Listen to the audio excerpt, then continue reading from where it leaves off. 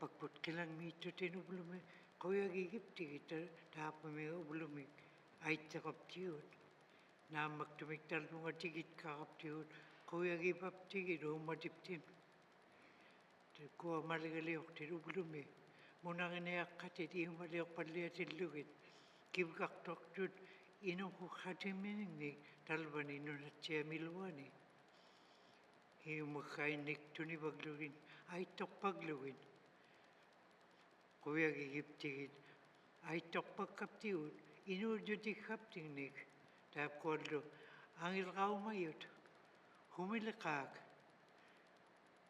na magtumik inub kadjabatin ublumi anang naitukut aurap kaklugit anyang naitukulu. We ask you, Heavenly Father, that you'll be in this house today. We thank you for all that you've given us in blessings and all that you've bestowed upon us. We ask that you'll be with these leaders within the NWT legislature, Lord, that you'll grant them the wisdom and the courage to make choices that'll enhance the lives of the people they represent. Heavenly Father, we thank you for all that you're able to do even before we ask. And we say the Lord's Prayer. Our Father, who art in heaven, hallowed be thy name. Thy kingdom come, thy will be done on earth as it is in heaven. We ask you to forgive those that trespass against us, as we forgive those that trespass against us. For thine is the kingdom, Lord, the power and the glory, forever and ever. Amen.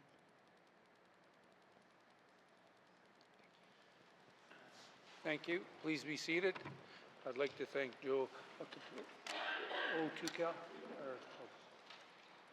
Tokiak for doing the opening prayer. Colleagues, before we get going, I'd like to recognize a very special person in the house today, my better half. I know she's turning red, but I want you guys to be on your best behavior today, because if you don't, then I'm going to have to deal with it later when I get home. So welcome to the house, my dear.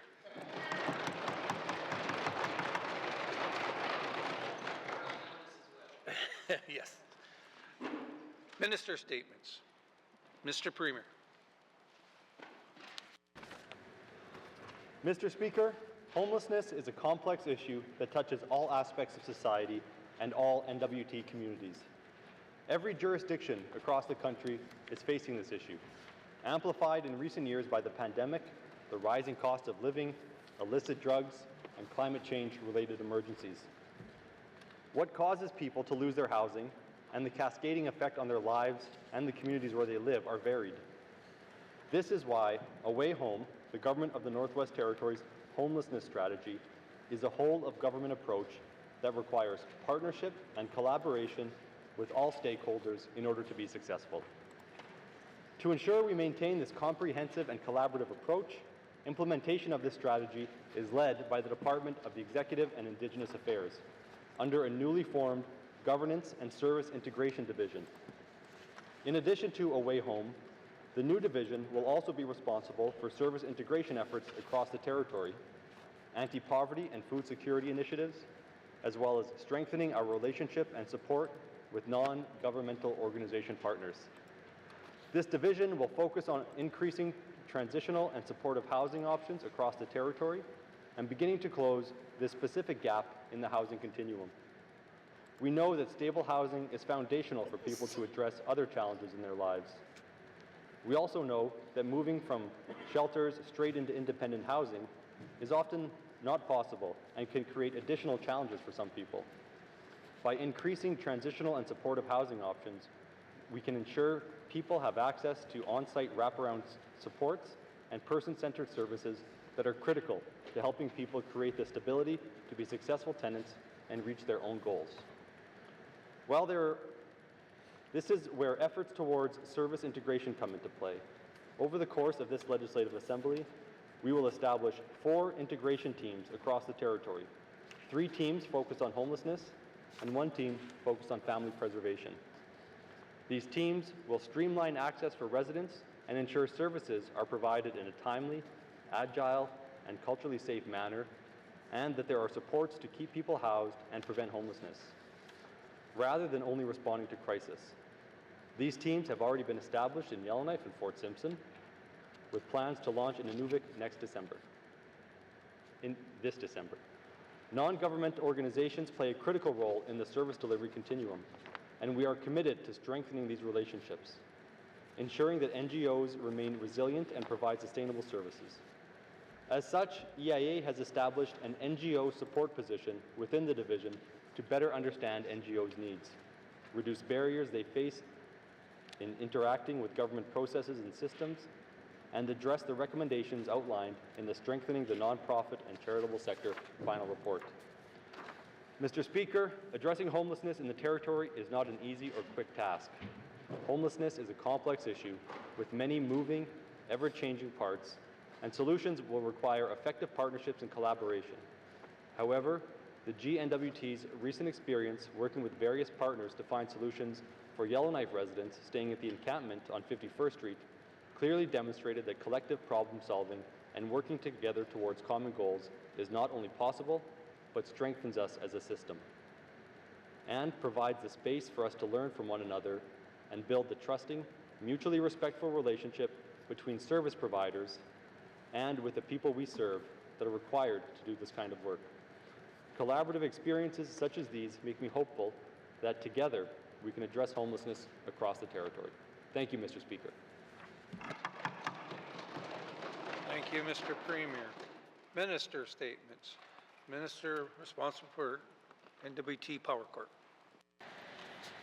Mr. Speaker, when the Public Utility Board, or the PUB, accepted the terms of sale for the Hay River Utility franchise to the Northwest Territories Power Corporation, or NTPC, earlier this year, it set a deadline of October 30th for the filing of a general rate application, or GRA, by all Northwest Territories utility companies.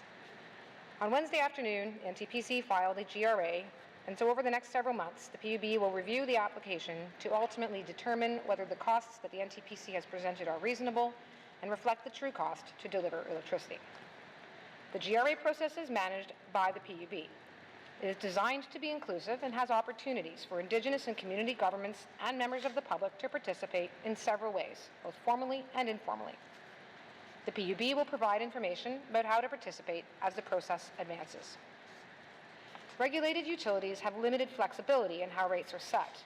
Rates are set by the PUB to ensure that rates align with policy direction and, in general, follow the principle of cost causation, meaning that whoever is benefiting from electricity generation and infrastructure pays for the cost of that generation and the cost of the associated transmission and distribution infrastructure.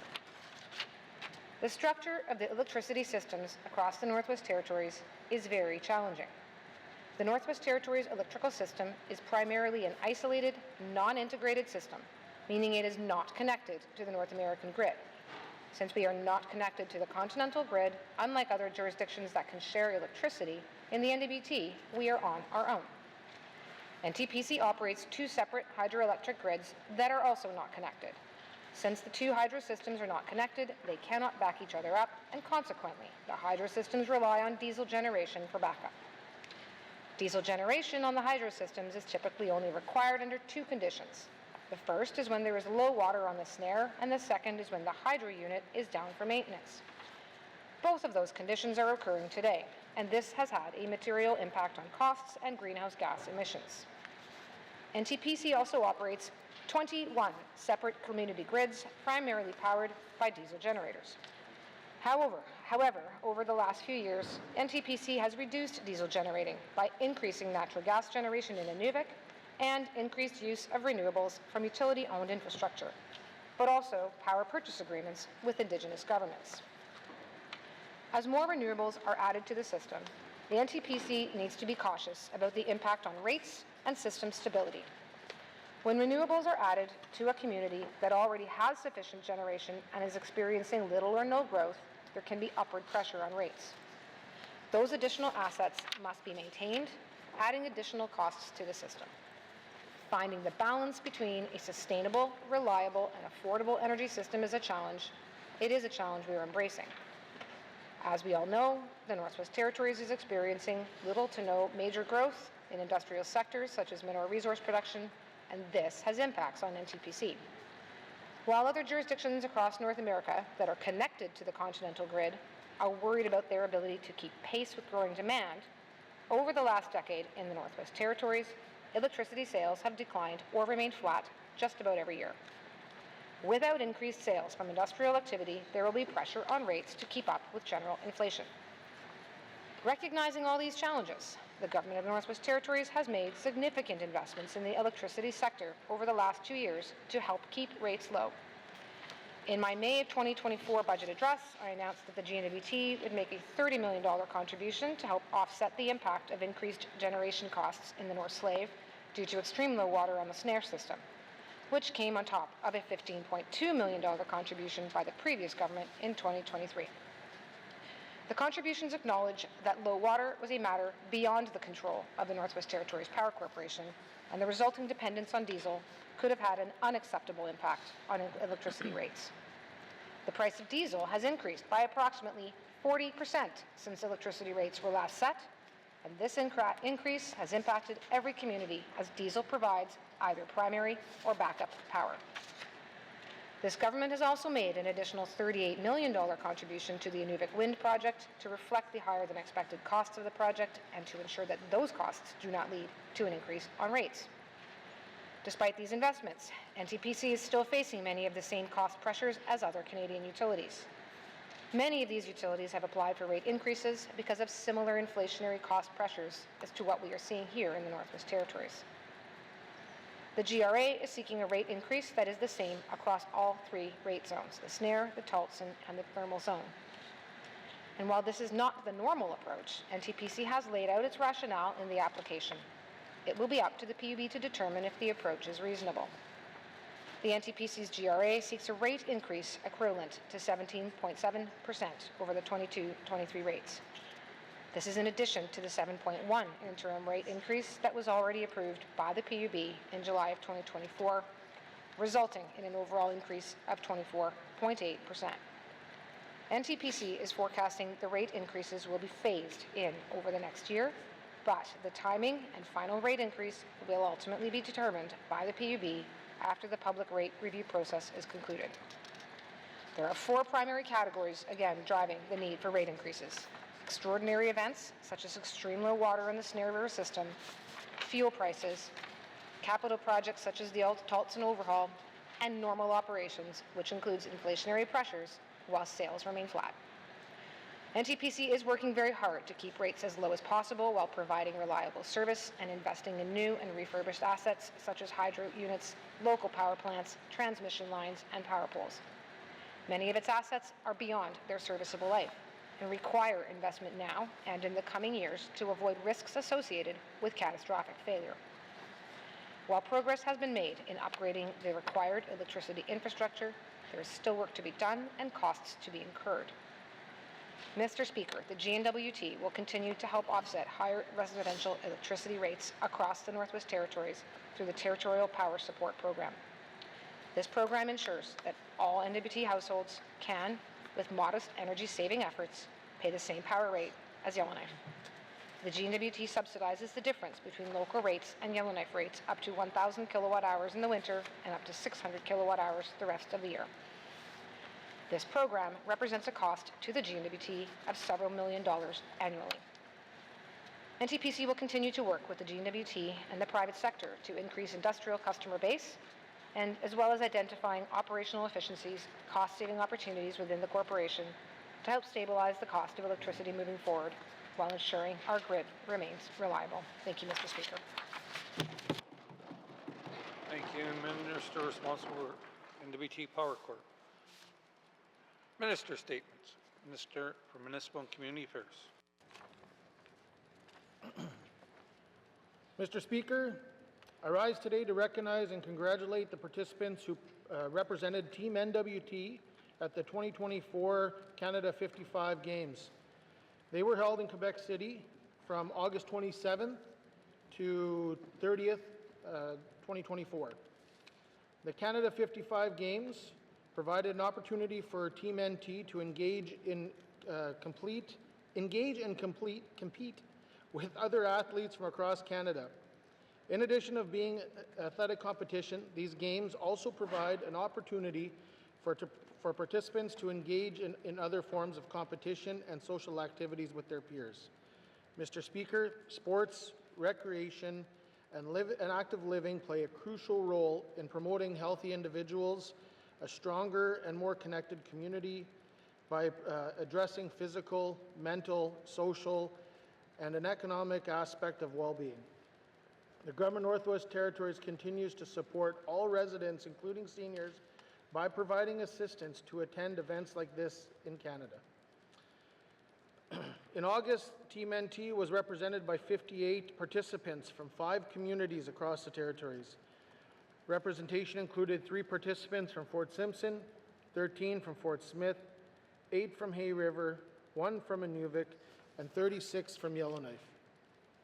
Team NT participants competed in various events, including ice hockey, pickleball, table tennis, Scrabble, swimming, curling, cribbage, bowling, bridge, tennis, golf, 8-ball, and track and field.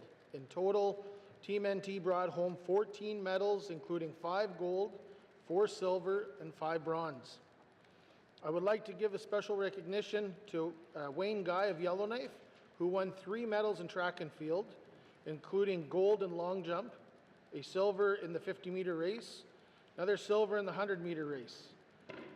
I would also like to recognize Mike Pickles of Yellowknife, who won gold and bronze in table tennis, and Joan and Dennis Bevington, a couple from Fort Smith, who brought home bronze in tennis. Mr. Speaker, I would like to thank the various sports organizations who played such an important role in selecting and managing the teams who represented the territory. I would also like to extend special gratitude to Team NT coordinator Joan Heron for her outstanding efforts in organizing and supporting the team throughout the games. Finally, Mr. Speaker, I would like to sincerely thank the many volunteers and sponsors for their time and dedication in supporting this event. Whether you are a volunteer, an organizer, or someone who helped Team NT in any way, please know that your contribution to the team is greatly appreciated. I truly hope that everyone who participated in this event enjoyed themselves. Thank you very much, Mr. Speaker. Thank you, Minister, Municipal and Community Affairs. Minister statements, Member statements. Member statements, member from Great Slave. Thank you, Mr. Speaker, and thank you to the staff for fixing my microphone. Mr. Speaker, I'd like to speak today about an event here held in the Great Hall last night. Equal Voice NWT chapter had its first event, a meet and greet. Spearheaded by City of Yellowknife Mayor Rebecca Alty, over 50 women and non-binary folks and a few men, thank you to the member for Inuvik Boot Lake, gathered to meet and learn more about running for public office. Mr. Speaker, a diversity of backgrounds, genders, and experience is a strength in every elected leadership role. School boards, municipal councils, the House of Commons, and of course this House. I am grateful to the previous members for Yellowknife Centre and Range Lake, who as a part of the 18th Assembly's Special Committee on increasing the representation of women in the Legislative Assembly, decided to hold a series of workshops they called Women on the Ballot. Over several months of Sundays in early 2019, both I and many other women came together to learn more about how to run or support a campaign, from many subject experts and people who had already walked the walk. I was honored to volunteer on a campaign of one of those women in 2019. After that experience, I realized that with some hard work and dedication, it could be a possibility for anyone, including me. Mr. Speaker, I believe in paying it forward. I do not gatekeep. I want to make sure that folks of all underrepresented demographics have the tools and encouragement they need to run for office and assist those who they support. I'm thrilled by last night's turnout and keen interest from so many Northerners, including some as far away as from Ulahaktuk. It was lovely to see folks from the Gender Equity Unit of the GNWT attend as well. Hopefully we can increase networking opportunities as a result. I would like to thank Her Worship Mayor Alty for pulling the chapter together, and I look forward to supporting many events, including possible future campaign schools into the future. Thank you, Mr. Speaker. Thank you, member from Great Slave. Member statements. Member from Sawtoo.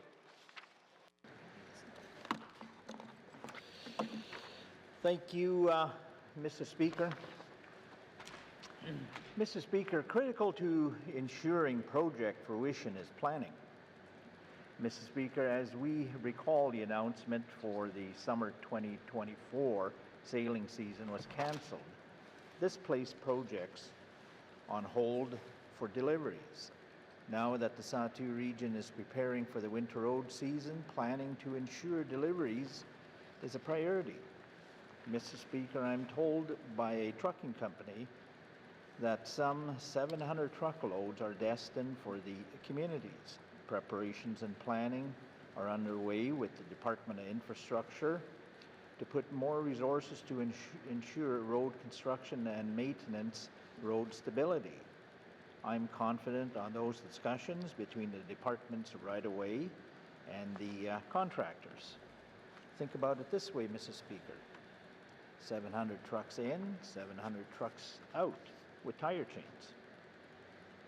Mr. Speaker, in addition to the high volumes of traffic, public safety is paramount. Again, I'm confident the Department of Infrastructure has mentioned in their preparations, in addition to adding additions to patrol staffing, signage, etc. Mr. Speaker, during our last spring sitting and February Hansard, the Minister of Housing NWT highlighted the housing allocation for the Sawtoo region is 20 units. This is a large volume of materials. Mr. Speaker, on the issue of a one-window season approach to the Sawtoo, mobilization planning is fundamental to ensure homes on the ground for 2025 summer construction season, and a unique approach to community economic growth. Mr. Speaker, in closing, as you can see, project planning is essential for the Sawtoo region, and the Sawtoo region cannot afford additional costs associated with non-deliveries or delays of any nature. We can only look at the Toledo Health Center building materials, that is being air transported, and fuel products. Later I will have questions to the appropriate minister. My seat. Thank you, member from the Sawtoo. Member statements. Member from Range Lake. Thank you, Mr. Speaker. Mr. Speaker, once again, it's that time of year to start cranking up our heaters and plugging in our vehicles as the temperatures increasingly drop overnight. Yes, we're all accustomed to winter seasons, but what many of us are unprepared for are a winter season in the midst of a cost of living crisis. Keeping homes warm is increasingly becoming a struggle for far too many Northerners who can't afford the rising cost of heating fuel. And this can only get worse as economic opportunities dry up. An unsurprising consequence of this drop in the standard of living is the sad fact that our communities will see a rise in house fires. Just ask our firefighters what happens when more homeowners resort to leaving multiple space heaters running, open up their ovens, or tap into their neighbor's electricity. Even worse, couple these factors with our deepening housing crisis, where many housing units are over capacity, and the result is a recipe for disaster. Shame. This exponential increase in risk puts enormous pressure on fire departments across the north. But unfortunately, the Minister of Municipal and Community Affairs has been more interested in downloading the responsibility of services onto communities without ensuring that these communities have the resources to train and certify firefighters. The consequences are major gaps in training and qualifications for firefighters, exacerbated by the fact that without agreements with training institutions and certifying bodies, training firefighters is far more expensive. How can communities train the firefighters they need to protect their communities when it costs thousands of dollars to do so without the legislation, certifying bodies, or agreements in place? The Fire Prevention Act makes it clear that the Office of the Fire Marshal is responsible for programs relating to fire and paramedicine, including training. But it's not clear how much of these funds go directly into the delivery of training programs. This is unacceptable to our fire departments in every community of the Northwest Territories who regularly make clear they do not have the resources to train, equip, or ensure a minimum level of qualification for their first responders. Lutzel, for example, has gone years without a fire truck, and when they had a severe fire, the truck pulled up and the water pressure on the hose failed. Mr. Speaker, I know the minister has experience with this file, and I know he cares about this, and I know he'll do the right thing when I put questions to him about properly funding our fire departments. Thank you, member from Range Lake. Member statements. Member from Frame Lake. Thank you, Mr. Speaker. Mr. Speaker, on this Halloween day, I'm a little bit spooked. I'm scared of a big beast that's out of control and wreaking havoc across GNWT departments. Mr. Speaker, what I'm afraid of is major capital projects cost overruns. Like any NWT resident, I am concerned by the Auditor General report on Stanton Hospital published this week.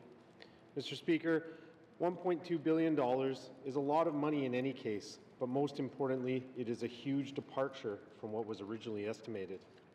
Over the last few years, we have seen major cost overruns in many of our large-scale projects. The nonprofit Open NWT maintains a list of contracts awarded by the GNWT that end up costing more than 30% of their original estimated price. Mr. Speaker, there are more than 2,000 items on that list. The Inuvik Wind Turbine Project, which my colleague from Inuvik Boot Lake loves so much, that was supposed to cost around $40 million, ballooned to an estimated $70 million last year. And the Tultson Repair Project that was supposed to cost $70 million is now estimated at almost $100 million. Mr. Speaker, while these individual projects are all concerning in their own right, what concerns me most is the trend I am seeing that when we plan a major capital project, we do not seem to be able to accurately project what the cost is going to be. This fundamentally impacts our ability to make informed decisions. Mr. Speaker, it is not yet clear to me what exactly the specific problem is. Is it our budgeting? Is it project management? I would guess the answer involves a combination of issues. What is clear to me is that we have a systemic problem that we need to gain control of. We need to review this problem not only on a project-by-project basis, but we also need to turn a lens on our systems to determine why is this happening to so many of our projects. Mr. Speaker, I will have questions for the Minister of Finance. Thank you. Thank you, member from Frame Lake. Member statements. Member from Mackenzie Delta.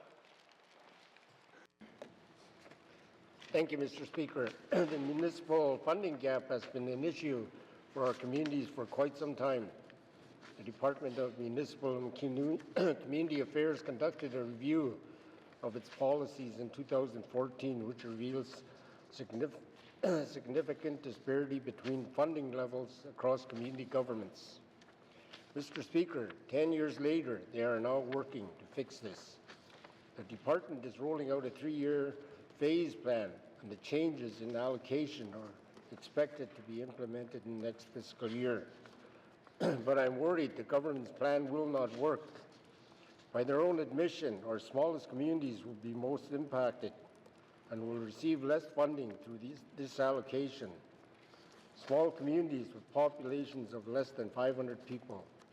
Well, Mr. Speaker, nearly half of the communities in the territory are small communities with under 500 people. Earlier this week, the Minister of MACA said communities can charge fees to make up the shortfall in their funding. But I know residents who cannot afford service fees with the increasingly high cost of living in small communities. These small communities are most vulnerable and need all the help they can get. Mr. Speaker, taking money away from them and diverting it to larger centers is not the answer. Large municipalities have options when it comes to operating essential services that small communities like Sigachik and Aklavik do not have. I will have questions for the Minister of MACA at the appropriate time. Thank you, Mr. Speaker. Thank you, member from Mackenzie Delta. Member statements. Member from Inuvik Boot Lake. Thank you, Mr. Speaker. Mr. Speaker, yesterday I learned that the price of bottled beer in Inuvik went up by 28%. The price of canned coolers in Inuvik went up 20%, and liquor went up 6%, Mr. Speaker. This is a significant increase for those who are purchasing recreational alcohol from the liquor store or those who attend the bars and restaurants in Inuvik. The prices obviously will also go up there as well, Mr. Speaker. Mr. Speaker, where was the communication on this? I learned this from Facebook, and I learned it from constituents reaching out to me saying what's happening. It's concerning, Mr. Speaker, because it's only happening in Inuvik. And again, you know, how did this happen? And I think, you know, typically when we have significant increases like this, that, you know, we would get a heads up, and certainly we would be able to relay that through a communications effort. And in this case, from what I could see, there was no communications put out whatsoever. And now, once again, the residents are the ones that are bearing the brunt of this cost, Mr. Speaker. So I will have questions for the Minister of Finance today. Thank you. Thank you, member from Nunavut Lake. Member statement. Member from Mulphy. Thank you, Mr. Speaker. Mr. Speaker, today I would like to talk about the condition of the Menzies Community School in Wati. It is one of the older schools in our region. So, Mr. Speaker, this school is no longer adequate to meet the needs of the community, and I would like to see something done about that. The Menzies School in Wati was originally built to serve elementary school children. It was not built to accommodate high school students. However, that is what it is doing now. So the school is even a home to Aurora College programming, which is taking up needed classroom space. Currently, the school is already too small to accommodate the number of students attending. The population of Wati has increased over the years, which means there are even more students that will need to attend Menzies School. Mr. Speaker, a safe, modern, and proper learning environment is essential for our students. Schools are also central pieces of infrastructure for community activities. Everyone benefits from having a healthy and adequate school. This school, Mr. Speaker, this school is in dire need of retrofitting, and the cost of this work will continue to increase the longer this is put off. I would like to draw this to the attention of the Minister of Education, Culture and Employment, and I will have questions later on today. Thank you. Thank you, member from the Sawtooth. Colleagues, I'd like to recognize the presence of Grand Chief Jackson Lafferty, a member of the Assembly from 2005 to 2021, former minister, Speaker of the Legislative Assembly in the 18th Assembly, personal confidant, friend, and advisor. Welcome to the House, Mr. Jackson. As well, sometimes we get some special guests that come back that used to work for us and have come back here to be here today. So Daniel Munger, her daughter Poppy, come to see her son Ben, who is one of our pages. So welcome back home, young lady. We can't wait to have you come back.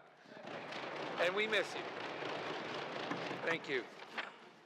Member statements. Member from Yellowknife North.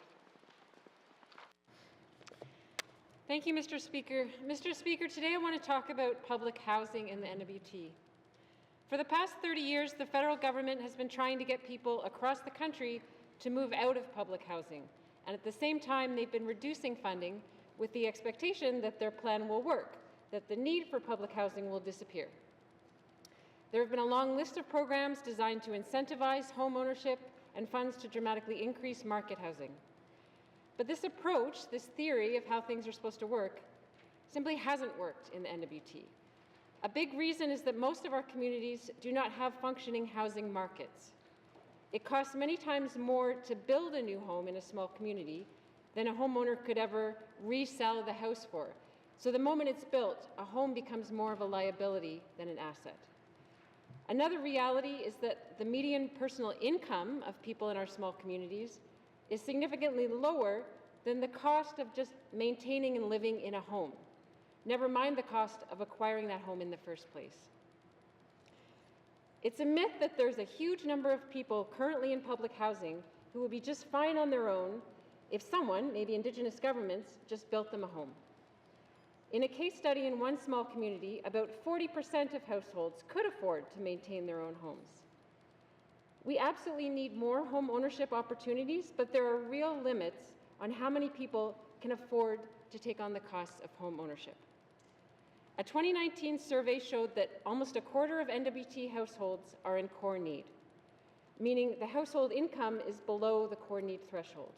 So that's over 3,500 households. Currently, we have about 2,400 households in NWT public housing. We also have a waiting list of almost 900 people. So those numbers show us that a large part of our NWT population will continue to depend on public housing for the foreseeable future. And it's important to remember that that is not due to the choices or the personal failings of those public housing residents. It is the system that has made homeownership and wage employment unattainable for such a large part of our population. It's not the fault of those people. We cannot continue to deny that there's a need to increase the number of public housing units, and denying this reality is only costing us more money. Mr. Speaker, I ask for unanimous consent to just conclude my statement. Thank you. Thank you. Member from Yellowknife North. Member from Yellowknife North is seeking unanimous consent to conclude her statement. Seeing no nays, you may conclude your statement. Thank you, Mr. Speaker. So denying this reality is costing us more money as we scramble to deal with increasing homelessness, poor education, poor health, and low employment that are all rooted in poor housing. Thank you, Mr. Speaker. Thank you, member from Yellowknife North. Member statements. Member from Tuna-Day-Willity. Thank you, Mr. Speaker. Mr. Speaker, fixing up our housing crisis is the reason why I and many of my colleagues were elected to find solutions to accomplish. I have done some great work with the Minister of Housing and NWT already, such as our fund agreement for home inspections, and my constituents are very thankful. Unfortunately, there is just so much work remaining, especially regarding the systematic faults in the GNWT housing policies. The GNWT housing policies do not work for my communities, and the sprawling administration of our housing system is hard to navigate. This is why I've also been working with Housing and NWT Minister on a case-by-case basis, as well to help individual constituents when the policies fail. Sometimes we achieve a lot greater together, but now in a year into our term, we still have some specific problems to solve. Our biggest issue is eviction. Some of my constituents in public housing have some arrears that is regrettable. The Minister has made it very clear that a new process for arrears forgiveness is on the way next year. I was really pleased to hear this, but some of my constituents are still facing eviction before they can work their arrears out. It may be their duty to work out with the local health officials, but sometimes there's a lot of confusion and intervention needed to help fund them, so help them find the solution they need. For example, one of my constituents in Fort Resolution had their home assessed improperly. Due to some exceptional circumstances, I was told to work with the district authority, but the district authority sent us to the minister. After all the runaround, now they are being evicted because they did not solve the problem fast enough. Another constituent in Thutsake, she has had a perfectly good private home, besides from the fact that her sewage is backed up. We've been working on this since 2022. The previous minister made promises that remain undeliverable. Replacing her sewage tank and pipes will cost far more than what the Housing and NWT can provide her with further support caught up in the policy and regulations. We try to get her family into public housing, but that only results in more confusion. Now, years later, she has to bring 17 buckets of raw sewage out of her bathtub every day, living with a rotting smell in her home that caused her home and many health issues and already resulting in headaches and sickness.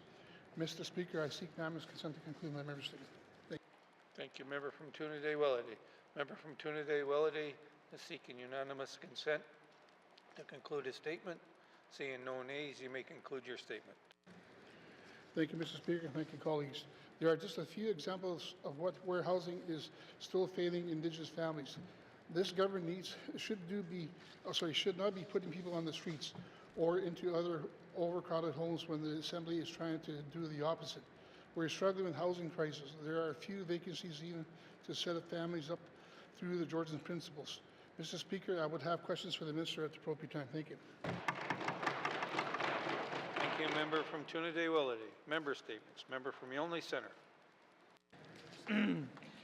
Mr. Spooker.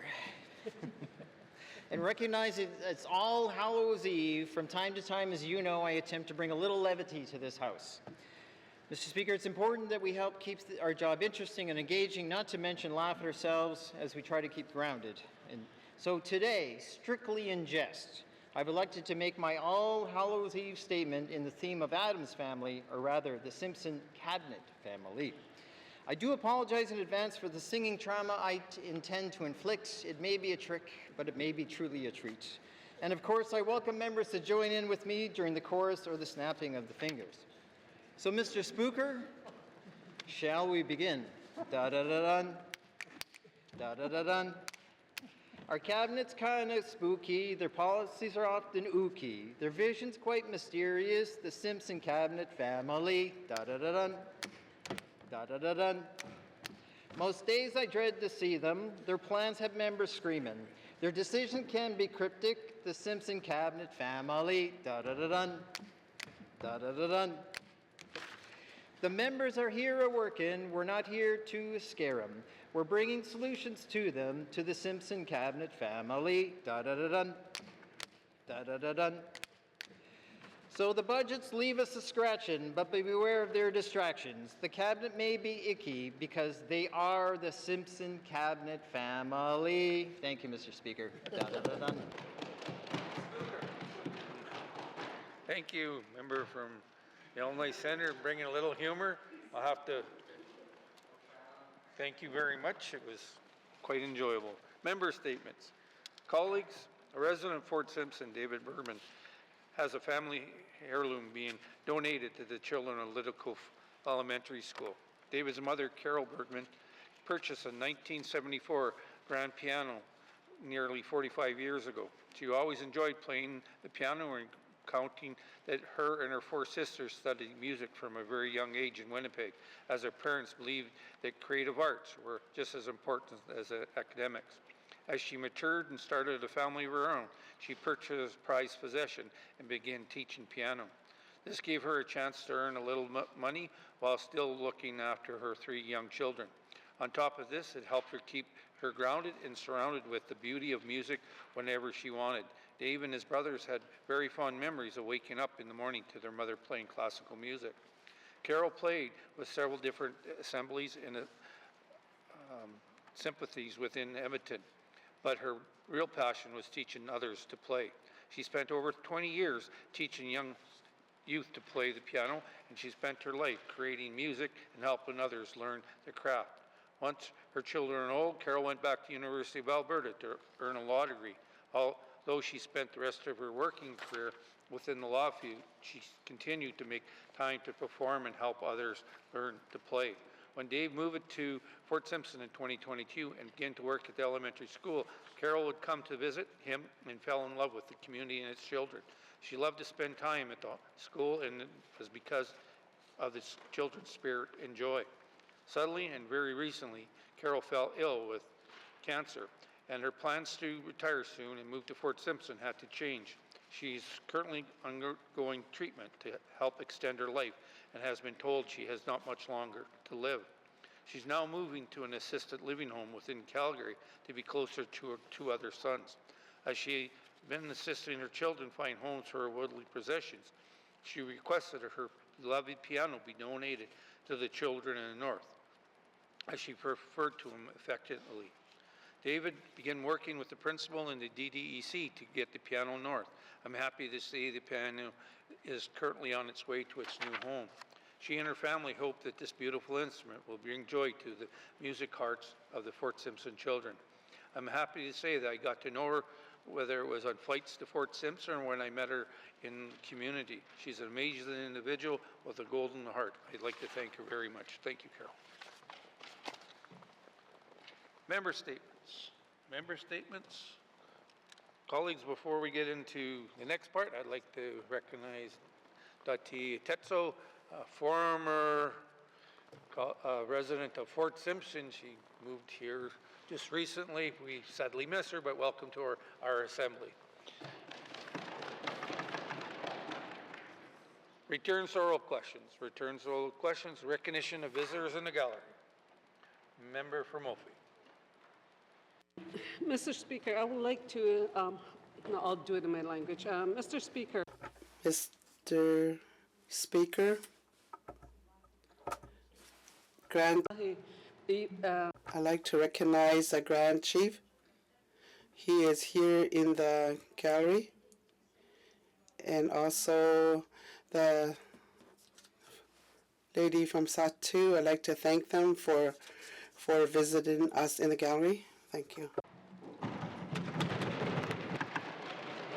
Recognition of visitors in the gallery. Recognition of visitors in the gallery. Member from New Nutley. Thank you, Mr. Speaker. Mr. Speaker, I'd like to recognize Major Tony Burchett from the Salvation Army, a partner with Housing NWT and with this government. Thank you, Mr. Speaker. Member from New Nutley. Recognition of visitors in the gallery. Member from Yellowknife North.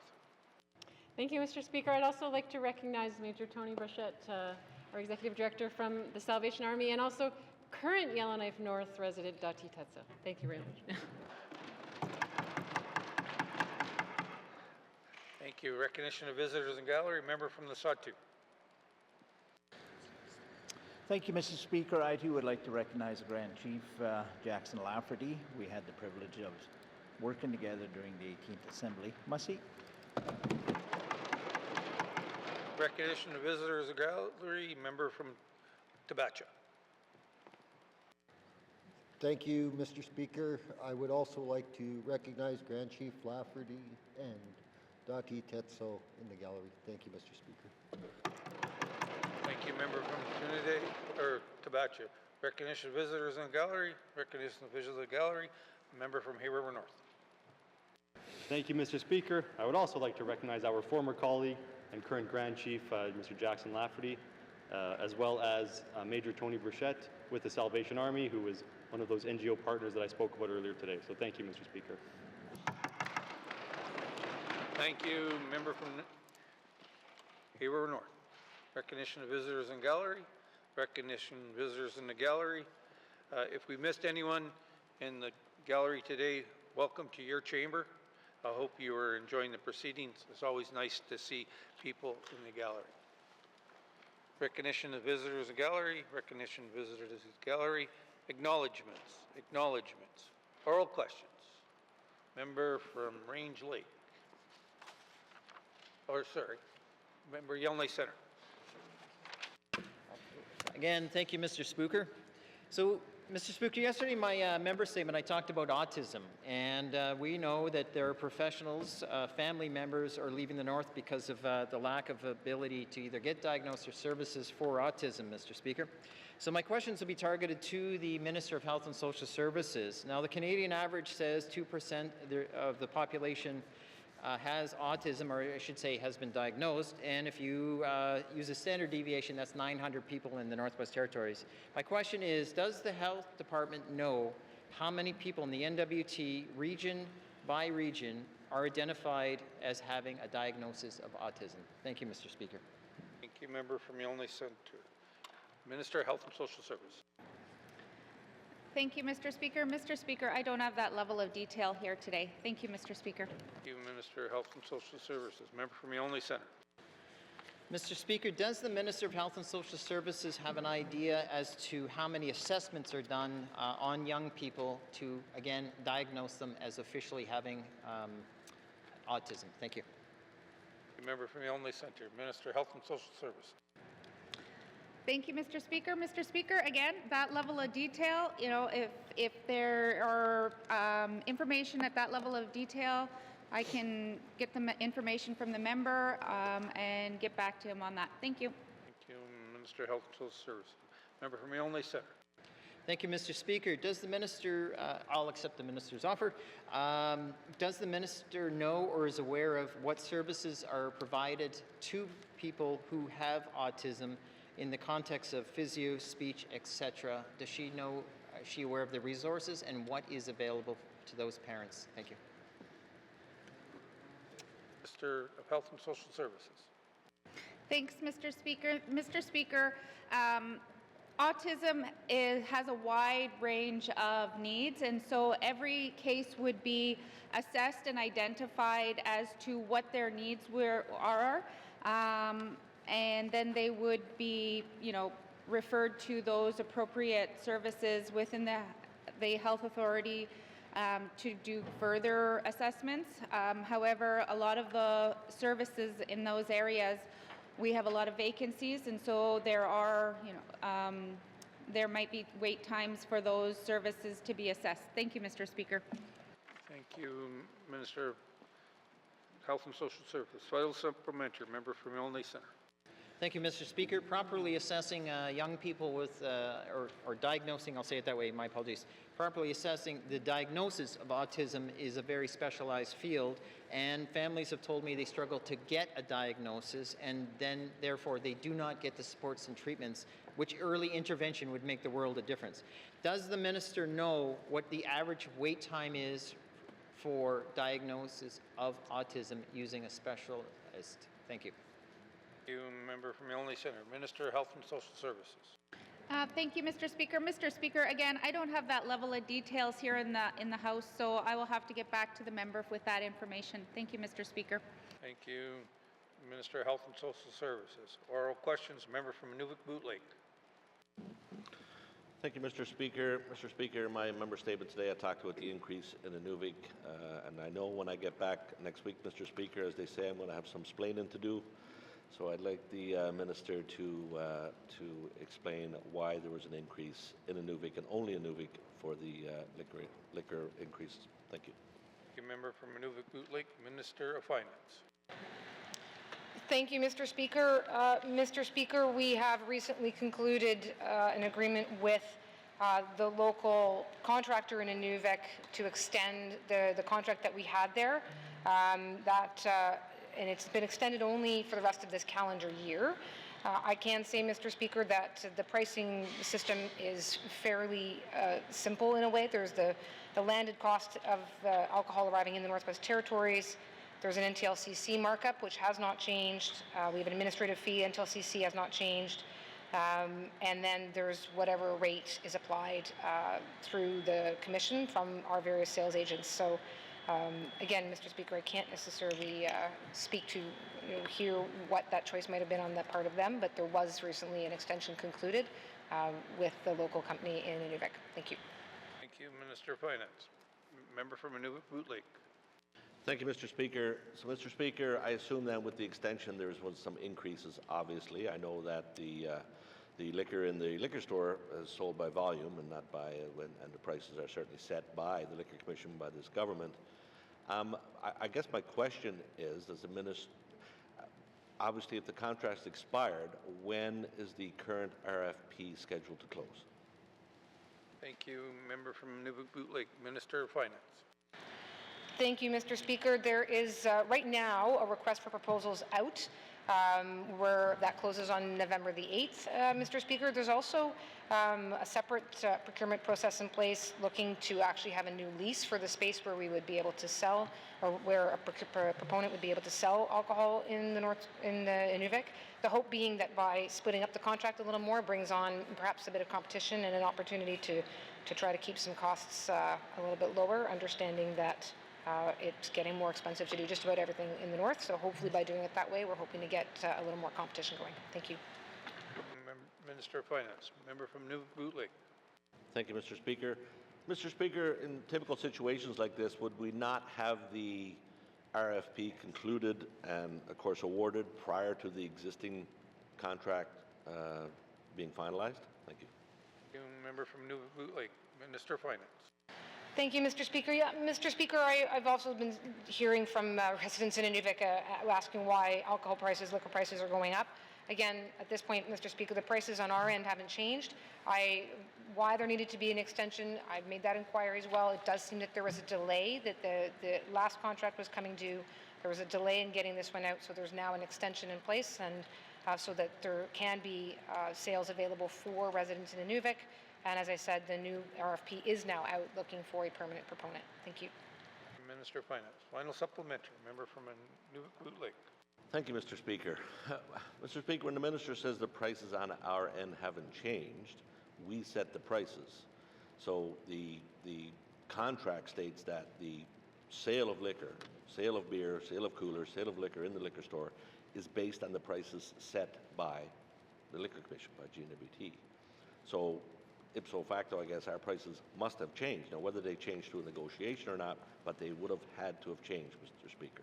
Has the price, previous to the end of this contract and now the price of the extension, has our price per litre changed, Mr. Speaker?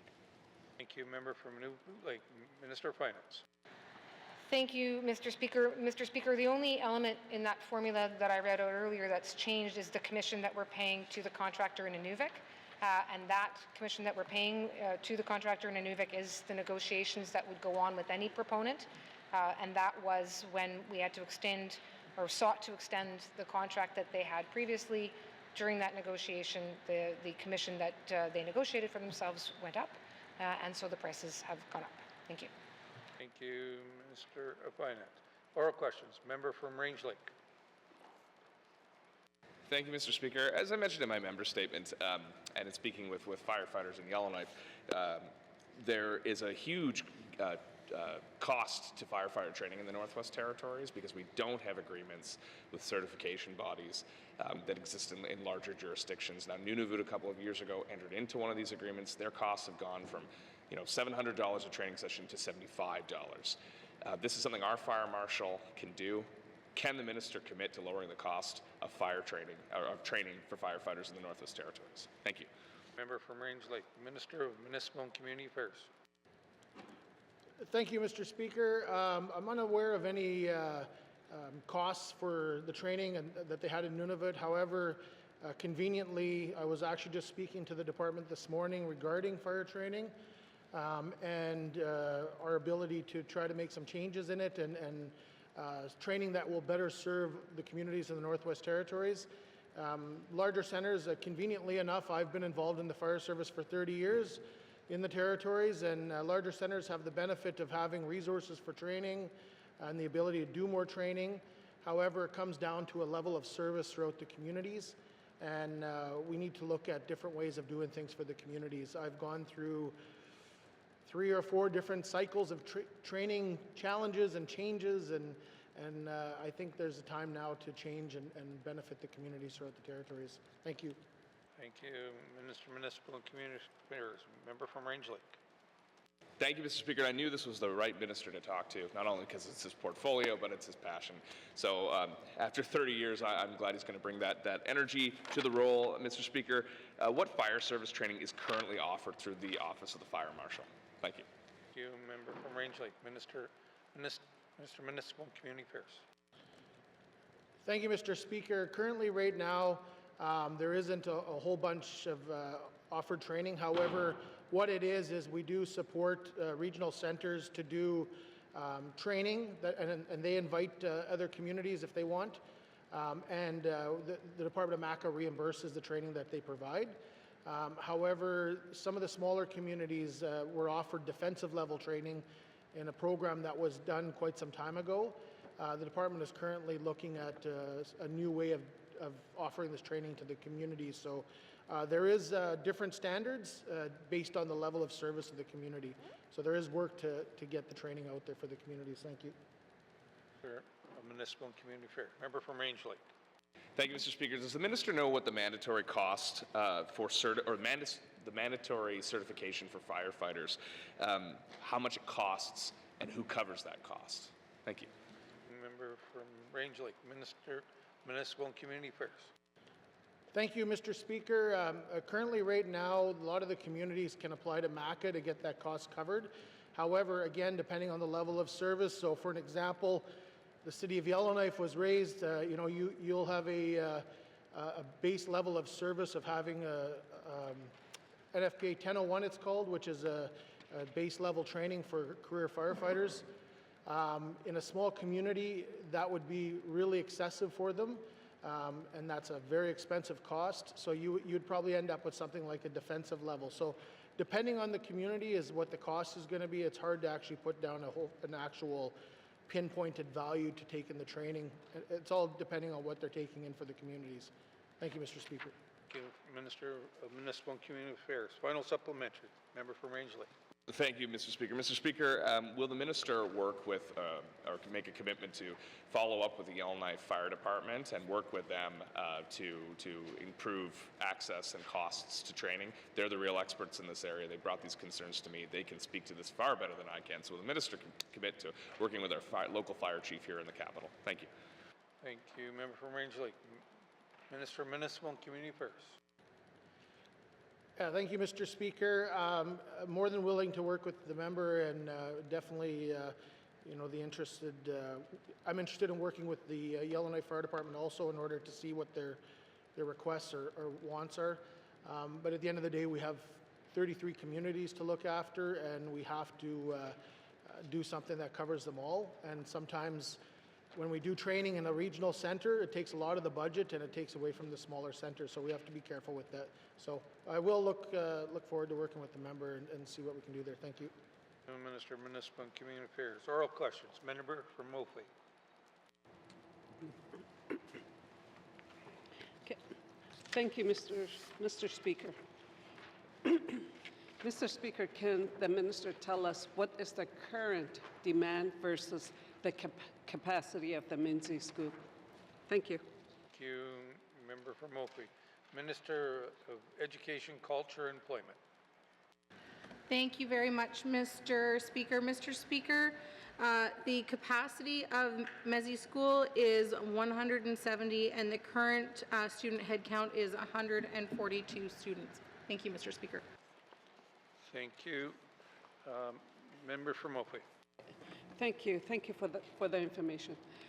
So, Mr. Speaker, our projection for the demand for classroom space tracked by the department. Thank you. Thank you, Member from Mophie. Minister of Education, Culture, and Employment. Thank you very much, Mr. Speaker. Mr. Speaker, we look at how many students are in all grades. We have enrollment figures that come in from education bodies every year. And we also track that compared to the capacity of each school across the Northwest Territories. Thank you. Thank you, Minister of Education, Culture, and Employment. Member from Mophie. Okay, thank you, Mr. Speaker. Can the minister commit to looking at the condition of the Minzy School in Wati? Thank you, Member from Mophie. Thank you very much, Mr. Speaker. Mr. Speaker, I was very happy to accept an invitation from the member to the community to come see the school when it works for community leadership, and I very much look forward to that. I can also confirm for the member that there are currently 6 small capital projects in the 20-year capital plan for this particular school that will be completed between 2025 and 2030. Thank you. Minister of Education, Culture, and Employment. Final supplementary. Member from Mophie. Okay, thank you. Thank you, Mr. Speaker. Can the minister commit to ensuring the school receives the retrofitting that it requires? Thank you. Thank you, Member from Mophie. Minister of Education, Culture, and Employment. Thank you very much, Mr. Speaker. Mr. Speaker, as I committed, there are currently 6 small capital projects on the books for this school that will be completed between 2025 and 2030. And in addition to that, I can also confirm for the member that there are currently planning funding approved in addition to the 2 that we're looking at in capital estimates right now, but for 4 additional schools in the territory. And those 4 that are getting large capital planning right now are Deninu School in Fort Resolution, Moose Kerr School in Aklavik, Alexis Arrowmaker School in Wekwitty, and NJ McPherson School here in Yellowknife. Thank you. Thank you, Minister of Education, Culture, and Employment. Oral questions. Member from Mackenzie Delta. Thank you, Mr. Speaker. Can the Minister of MACA explain how MACA is communicating with community governments and Indigenous governments through regional superintendents? Member from Mackenzie Delta, Minister of Municipal and Community Affairs. Thank you, Mr. Speaker. So this review of the formula funding's been going on for a while. Before my time, it's been reviewed a few times. In 2014, it was part of the NWTAC who brought in all the community governments, did a review. They had representations from communities across the north as part of their review. That review was done. It was then decided that changes needed to start happening in order to make the funding more fair and equitable. And since August of this year, our regional superintendents have been meeting and offering to meet with community governments to explain the process and how we're starting to implement this. It's not final, it's to get feedback and to find out what the impacts and feelings are from the communities. So the regional superintendents have reached out to the community governments. Last I heard, I think it's 26 of 33 governments have been communicated to. So thank you, Mr. Speaker. Thank you, Minister of Municipal and Community Affairs. Member from Mackenzie Delta. Thank you, Mr. Speaker. It's good news to hear that they've been communicating with the Indigenous governments. Can the minister say whether MACA and its staff have held any other public meetings to engage the public prior to implementing their new funding policy? Thank you, Mr. Speaker. Thank you, Member from Mackenzie Delta. Minister of Municipal and Community Affairs. Thank you, Mr. Speaker. The funding that goes to the communities is managed by the community government. So the regional superintendents have been meeting with the community governments that have been receiving the funding. We have not had any public meetings. We send the funding to the community, so that's who we've been meeting with. We are planning more engagements. As you're aware, we're going to meet with committees here next week to go over it. So it is still an ongoing process. Hopefully the rest of the communities get reached here soon. So we're still out there communicating and trying to get the information across. Thank you, Mr. Speaker. Thank you, Minister of Municipal and Community Affairs. Member from Mackenzie Delta. Thank you, Mr. Speaker. This will be my final question. Can the minister identify which communities were overfunded using the old funding model? Thank you, Mr. Speaker. Member from Mackenzie Delta. Minister of Municipal and Community Affairs. Mr. Speaker, I don't want to throw any communities under the bus here, but I will say that we have roughly about 6 communities, I think a little bit more, that are overfunded by over 100%. They're overfunded. And again, the goal is not to impact the communities, but the goal is to distribute the funding fairly and equitably based on services provided, equipment being used, infrastructure within the community. So there is a little bit behind it. Again, we're trying to get the information out there, working with the communities, but it is over 6 communities that are overfunded. Thank you, Mr. Speaker. Community Affairs. Oral questions. Member from Great Slave. Thank you, Mr. Speaker. I'm going to see if I'm going to follow in my colleague from Inuvik Boot Lake's footsteps of one question. My question today is for the Minister of ECC. It's really good that we recognize that the territory in the world is facing a climate crisis. I am curious, however, about the unfunded actions in the draft Climate Action Plan, specifically those that address changing wildfire conditions, protecting communities, adapting housing assets, transportation, and increasing petroleum storage in remote communities. Can the Minister explain what work is being done to secure funding for those crucial actions that will keep our residents safe and secure? Thank you, Mr. Speaker. Thank you, Member from Great Slave. Minister of Environment and Climate Change. Thank you, Mr. Speaker, and thank you to the member for the question. I think it's very clear that climate change has had a significant impact on the Northwest Territories over the last number of years, and certainly the rate at which climate change is happening at 3 to 4 times the national average. The Government of the Northwest Territories, Department of ECC is the lead on climate change action in the Northwest Territories, but we certainly can't do this alone, and I think the approach that we've taken as a government and are using a coordinated interdepartmental approach so that we're working with all of the departments in addressing these concerns is the one way that we're collaborating and working on finding funding solutions to address these issues. Certainly our work together in accessing funds through the federal government is key to the success of addressing the funding gaps within some of these items.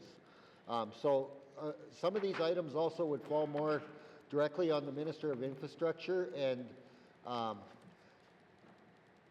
have, certainly climate implications, but I do have a little bit of information I can happily share with the member.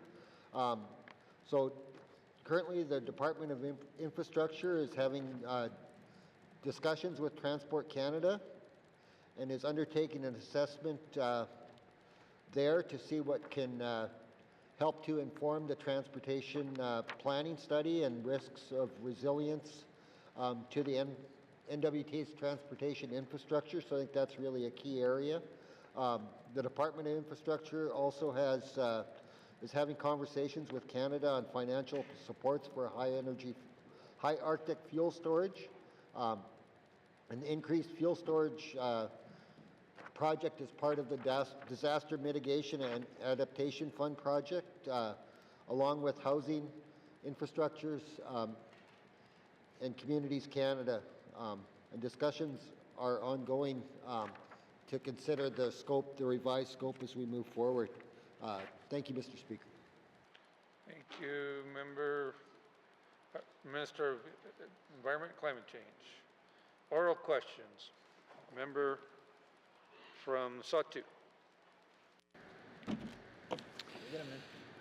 Thank you, Mr. Speaker. Following up on my questions or my statement to the Minister of Housing, NWT, on ensuring that our products get delivered for home construction and home occupancy.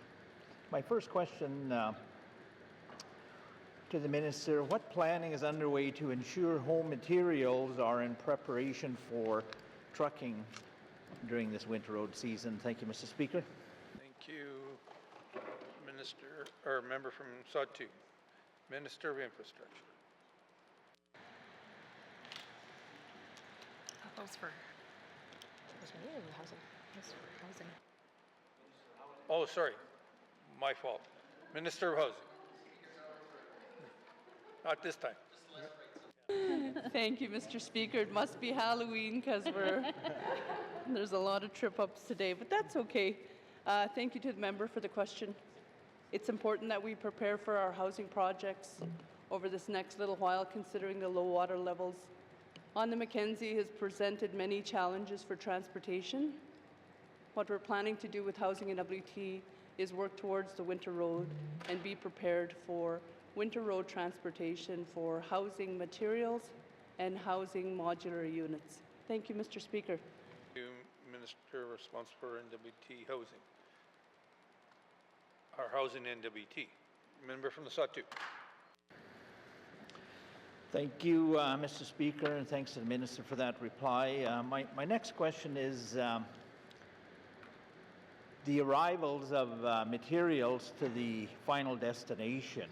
Is the Minister will be working with the local LHOs to ensure that the way bills and the product is being delivered? Thank you, Mr. Speaker. Thank you, member from the Satu. Minister for Housing and WT.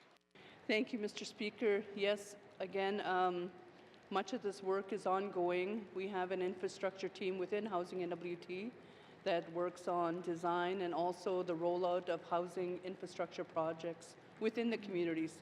So a lot of this work is ongoing. There's a lot of internal work and a lot of discussions with local housing associations to make sure that these projects are delivered on time. Thank you, Mr. Speaker. Thank you, Minister responsible for Housing and WT. Member from Satu. Thank you, Mr. Speaker. My final question is that we have a one-season annual approach to resupplying our communities. And earlier, the Satu is hit with another increase in cost. Now we're going to see our power bills increase by 25 points over and above. starting soon after the GRA is in the process. So viewing the additional costs and viewing the wood stove subsidies and the program offered to reduce costs on energy by Arctic Alliance, will the minister work with my office to see if there's additional trucking loads that could supply wood stoves from southern suppliers to the Sahtu Mussey, Mr. Speaker? Member from the Sahtu, Minister responsible for Housing and NWT. Thank you, Mr. Speaker. Something that Housing and NWT does internally is work with communities on the loads going into the communities. I can have this discussion with the MLA, also with Housing and NWT, to make sure that these loads going in are full loads and that we're utilizing all resources. Thank you, Mr. Speaker. Minister for Housing and NWT. Colleagues, before we get to continue with oral questions, we have lots of beautiful guests here. I'm going to turn to the Premier for, since it's under his portfolio. Mr. Premier. Thank you, Mr. Speaker, for using your prerogative to allow me to introduce to the House the government service officers from around the Northwest Territories who are here in town for training. These are the people at the front line of integrated service delivery in the Northwest Territories. So we have with us today George Morin, Celine Proctor from Fort Good Hope, Patricia Vudrash from Tuktoyaktuk, Connie Villeneuve from Jean Marie River, Tina Apples from Gamity, Cassandra Paul Greenland from Aklavik, Elizabeth Romy from Wati, Irene Kodakin from Delaney, Sharon Pico from Hay River, Eddie McKay from Fort Resolution, Kimberly Stewart from Toledo, Anne Kushan Orlias from Colville Lake, Albert Rubin from Paulatuck, Elena Krutko from Fort Providence, Sarah Kalik from Ulahuktuk, and Chandel McLeod from Aklavik. Thank you, Mr. Speaker, and welcome.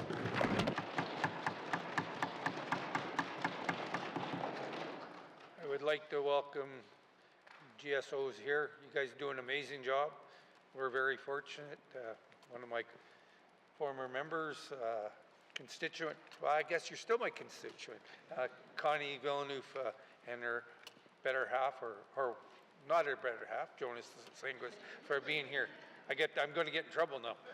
But welcome, I thank you very much for the work you do. You guys are a great asset by the government, and you got a good leader there. So thank you very much for being here today.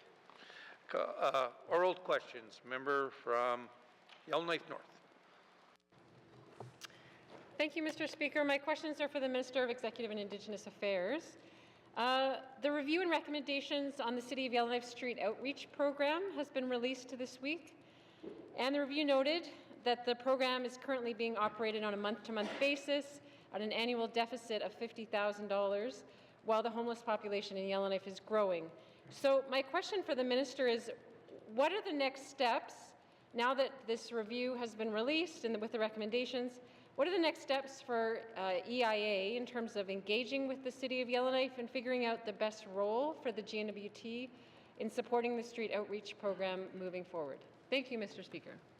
Thank you, member from Yellowknife Centre. Mr. Premier. Thank you, Mr. Speaker, and I'm sure the member can appreciate that we've been busy this week. I haven't had a chance to read the report myself, but I know that staff are reviewing it, and staff from EIA did contribute to the report as well. So after that review is done, I look forward to speaking with the department to figure out what the next steps are going forward, because as I've said many times in this House, the street outreach is a valuable service, and when I'm in Yellowknife, I stay downtown, and so I see their work on a regular basis, and I very much appreciate it. Thank you. Thank you, Premier. Member from Yellowknife North. Thank you, Mr. Speaker. Can the Premier, or the Minister of Executive and Indigenous Affairs, commit to meeting with the City of Yellowknife on a priority basis to go over the recommendations? Thank you, Mr. Speaker. Thank you, member from Yellowknife North. Mr. Premier. Thank you, Mr. Speaker. I have to follow up to see what the plan is. We want to build good relationships and partnerships with the city and with the local NGOs, and so I'm sure at the staff level those conversations are happening. but I will ensure that those conversations do happen if that's not the case. Thank you. Mr. Premier. Oral questions, member from Yellowknife North. Thank you, Mr. Speaker. So one recommendation that came out of the review was to increase the kinds of outreach services that can be offered, because 90% of the clients, it turns out, are from communities outside Yellowknife, and there's a need to link people with supportive contacts, people and services from those other communities outside Yellowknife. Is this an area where EIA might be able to help coordinate and assist the street outreach program in making those connections to connect people with the people and resources back home? Thank you, Mr. Speaker. Thank you, member from Yellowknife North. Mr. Premier. Thank you, Mr. Speaker. And so EIA recently took over this file, and so the team is building capacity. I can't really commit the team to connect people in Yellowknife to services and people in the other 32 communities. That might be a bit much, but that being said, we will work with the population. We are working with the vulnerable population and the NGOs to see how we can best serve their needs and how we can do it in an integrated fashion. Thank you. Mr. Premier, final supplementary, member from Yellowknife North. Thank you, Mr. Speaker. So finally, the review found that one of the groups most eager to help is actually the Yellowknife downtown business community. So does Executive and Indigenous Affairs plan to engage with Yellowknife downtown business owners to see what they might have to offer in terms of ideas and resources? Thank you, Mr. Speaker. North. Mr. Premier. Thank you, Mr. Speaker. The engagement has begun. I believe there's a meeting scheduled with the local business community for November 4th. Thank you. To Mr. Premier. Oral questions. Member from Frame Lake. Thank you, Mr. Speaker. Mr. Speaker, earlier I was speaking to the issues of cost overruns in our contracts, project management and budgeting. Mr. Speaker, does the minister agree that cost overruns are not simply an anecdotal problem, but are part of a wider systemic issue in our government? Thank you. You, member from Frame Lake, Minister of Finance.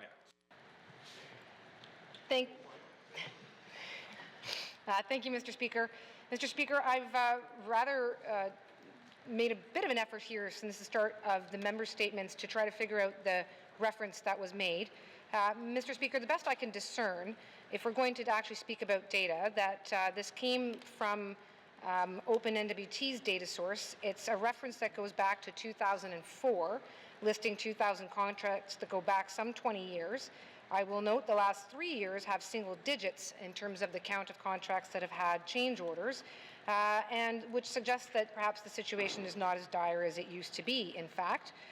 Moreover, Mr. Speaker, I can certainly speak to the matters that are at hand for this government, and arguably could speak to the last government, but I certainly can't speak to, again, what might have happened in years gone by. So, Mr. Speaker, it's not, in my view, helpful to speak about something that is anecdotal, nor necessarily systemic, because each individual project, I certainly can say that I've looked into when there's cost overruns. I've asked questions of individual departments when there's cost overruns, and at every instance, there's a number of very specific challenges that often arise. One of the biggest ones of late has been inflation, which has been a significant impact across this country in the last few years. Another one has been the price of gas, which has been a significant impact over the last few years, which impacts upon the supply chain. Last but not least, Mr. Speaker, is the impact of the labor market, which has had a significant impact over the last few years. Beyond that, individually, different contracts, different problems have arisen. Certainly have to speak to that. And moreover is simply the fact that the bigger the project, the more likely there is to be some cost overrun, but not all the time. Again, Mr. Speaker, until the wildfires hit, the Tultson overhaul was actually on track, on budget, and then the wildfires hit, and here we are. So, again, happy to speak individually, but not anecdotally. Thank you. Thank you, Minister of Finance. Oral question, member from Frame Lake. Thank you, Mr. Speaker, and thank you to the Minister for that answer. Mr. Speaker, I think that the Minister is expressing some confidence, but I would suggest that we do, and I've heard that Minister speak to, and I know that she's committed to continuous improvement. So, Mr. Speaker, are we reviewing our project management to look at how we can avoid excessive cost overruns. Are we implementing continuous improvement in our project management, learn from the mistakes that have been made in the past so that we can better manage our projects going forward and try and reduce the number of cost overruns? I do appreciate the Minister noting that reductions have started, but let's keep going, Mr. Speaker. Thank you. Member from Frame Lake, Minister of Finance. Yes, Mr. Speaker.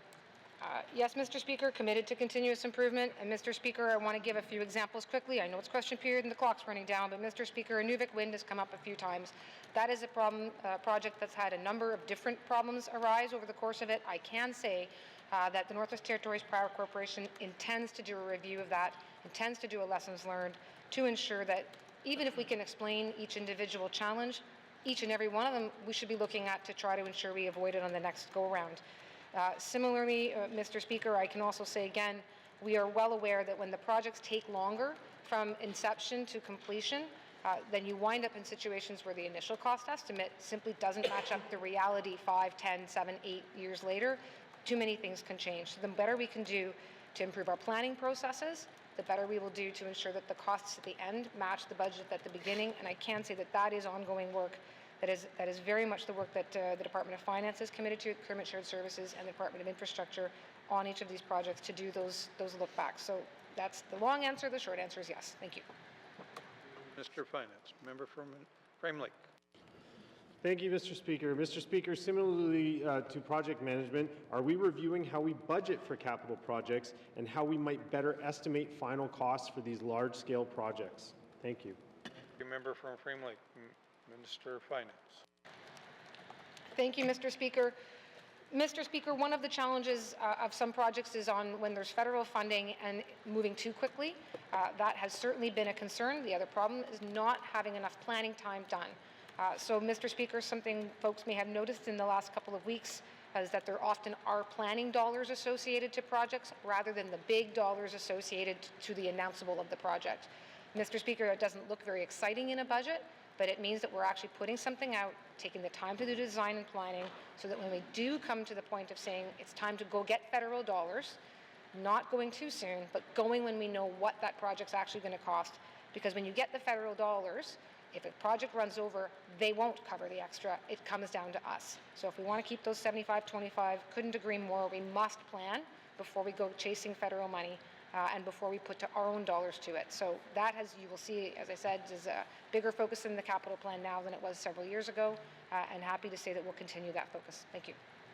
Minister of Finance. Final supplementary, member from Frame Lake. Thank you, Mr. Speaker. Mr. Speaker, finally, has the Minister considered establishing targets for improvement? So a certain percentage of projects not going over budget anymore. Have they thought about identifying kind of a plan for addressing this issue, setting targets to shoot for, and working to meet them to ensure that we are budgeting appropriately, managing projects well, ensuring that we are keeping projects within budget? Thank you, Mr. Speaker. Thank you, member from Frame Lake. Minister of Finance. Thank you, Mr. Speaker. Mr. Speaker, happy to take that as a suggestion to establish targets. I mean, really, the target is for no project to go significantly over budget, and there's an obligation on all of our project management teams across departments to work to that goal. But, Mr. Speaker, again, always looking for opportunities to continue to do better. There's been a lot of change in the procurement space and the project planning space in the last few years, and again, very happy to take it away and see what more we can do in that regard. Thank you. Thank you, Minister of Finance. Colleagues, I'd like to recognize a few more honored guests here today. From Maury Land Corp President Joseph Tubac, Bob Overholt, and the North Slave Métis President Mark Whitford. Welcome to your assembly. Thank you very much. Oral questions, a member from Tunde-Welleday. Thank you, Mr. Speaker. Mr. Speaker, my question is for the Housing Minister, Housing and Deputy Minister. Mr. Speaker, the Minister for Housing and Deputy has made it clear that she will work with me for the next year on arrears forgiveness. This is a great opportunity to help my community members, especially elders, stay put and age comfortably in their own homes. Mr. Speaker, can the Minister shed some light on this new process for arrears forgiveness that she is promising next year? Thank you, Mr. Speaker. Thank you. Member from Tunde-Welleday. Minister responsible for Housing NWT. Thank you, Mr. Speaker. Mr. Speaker, this forgiveness arrangement has been an ongoing issue for a number of years. Housing NWT and this government forgives hundreds of thousands, if not millions of dollars in housing arrears over the last 20, 30 years. We have to work with the clients at this moment, and we're working with a housing forum, which includes Indigenous governments, to review our policies to make these policies workable for the people in the Northwest Territories. Right now, many of these policies are almost impossible for many to accomplish. So this is work that we're doing with Housing NWT, and I hope to report this back to this Assembly. Thank you, Mr. Speaker. Thank you, Minister responsible for Housing NWT. Member from Tuna-Day-Willity. Thank you, Mr. Speaker, and thank you, Minister. If the Minister is willing to review the arrears for some of my constituents next year, once the new policies are sorted out, right now, Mr. Speaker, the Housing NWT is still evicting members from my community in public housing. Is there a way we can get this sorted out or put a pause on this for now? Thank you, Mr. Speaker. From Tuna-Day-Willity, Minister responsible for Housing NWT. Thank you, Mr. Speaker. The member's asking some tough questions on the floor of the House, but you know, commitments have to be made. But at this point, I can make commitments in terms of pausing evictions. Many of the evictions that are happening today are those from illegal activities in public housing units, and that'll be my ministerial statement tomorrow. It'll describe some of the work that Housing NWT is doing towards illegal activities. Much of the evictions that are slated towards rental arrears are slowed down, some are paused. I'm pressing Housing NWT to work with the clients more and have these discussions at a local level. But in terms of illegal activities, that will be a ministerial statement for tomorrow. Thank you, Mr. Speaker. Thank you, Minister for responsible Housing NWT. Oral questions. Member from Tuna-Day-Willity. Thank you, Mr. Speaker. Thank you, Minister. We have a single mother and cancer survivor who has to carry out 16 buckets of 5-gallon pail of raw sewage out of her bathtub daily. Her family showers at a neighbor's house during the winter months. Housing NWT has a budget of $193 million and $32 million in surplus this year. My question to the Minister is, why can't Housing NWT provide this family with the full amount needed to repair her sewage system? Thank you, Mr. Speaker. Thank you, Member from Tuna-Day-Willity. Minister for Housing NWT. Thank you, Mr. Speaker. Again, another tough question. Thank you to the member for that. I appreciate it, Rick. But these are some of the things that we have to do, the policies that we have to amend. Talking about the situation in one of the communities, these are tough discussions we have as Housing NWT, and sometimes policies don't fit, but policies are rules and guidelines, and we have to look at those and see how we could make things fit for the community. Thank you, Mr. Speaker. Thank you, Minister. Colleagues, please refer to titles and communities and not names in the House. Final supplementary, member from Tuna-Day-Willity.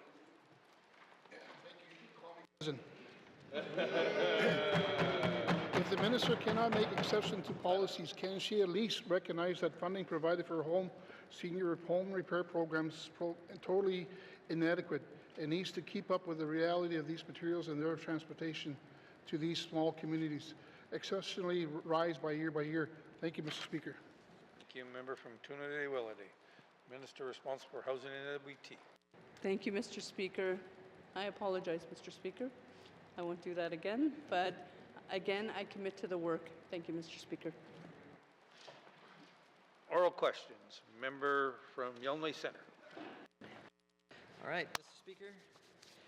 My questions will be to the Minister of Education regarding autism supports. Mr. Speaker, I'm aware of the inclusion program that they have within the program, an application-based program, but often I hear from working parents, Mr. Speaker, professionals, that they can no longer live here in a territory where they're struggling to take so much time off of work whether it's after schools, lack of after-school programs, whether it's days off of school, short days, SIP days, you name it.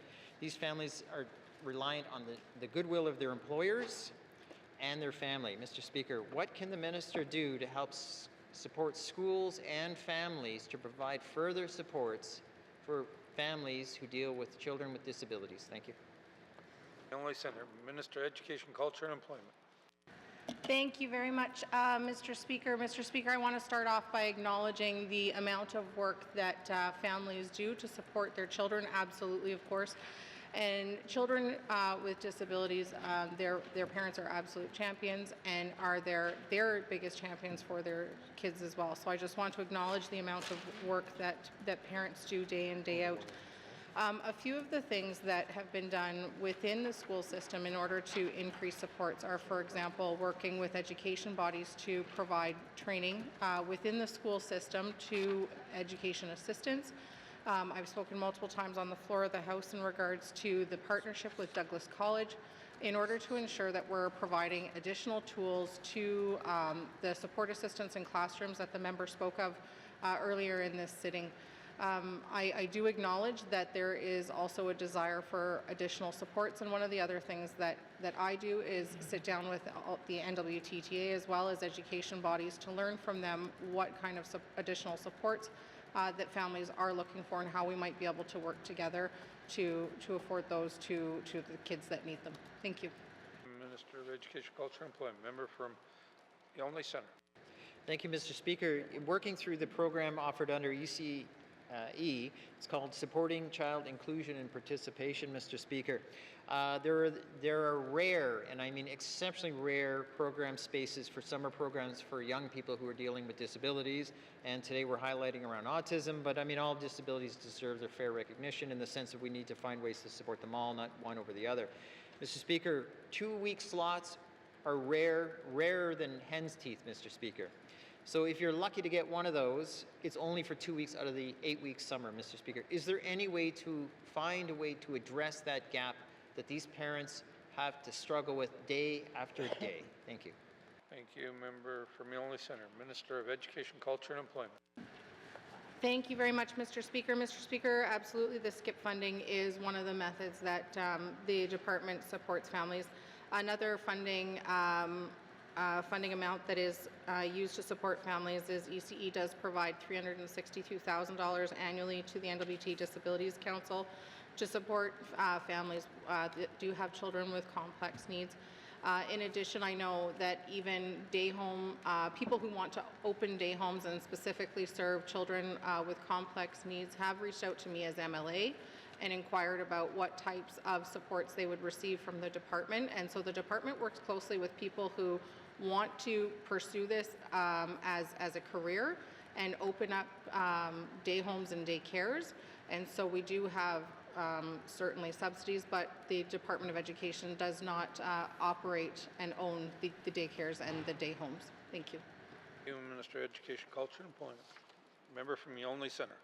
Thank you, Mr. Speaker. One parent told me that they have to find a way to help fund the support worker to allow their child to be part of a summer program. So whether you're sending your child to a soccer camp or some other type of initiative like that, parents are paying out of their pocket. Is there any way the department can take this message back? The minister can take the message back to the department and say, maybe there's ways we can help support and fund summer jobs programs so we can help expand these opportunities to these families and desperately excitable and engaging young people who want to be part of something, Mr. Speaker. Can the minister go back and see if there's a way to expand opportunities? Thank you. Member from the Only Centre. Minister of Education, Culture. Thank you very much, Mr. Speaker. Mr. Speaker, I am all ears when it comes to suggestions around solutions, so I appreciate the member's suggestion and will absolutely discuss with the department, and I appreciate that. Thank you. Minister of Education, Culture, Employment. Final supplementary. Member from the Only Centre.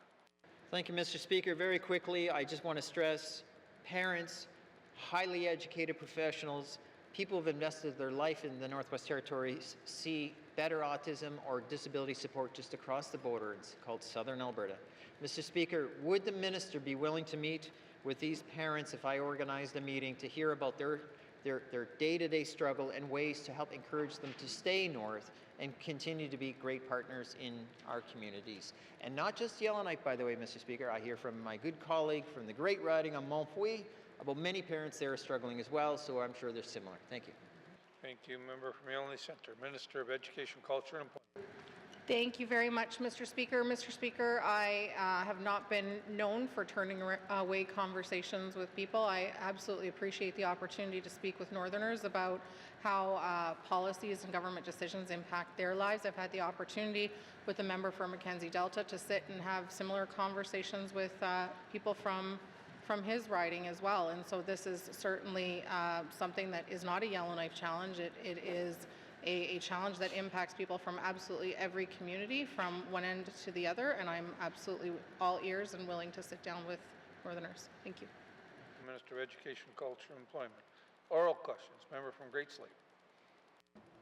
Thanks, Mr. Speaker, for the opportunity to get to a second round of questions around the climate change draft action plan. So the Minister for ECC spoke to the fact that some of the actions I'm interested in are for the Minister of Infrastructure, so I'll ask the Minister of Infrastructure now.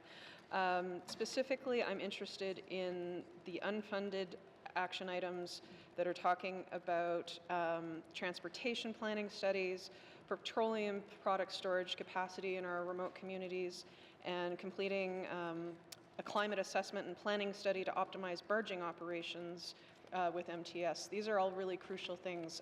Can the Minister please explain how we are seeking out funding on these crucial items right now? Thank you. Thank you. Member from Great Slave. Minister of Infrastructure. Thank you, Mr. Speaker. Mr. Speaker, with respect to transportation planning studies, we are in discussions with Transportation Canada. They are aware of the challenges of the North. We've raised a number of regulatory problems that continue to arise, which do impact costs and impact opportunity. So we are in contact with them. Again, I can't speak for where or when Transportation Canada might opt to move forward with us, but we have certainly thus far had a good relationship. I'm hopeful that they will see the need to better understand a region of the country that is unique and distinct from a lot of our southern colleagues. With respect, Mr. Speaker, to petroleum product storage, again, given the isolated nature of the energy grids and given the need to have ongoing fuel storage in these communities for basic electricity and basic heating, we're again speaking rather long-term to the federal government in this regard. There is some opportunity here, Mr. Speaker, ourselves, and it was actually in our own capital budget here, for doing some work in terms of understanding the metering and dispensing equipment in some of the small communities all around the Northwest Territories. This is really to look at the way that we're managing our fuel systems. It's not quite the same as storage, but I thought to highlight it here, Mr. Speaker, we need to get a handle on what we're doing to manage our storage capacity, and so that is an important item that is actually in this capital budget, should it get approved. And Mr. Speaker, with respect to longer term, we are looking to move money under the Disaster Mitigation and Adaptation Fund with Housing Infrastructure and Communities Canada, because again, if we can be preventing fuel storage issues by having better adaptation in these small communities, that could very well fall under that funding pot, and we're hopeful that they'll give us the permission to move the money around and allow those projects to continue. Last but not least, third item on the third question, Mr. Speaker, was with respect to marine transportation services.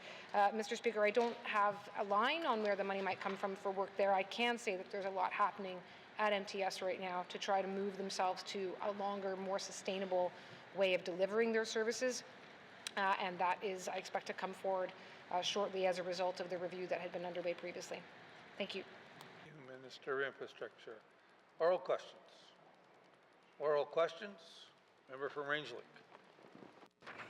Thank you, Mr. Speaker. Mr. Speaker, earlier today, the minister talked about a minister of responsible for the Power Corporation. Sorry, I don't remember who it was. Talked about the general rate increase of 24%. And she mentioned that part of this is because we're not connected to the grid, and due to our limited economic growth, we're squeezing the ratepayers in the Northwest Territories because there's no one else to charge, and because we're isolated, we're on our own. So I'd like to ask the minister, what is the plan to solve this structural problem? If we never connect to the grid, we're never going to solve this. This is an unsustainable power system, and it's breaking the backs of Northerners at a time when they can't afford to pay a penny more. So what is the Minister, I would say Minister of Infrastructure's plan, or maybe Power Corporation, to solve this challenge and connect us to the grid? Thank you. Member from Rangeley, Minister of Infrastructure. Thank you, Mr. Speaker. Mr. Speaker, we need to increase the transmission connections across the Northwest Territories. We need to not have 20-some individual microgrids, not have 2 disconnected hydro systems north and south of the lake. So, Mr. Speaker, it is certainly our hope that, again, in this capital budget, we are hoping to get to a place where we can connect the communities of Kakiza and Fort Providence into the southern hydro grid, hoping to advance work with the Clecho government to see the Wati hydro project connected into the northern grid, and also hoping to consider to see within this capital project advancement of the Tultson project, which would connect those 2 grids. Mr. Speaker, Tultson expansion also includes at Phase 3 looking to go south and to connect us into the grid, in the North American energy grid. Mr. Speaker, it is somewhere between $700,000 and $1.2 million per kilometre to send it to construct transmission lines. So building our lines south, given the distance we would have to cover to connect, certainly wouldn't solve the problem by itself. If we can interconnect ourselves, we would be able to use surplus energy from the southern Tulsa system up to the north, and to have redundancy in the north so that communities can move power between them. And then last but not least, Mr. Speaker, fixing a lot of the power policy systems that we have, which would be in concert with the Public Utilities Board, so that we can do things like increase our independent power producers in small communities so that they can be selling back, improve net metering so that individual residents can be actually relying on solar but not taking from the grid in a way that it makes it dysfunctional. A whole suite of these kinds of changes can also add to our overall resiliency and change the way that we are delivering electricity in the north. Thank you. Thank you, Minister of Infrastructure. Member from Rangeley. Thank you, Mr. Speaker. And I'm interested in pursuing those policy changes because we need to be able to get more renewables into these systems. We need to increase our resiliency. So the minister spoke about a lot of nice things. We know the timeline of what's in this capital budget. What about those policy changes? When are we going to start working on those? Thank you. Member from Range Lake, Minister of Infrastructure. Thank you, Mr. Speaker. Mr. Speaker, some of those policy changes have been under development for many years. I've not been in this role a whole year yet myself, but I can say that a lot of research has been done in the Department of Infrastructure, working with colleagues across colleagues in the Northwest Territories Power Corporation, other utilities, Indigenous governments, consultations, and Mr. Speaker, I am very much looking forward to an opportunity to start to bring some of those forward. Well, I was going to say as soon as possible. I know that people like to have more specific timelines than that, but that's right now probably the best that I can say. But again, that effort has been done, research has been happening, and it's time to have an opportunity to bring it forward. It does need to go through the process of coming forward from a department, going through cabinet, and going to colleagues on the other floor, the other side of this house. But I'm confident that we'll be getting there very soon. Thank you. Minister of Infrastructure, member from Rangeley. Thank you, Mr. Speaker. Mr. Speaker, these ever-increasing rate increases are putting so much pressure on Northerners. Many of them are leaving their communities. Does the minister believe that the subsidies that are being rolled out to cushion these rate increases are sufficient? And how does she know that? Thank you. What went into the calculation? Thank you. Member from Range Lake, Minister of Infrastructure. Mr. Speaker, the Territory is in a situation right now where every resident is, I would say, feeling the pinch of increased prices, and some much more than others, particularly in smaller communities and in more remote communities, communities that were already paying, well, the entire Northwest Territories is paying the highest electricity rates anywhere in Canada, which is a message that I have carried to anyone south of the border that will listen. And small communities are paying the highest rates anywhere of those. The SAW2 is paying, as I understand it, the highest rates of anywhere in the Northwest Territories. So that, again, as I've said, it's a message that I'm certainly trying to get to anyone who is listening down south, including our colleagues in Ottawa. As far as subsidies go, Mr. Speaker, we are paying significant amounts directly, as I described earlier, on the major kinds of capital projects that were overdue to get done. The Tultson facility was built in the 60s. It needed an overhaul. The Inuvik Wind project was an effort to fundamentally change the delivery of electricity in Inuvik. It's doing so. It has faced some unusual cost increases, and so we've stepped in as a government to not let the ratepayers be responsible for that. We're stepping in on the Taunton overhaul to not let the ratepayers be responsible for that. Again, owing to some unusual, and I'd say really tying back to the wildfires, some of the unusual things that occurred there. There's a territorial poor support program, Mr. Speaker. It brings everyone down to Yellowknife's rate. Yellowknife's already paying the highest rates anywhere in Canada, Mr. Speaker, but it brings us at least down to the Yellowknife rates. Mr. Speaker, the federal government has done things, and I'm surprised no one's asked me about it. Federal government's done things of late to try to lower prices in other jurisdictions that don't have a borrowing limit. I'm under a borrowing limit, Mr. Speaker. I can't take the low interest loan from the federal government and put it to the Northwest Territories Power Corporation because we're under a borrowing rate. It is a challenging situation, Mr. Speaker, but we know that the residents can't face a 25% hike. People can't handle that. So the government will continue to find solutions through different support mechanisms, whether it's a direct contribution, whether it's a subsidy, and we're going to do those calculations. I need to give the Public Utility Board the time and the space to do their process. We're going to be watching closely, and we're well aware that residents can't handle 25%. Thank you. Thank you, Minister of Infrastructure. Final supplementary, member for Rangeley. Thank you, Mr. Speaker. Mr. Speaker, you know who's not under a borrowing limit? Private companies like ATCO and other private power producers that operate in southern jurisdictions who could be willing partners in helping solve these challenges. Why are we continuing to support a public corporation that's not lowering costs, that's not transitioning us to clean energy, and is only making things more expensive for Northerners? Have we considered privatization? Thank you. Thank you, member from Rangeley. Minister of Infrastructure. Thank you, Mr. Speaker. Mr. Speaker, if there's a private company out there that thinks they can make money selling power in the territories without a large industrial consumer, I am open to hearing about it. Right now, Naka Power obviously saw themselves chosen against in Hay River, and unfortunately that led to 10 years of litigation. But the decision by the PUB to allow that sale to go forward is what has now led to the filing of the GRA. So again, individual communities can make their choices about distribution agents. Naka Power is a private corporation. They draw a private rate. They make a profit, which is perfectly permitted for the private sector.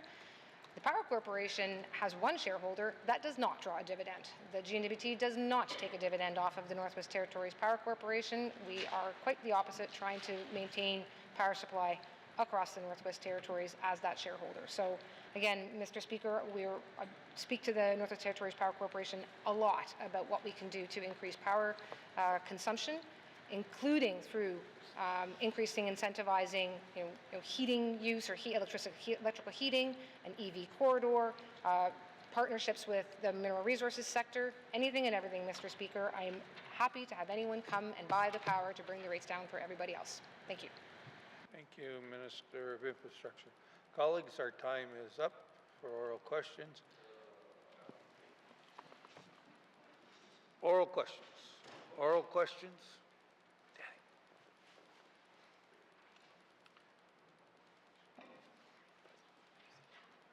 Written questions. Member from Yellowknife Center. Thank you, Mr. Speaker. I have one written question here for the House. My question is for the Minister of Health and Social Services with respect to doctor and specialist positions, including their individual current staffing status in the Northwest Territories and Health and Social Services Authority. Furthermore, my detailed questions are targeting the specific position type and for guidance as an example, such as oncologist or general practitioner, where each of these positions are located, either at Stanton or elsewhere. And lastly, the expectation is to fully understand the position staffing status, whether it is filled, vacant, or anticipated to be vacant, specific to a date. How long has it been vacant, and why each position is vacant to the best of the department's ability? Can the minister provide, in a table format, the following information? Number one, all doctors and specialist positions, individuals within the NTHSSA, noting which are Northwest Territories based or locum. Number two, specifically where each position is located based on their normal working location, which hospital, clinic, or otherwise. Number three, each position's current staffing status, whether it is staffed, vacant, scheduled, or anticipated to be vacant. Number four, is a position If a position is vacant, how long has each position been vacant and why each position has not been filled? And 5, for all positions, whether each position is full-time, part-time, or otherwise. Thank you, Mr. Speaker. Thank you. Member from the Only Centre. Written questions? Written questions. Member from the Sawtooth. Thank you, Mr. Speaker. I'm seeking a request to go back to number 5 on the orders of the day, recognition of visitors in the gallery. My seat. Thank you. Member from the Sawtooth. Member from the Sawtooth has asked for unanimous consent to go to item number 5 on the orders of the day. Any nays? Seeing no nays, member from the Sawtooth. Thank you, Mr. Speaker, and thank you, colleagues.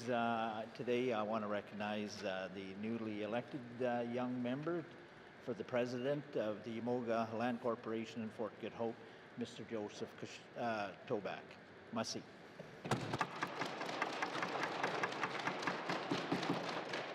Recognition of visitors in the gallery. Member from the Only Centre.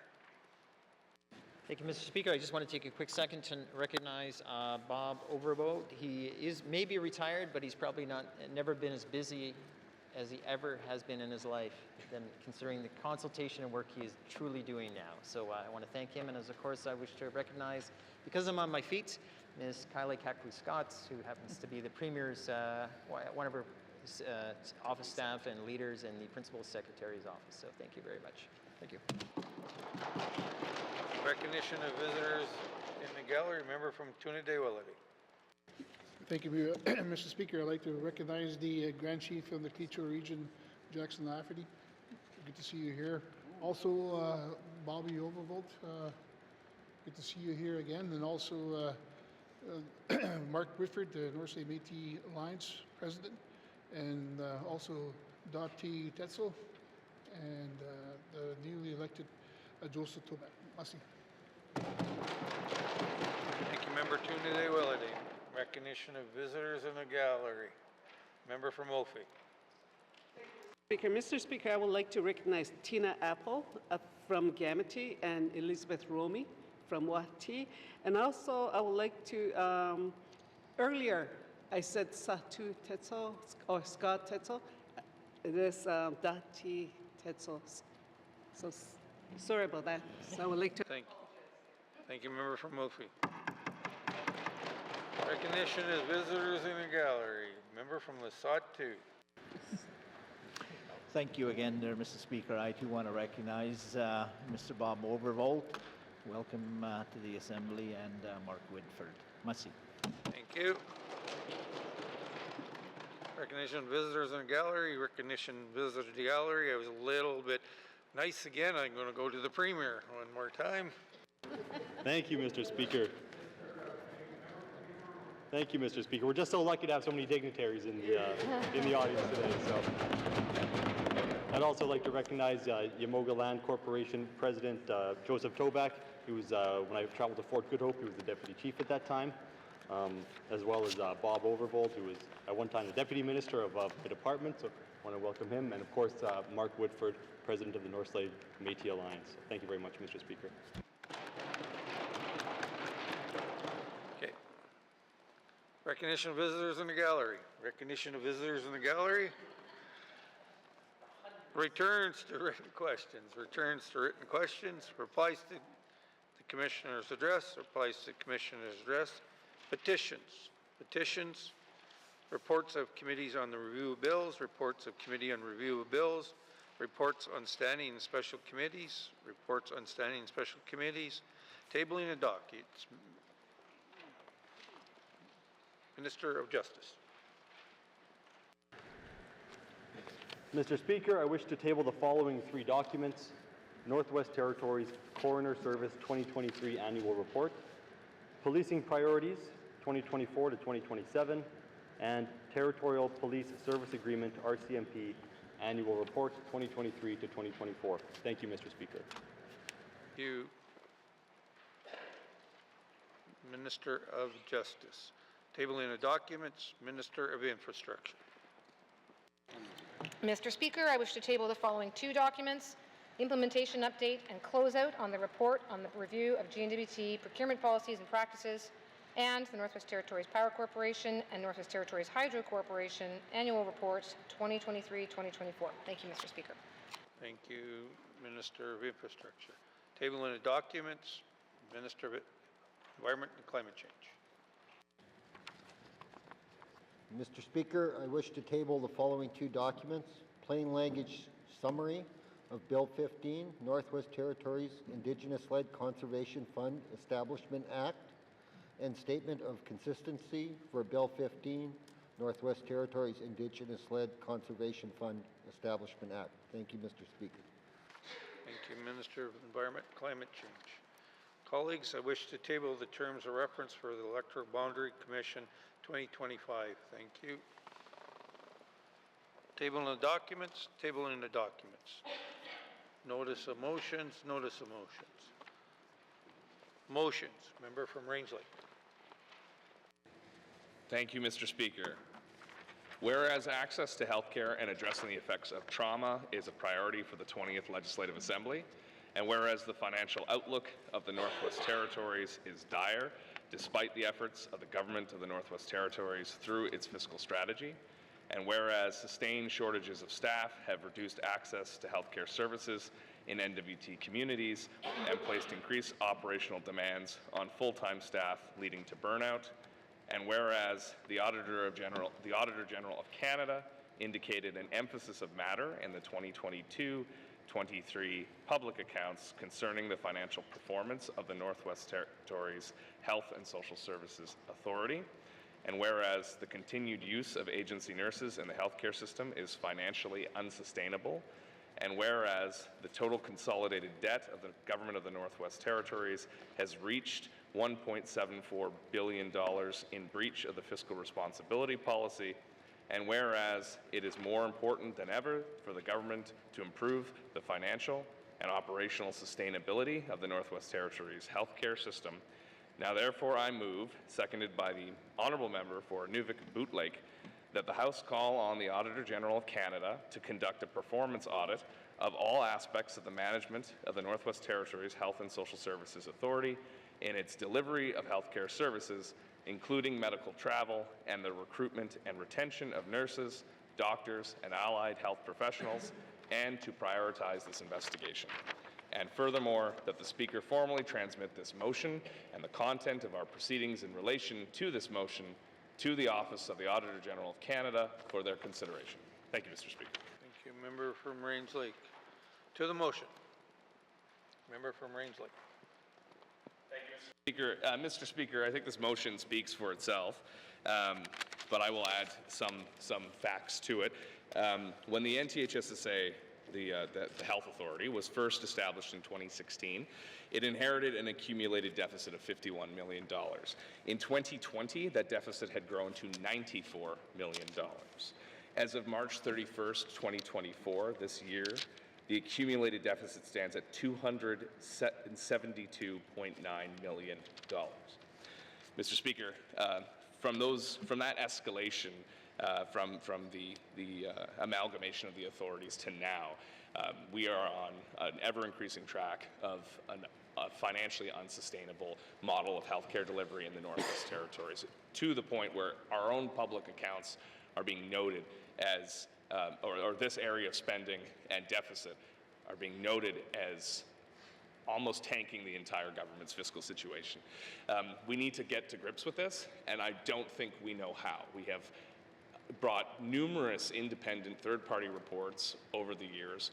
We have brought deficit reduction plans, strategies, working groups, committees. Your committees, Mr. Speaker, have looked at this over many years. And it's a persistent problem that is showing no improvements of slowing down. And not only that, if it wasn't just the value for money for healthcare, it's the quality of healthcare that Northerners have access to. And we see the issues with administering healthcare leading to programs or services shutting down. Perhaps most well known is the obstetrics and birthing services. I think the Inuvik Hospital struggles with this. The Yellowknife Hospital struggles with this. Agency nurses are being deployed because we can't obtain the specialized nurses that can do this work. And no one knows why when we ask these questions. And I know there's a problem in Canada, but there's a bigger problem here. And we need to get to the bottom of it. And I think just as the Premier spoke to when he was telling the House and the public about the new healthcare sustainability unit, we need someone from outside of the authority to find the solutions to make things more sustainable. And this motion calls for our auditor, the Auditor General of Canada, to do the same thing. And I agree with the Premier, but I think it's even better to have someone completely outside of the GNWT to do this work. And rather than hire someone and use taxpayer dollars to get yet another review, let's get our auditor, who we don't pay for, but does exceptional work, high quality work, and can really give us some recommendations that we can put into practice and start to solve this crisis of healthcare. We know it's not getting any better. We know that there's lots of effort that this government's trying, that previous governments have tried. So the motion here is not to scold anyone, it's to bring that expert eyes of the Auditor General to bear to solve this problem. Because there are so many different, it's a multifaceted problem. And I think having that resource of the Auditor General with all their expertise is the right way to go here. And I look forward to the debate on today, and I look forward to continuing to work with our cabinet colleagues and members on this side of the House as well to solve this problem over the coming years of this government. But I think if we have this help from the Auditor General, it's going to be a lot easier. And where my mind goes is, first to the people of the Northwest Territories who need access to medical care, especially as things, as our economy slows down, as costs continue to increase, as it gets hard, as climate change continues to create struggles, our health, and as people age, we're going to need more access to healthcare. We're going to need a stronger and more robust healthcare system to weather the storm of these challenges, and we know it's breaking. So we need to do this for the sake of our residents. We need to get a clear answers forward from an independent, unimpeachable source of expertise, and our workers need this too. I have many nurses, doctors, allied professionals who live in the Range Lake riding, and they've been talking to me since the election. And they're not happy with the direction that healthcare has taken over the years. They're not satisfied that we're doing enough as a government to solve the problem now. And we've brought a lot of advocacy to their plight and to try to help the quality of life of workers and make it more attractive, more meaningful for recruitment and retention in the healthcare system. But it's just not working. So if we have this help, this expertise that can tell us how we can make the system better, it's going to be a benefit to everyone in the Northwest Territories for generations to come. And this can be the government that finally sets healthcare on the right course for the Northwest Territories. And that's what I hope this motion will achieve. And I ask my colleagues to support it. Thank you very much, Mr. Speaker. Thank you, member from Range Lake. Motions to the motion, member from Frame Lake. Oh, sorry, Nunavut Lake. Lake. Thank you, Mr. Speaker. Mr. Speaker, as a seconder of this motion, I certainly echo the comments of my colleague from Range Lake. Mr. Speaker, I know the Minister is aware of this issue. I know this is a national issue. I know through briefings and dialogues we've had with the Minister that she is going to be looking at ways we can improve this system, and I certainly appreciate that, and I have every confidence in that. But, Mr. Speaker, this is a tool. It's a tool that we have in our toolbox that we can use. As the MLA from Frame Lake has said, it's a tool that comes to us without a cost attached to it and can help us create what we need, which is a roadmap. And if this is a tool we have that we can use to help create that roadmap to success, to assist us as government to move forward and get where we need to be with our healthcare delivery, then I think, Mr. Speaker, it's only proper that we use that tool. So, thank you. Member from Nunavut Lake. To the motion, member from Frame Lake. Thank you, Mr. Speaker. Mr. Speaker, I am rising in support of this motion today. In my October 24th statement, I asked the Minister to acknowledge the significant issues in our healthcare system publicly and put forward a plan to address these issues. Today, I'd like to publicly acknowledge the issues myself. Mr. Speaker, I've been speaking to healthcare practitioners for many years now. Certainly spoke to numerous practitioners during the election period. This collection of practitioners have come to represent a concerningly wide breadth of professions and a collective of individuals across our healthcare service spectrum. To name a few, Mr. Speaker, occupational therapists, speech-language pathologists, countless different nurses, a number of different doctors working in various roles in our system, people who've worked in management, people who've worked, and many people who are working on our front lines.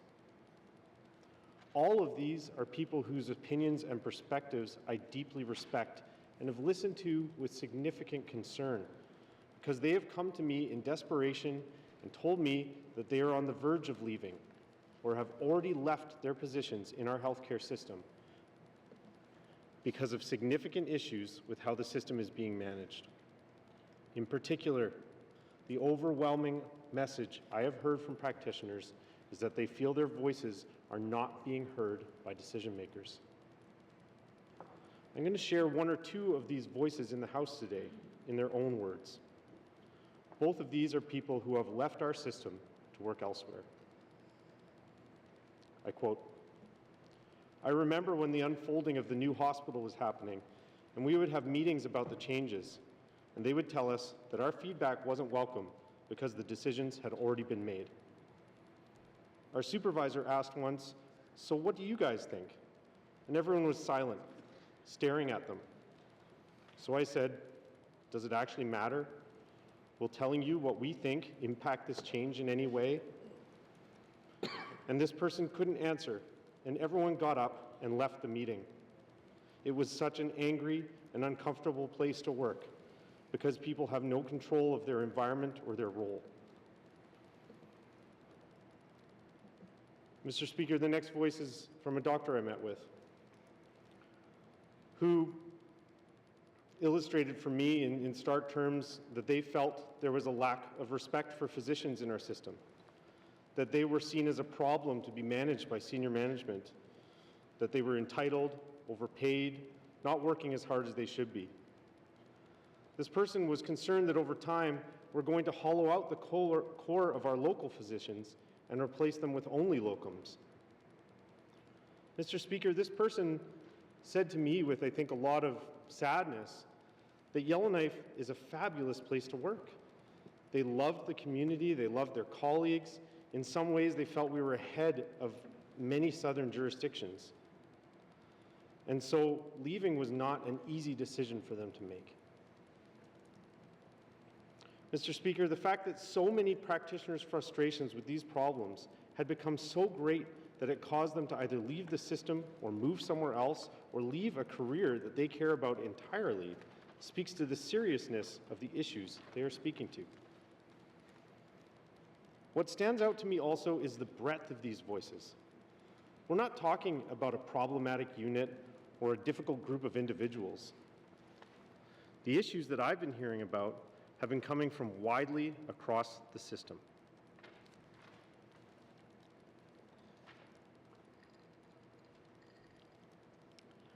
The thing I've found so perplexing when considering these issues is how fundamentally simple the problem seems. We clearly need to look at how we're managing the system and ensure we are doing a better job of including practitioner voices fundamentally in decision-making and work to do whatever we can to improve employee morale in our system. Perhaps this is a simple statement to make, but it seems that implementing this change effectively has proved to be a significant challenge in our system. So I am of the opinion that we need outside help to achieve it. There are experts in this kind of organizational change, And I think we need to employ this kind of expertise to help us understand how we can make changes to our management systems to address these issues that so many practitioners are asking for. I believe this work will need to go beyond superficial efforts like an occasional town hall meeting or meetings from time to time to talk about how things are going. I think it will involve fundamental changes to how decisions are being made in the system. It may require structural changes within the system to ensure sustainability of the shift. It will necessarily be a significant change to the workplace culture in our healthcare system. Making this shift and assessing these systemic issues, in my opinion, needs to be a key focus of an audit of the system, if not the main focus. Mr. Speaker, there is a lot of reason for hope. I studied making changes such as those I'm speaking to in school and would encourage people to take heart in knowing that making these kind of significant workplace cultural shifts is something that a large number of people have expertise in. It is the focus of their careers, and these kinds of change management and organizational management experts can help us make this change. This is something which absolutely can be done. It has been done in thousands of organizations, and it can be done in hours. I also think there is comfort to be found in knowing that, as I said the other day in my statement on system sustainability, leadership and organizational management theory tells us that the best way to be effective in our decision-making is to consider the perspectives of individuals throughout the organization. So I think making the cultural shift I've been speaking to will open us up to a huge wealth of information as to how we can begin solving the various problems we have in this system. I know that wealth of knowledge exists because I've spoken to so many of these people myself, and I've heard their ideas firsthand. This is an incredibly well-educated, high-capacity, and passionate workforce, Mr. Speaker. This is a formidable resource to have at our fingertips, and we owe it to ourselves and the residents of the NWT to listen to and implement to their ideas for how we can best deliver healthcare effectively in our territory. Mr. Speaker, I appreciate the member for Yellowknife, member for Range Lake, and the member for Inuvik Boot Lake for bringing this motion forward. I think that, as I've illustrated in my comments today, we have heard from a plethora of voices in our system that changes are needed. They are calling on us desperately to take action. I think this is one of the actions that we can take. Thank you, Mr. Speaker. Thank you, member from Frame Lake. To the motion, member from Yellowknife Centre. Thank you, Mr. Speaker. Mr. Speaker, yes, I too want to acknowledge the champion of healthcare we have here, my good colleague from the Range Lake riding. I know that I share his passion, and that was kind of why what started with the town hall meeting we had this summer, which is to hear the voices of the everyday family, the everyday person struggling with healthcare challenges. And I reiterate what I said before a few days ago, not at length, but I want to point out that the building was busting at the seams. We were probably borderline on the fire marshal's load capacity of the building. No one counted, by the way, just to make sure. But the truth be told is we'd never seen such a turnout in Yellowknife at any type of meeting like this. It was amazing, and they were respectful, and they were helpful, and they were telling their stories, their journeys, Mr. Speaker. But Mr. Speaker, the challenge, of course, is that what's next? And even people ask me, you know, and my good colleague, Mr. Tester, what's next? We tell you these stories, we tell you these concerns and pains. We need something to change. You know, people would describe it, the proverbial, the train is coming off the track. Is it too late? I don't think it's too late. As a matter of fact, I think we couldn't have a better opportunity than now, because we're in that point, like, we have to collectively start pulling together. So as they say, with tragedy sometimes comes this great opportunity, and here it is. We could turn this around. Now again, another example of in the sense of description is, I mean, when things have gotten this way, it wasn't overnight. You know, no one's suggesting chaos and disorder. But what we're suggesting is the fact that it's true, as my other colleague had mentioned, you know, doctors and nurses will tell us they are getting tired of providing advice, skills, professionals who have decades of knowledge on how to do things better could make the very difference. So what is a performance audit, Mr. Speaker? To be crystal clear, both to the minister, the government, and certainly the media, it's not a witch hunt. It's not in any form. and it shouldn't be contrived or construed in any way it is. It's simply asking, are we getting value for money? Is there a better way to do this? Are we doing the things that we should be doing? Can we do them better? That's what it's about. It's about trying to find a path through these challenges. It will be overwhelming, but the Auditor General Office is free. They have the talent, the skills, the abilities. They have the vision to pull it all together on a song sheet and start focusing on a direction so we can all be singing on the same sheet, working towards a better outcome, Mr. Speaker. Mr. Speaker, we need to show our teams of professionals, be it administrators, be it support workers at the hospital, be doctors, nurse practitioners, everyone, that we care so much. We're going to go through the system and make sure. The great thing about the Auditor General's Office, Mr. Speaker, is they're unfettered. We'll point them in direction and say, we want you to find the best way of what's happening here. They don't show up with a pre-written decision on and then say, this is how we're going to get there.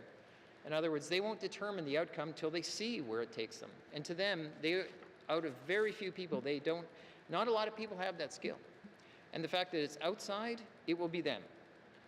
Now, I remember, I'm getting old, so now I'm starting to say, I remember. But I remember we used to have a great hospital administrator, Dennis Cleaver. He was great. He could bring the best of people, whether it was doctors, admin, he knew them, they knew him, and he really understood. That's why I was trying to raise the other day, and to be frank, changing the head of the system, it doesn't do anything. We have to get into the morale, into the functions, into the systems. That's why we need, as I said, a Jane Philpott type who understands the DNA of how everything comes together like a great conductor. And they'll say things like, well, I see that's working and they're doing their best, but it's actually not working to an outcome that actually is effective. And hence, that's the type of conversation only these types of experts can have. Mr. Speaker, as this is a motion, as we know, an important motion, and I feel like this is going to be the healthcare assembly. We're just going to keep rallying on healthcare till we not only see change, if not better, we feel change. But I worry about the risk about how much money, and we can no longer afford to keep doing things the same way as we do them. Now, I know, again, this is a motion, and I recognize it is a suggestion to the Assembly, and I don't know what Cabinet's going to do. As a matter of fact, I don't know if anybody on the side knows what they're going to do. But I won't be the first in the sense of just today, but I'll certainly be the first, at least this afternoon, and say, I hope Cabinet is willing to have a free vote on this particular issue. Because this isn't just fixing my riding, my colleagues' riding, my regional ridings, this is fixing everybody's ridings. And I would hope that they would want to be partners in this solution by having that little bit of a thumbprint on this motion by saying, I supported it. And I was part of the path to a reinvigorated healthcare system, a renewed healthcare system that helps all. Because if we keep going the same way we do, Mr. Speaker, and I'm going to try to wrap up here, we will see cuts that we don't want to have. We will see change that we're forced to make. We will see departments, not just health, but the ripple effect of this, having to make choices no one wants to make. I don't want to hear the fact that we can't afford a doctor in oncology because we don't have any more money anymore. I don't want to hear those stories. I want to hear that we can provide desperately needed services in the regions. I don't want to hear about the unavailability or the unaffordability of birthing units in Inuvik. This is our chance to be part of that solution before we say it's too late. So, Mr. Speaker, again, a big fan of Stephen Covey. His saying, begin with the end in mind. I think this motion says it. Let's begin hoping we can build a better healthcare system, and now let's work to achieve that. Thank you, Mr. Speaker. Thank you. Member from Yonge Centre. To the motion, member from Yonge North. Thank you, Mr. Speaker. Mr. Speaker, I will be supporting this motion. I also want to acknowledge and recognize that this could take a while. This could take about 2 years, at least, to complete if they do agree, if the Office of the Auditor General does agree to conduct an audit. So this will not be a quick fix or an immediate solution. But I think that it is a tool that would be useful in our toolbox in order to improve a system that desperately needs improvement. So I also recognize that an audit, a performance audit, would usually assess performance against the standards and goals and targets that we have established. And one problem is that in our healthcare system, we seem to have been struggling in many cases to set those explicit standards or goals or targets. One example being nurse-patient ratios at Stanton Hospital. And so it might be hard to assess performance against when we don't know what the goals have been that we're trying to set for ourselves. So I would hope that the Office of the Auditor General might be able to point us to, say, more broadly accepted national standards to help evaluate our performance, and look at models of rural health care and primary care used in other remote communities in the country. I understand that in some ways our system is unique, but we're certainly not the first jurisdiction in the world to have rural healthcare systems and remote communities. And so I think we do need to look to what other standards are out there and how we stack up. I would also hope that the Office of the Auditor General could provide some insight into why our Health Authority and Department of Health and Social Services seems to have had so much trouble in being able to create system plans, to really step back and look at the bigger picture, to create the plans and the targets, such as, for example, a system workforce plan. And what have been the barriers to actually implementing plans like this, despite many studies and reports and recommendations produced over the years internally? What have been the barriers preventing those things from coming to light and actually being well utilized and implemented? With regard to staff retention, one thing I would certainly appreciate is a review of our policies around how and when frontline healthcare employees can take their annual leave. Ideally with some indication of how our policies and practices compare to other small healthcare systems and rurally based healthcare systems in the country. We cannot surely be the first ones to confront these challenges of how to ensure staff can get the full leave that they're entitled to when we have limited staff and small systems. I would also appreciate an evaluation of the extent to which exit interviews are implemented. So when staff do decide to leave, the rate at which we're actually conducting the exit interviews and the extent to which the insights gained through those interviews lead to changes to prevent other staff from leaving where possible. I understand that there will always be cases where people need to leave for personal reasons, family reasons, whatever it is. But if we're seeing patterns of preventable reasons that people are leaving, that those could be used to improve the system to improve staff retention. Now, we've all been talking this week about how we're establishing a new healthcare system sustainability unit with the limited resources that we do have, and that has a number of years of work ahead. So my hope is that the work of the Office of the Auditor General could dovetail with that work. It could help raise some flags, identify areas for that unit to focus on, and ideally help to make the work of the new Healthcare System Sustainability Unit more focused and more efficient. Because they have a lot of things to try to sift through and understand, a lot of previous documents and data, and so anything that the Office of the Auditor General could do to help point towards things that really raise a lot of questions or concerns might really make the work of that unit more effective.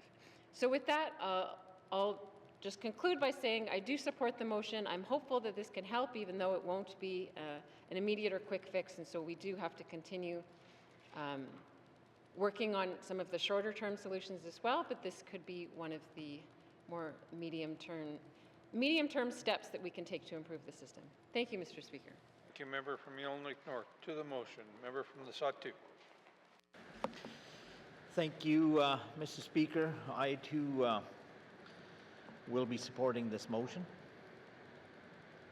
This motion will assist in retaining the services of the Auditor General. And as my members have said, we're not engaging in any witch hunt by any means.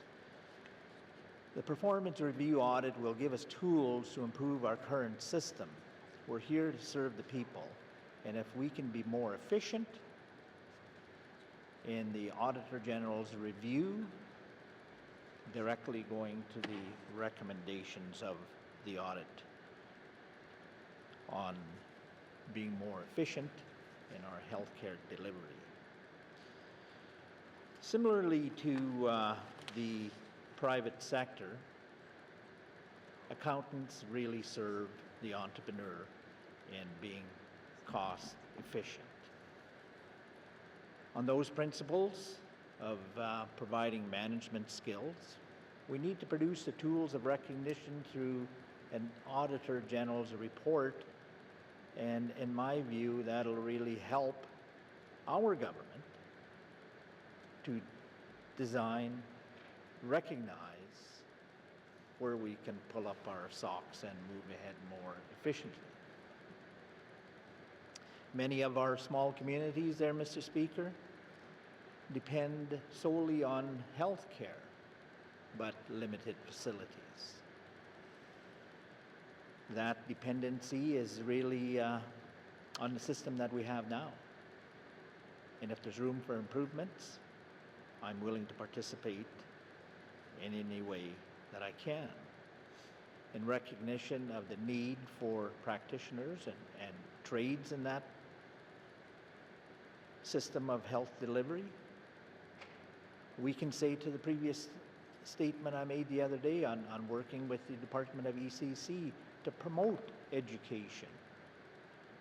We have beneficiaries in the SATU that specialize in nursing and health deliveries.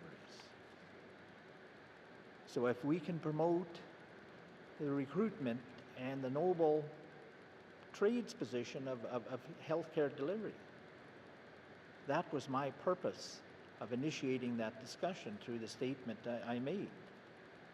We need more trades.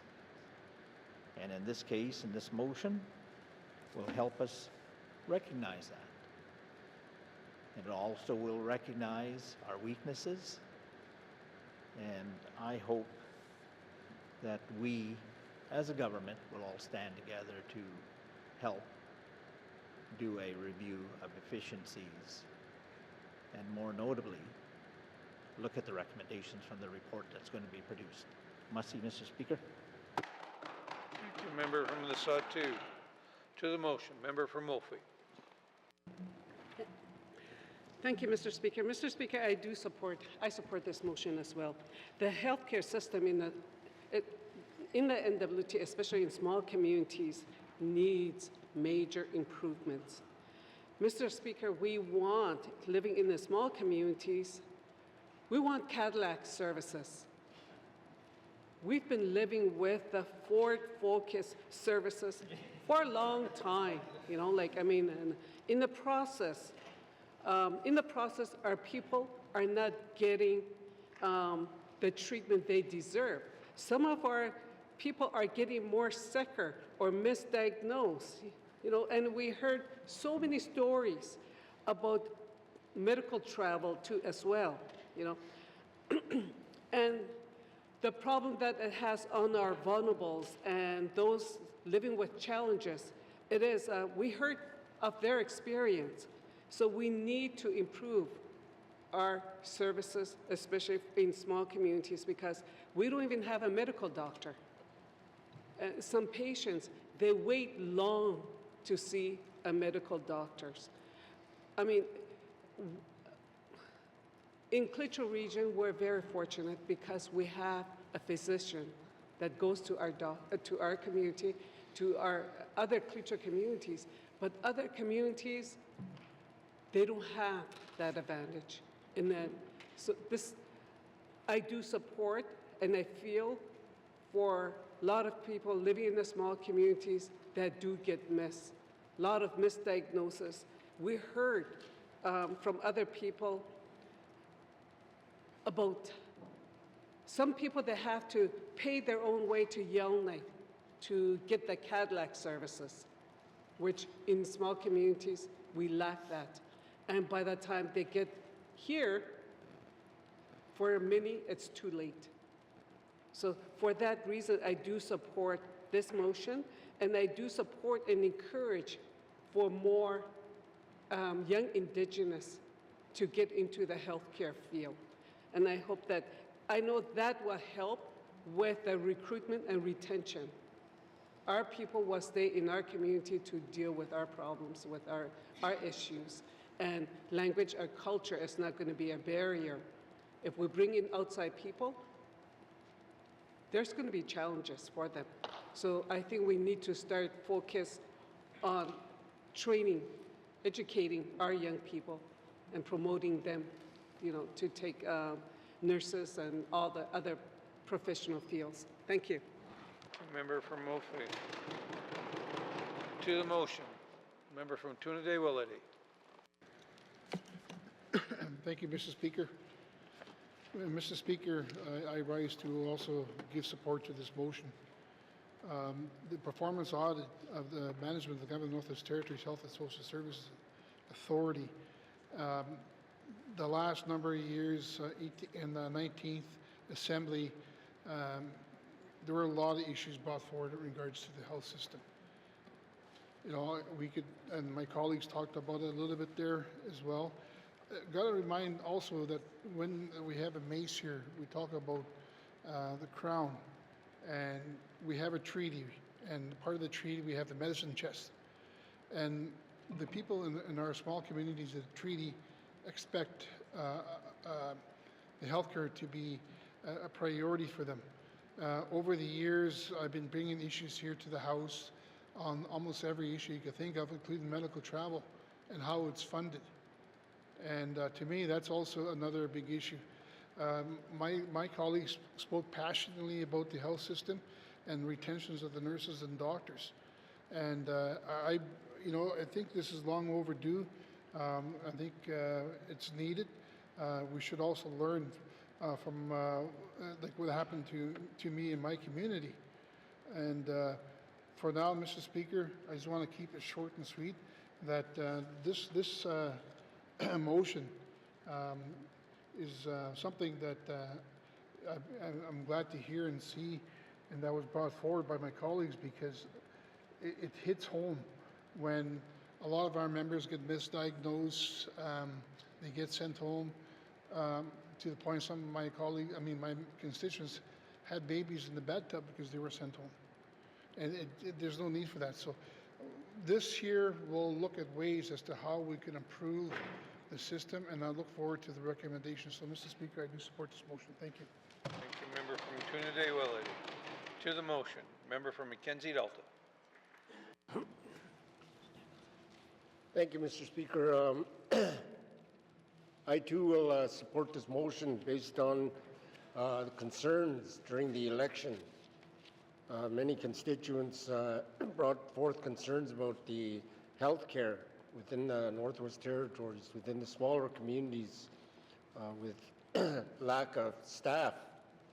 We put up with these concerns every day when I'm back home. Even when I'm here, I'm getting calls with concerns saying that, why is this happening? Why is that happening in this time of the day when we should be advocating and looking after our residents of our communities. Our smaller communities are ones that are suffering more and more.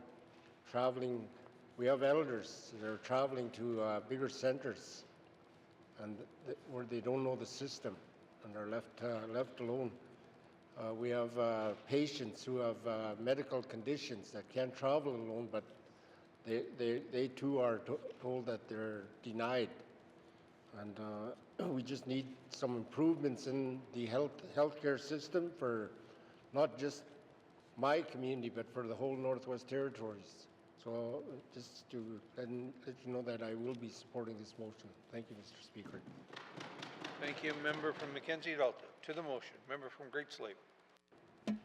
Thank you, Mr. Speaker. I too will be supporting this motion for reasons very well outlined by everyone else. comments.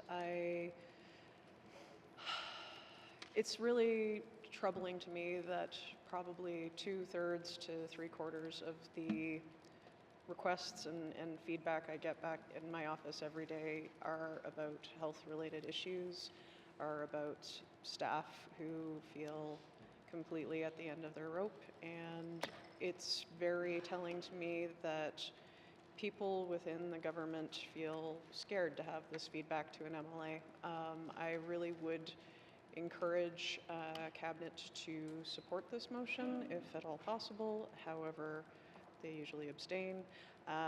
But it's really a good tool to have in our toolbox, as other people have said. It's good to have an external lens on this issue. I also recognize it will take a long time to get results, but I think those results will be exacting, so I will be supporting this motion. Thank you, Mr. Speaker. Thank you, member from Great Slave. To the motion, member from Hay River North. Thank you, Mr. Speaker. Cabinet will be abstaining from this out of respect for the independence of the Office of the Auditor General. I just wanted to say that I agree with much of what I've heard from the members. I've received complaints about healthcare services as well, just like every MLA in here. I do want to temper people's expectations. I've seen a number of OAG audits. It doesn't necessarily result in change. It's not a silver bullet. The OAG can come in, identify some issues, and then leave. And then we are looking at some issues that we're aware of without necessarily the solutions to get at those issues. What we've proposed here is to create what we have done is create a healthcare system sustainability unit. So we can actually work right in the healthcare system. The staff is embedded in the healthcare system, but still independent, able to bring real-time information to the decision makers to help actually do that work. Another thing I want to mention to the members as well is that the Office of the Auditor General, the way they work with these performance audits is they look at the policies in place, they look at what you say you're going to be doing, and then they look for documentation to confirm that you're doing what you say you're going to be doing. And that documentation needs to be dug up by somebody. And so that is the staff of the health authority. So these staff that are already burdened with a large workload, with increasing complexities of care, now they have to go and chase down a bunch of documents. And while the Office of the Auditor General puts in a significant amount of time on these audits, thousands of hours, territorial health authority staff will also have to put in a significant amount of time that will take them away from the work that they normally do. I also want to note that the NT Health, Northwest Territories Health and Social Services Authority, it's the primary healthcare provider in 27, 28 communities, but we still have the Cleacho Community Services Agency and the Hay River Health and Social Services Agency. So this motion leaves out, a significant part of the healthcare systems that serve, 5, 6, 7, 8,000 residents in the Northwest Territories. So that's just something else to consider. But that being said, we're not going to stand in the way of the wishes of the Assembly, but Cabinet will be abstaining. Thank you, Mr. Speaker. To the motion, member from Range Lake, you can conclude discussion. Thank you, Mr. Speaker. Yes, I will close discussion. So I was contemplating reading at length from table document 204-20(1), which is the patient survey that the member for Yellowknife Centre and I brought forward to the House. I'm not going to do that. The document speaks for itself, but I do encourage everyone, in particular our Cabinet colleagues, to read that document and see in their own words what practitioners, members of the public said in that survey. I think it's valuable to let them tell their own stories, and we will continue to hear those stories and bring them forward. This motion and the other things that we're working on as a government aren't going to change, or are not going to change things overnight. I completely agree. There is no silver bullet, but the audit that was just tabled in this House not too long ago was the result of a motion that was passed by the last Assembly. So it does take a while to get there, but I think there are lots of lessons that we know we're going to learn from the standard renewal audit, and not just were they following policy. Like, we have a very clear set of, this is how we can avoid these things in the future. And I think that's that's the value of these things. And it shows that the OAG is listening to this assembly. They're listening to the concerns of the people of the Northwest Territories. They always do. But we're just escalating that and asking them to prioritize this work because it is important. And with all these efforts that the Premier's office is putting towards healthcare sustainability, the Health Minister, hopefully things do align and we're able to assess whether those things have been working and effective, because those are policy changes that will now be part of any performance audit that comes forward. I did want to say that my honorable friend from Yellowknife Centre mentioned the town hall we had, and it was a pretty tremendous thing to have standing room only and have all these people engaged, because sometimes Northerners do feel timid or that they can't speak out because they work for government, or because they're worried about who's listening, or there'll be reprisals, or they won't get contracts, or whatever it happens to be. And it's a damn shame, because this is our democracy, and it only works when we're listening to the people we serve. So I was really pleased to see with that, and during that, I made a commitment to bring forward this motion, and that's the people who were assembled wanted something like this. They wanted outside eyes taking a look at this, because quite frankly, Northerners are fed up and things need to change. And it will take time. Everything we do will take time, but this puts us on the right course. And I think it's important that when we make a promise to the public, we keep it. So that's my effort today, Mr. Speaker. I look forward to the work of the Auditor General, and I thank all my colleagues who spoke in support of this motion. And I will recognize the commitment of the Executive Council to prioritize this as well. And we'll have to see, hopefully everything aligns and we start to make progress as soon as possible, because like I said, the system is breaking if not already broken, and we desperately need to fix it. And I will ask for a recorded vote. Thank you, Mr. Speaker. Member from Range Lake. To the motion. Question has been called. The member has asked for a recorded vote. For all those in favor, please stand.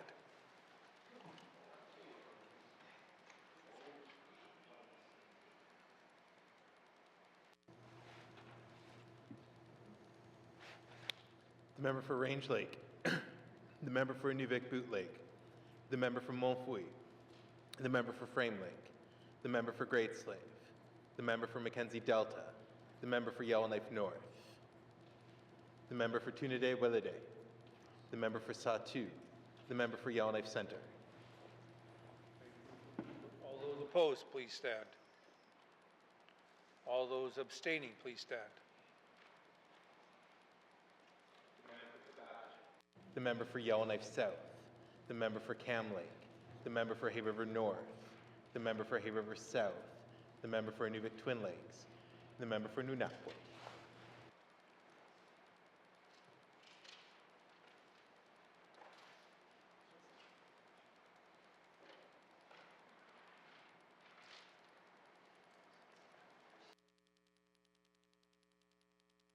Thank you. Colleagues, all those in favor, 10. Opposed, 0. Abstention, 7. Motion has carried. Motions. Colleagues, realizing that we've been almost 3 hours, we need to give our translators a break. We will have a brief recess. Thank you.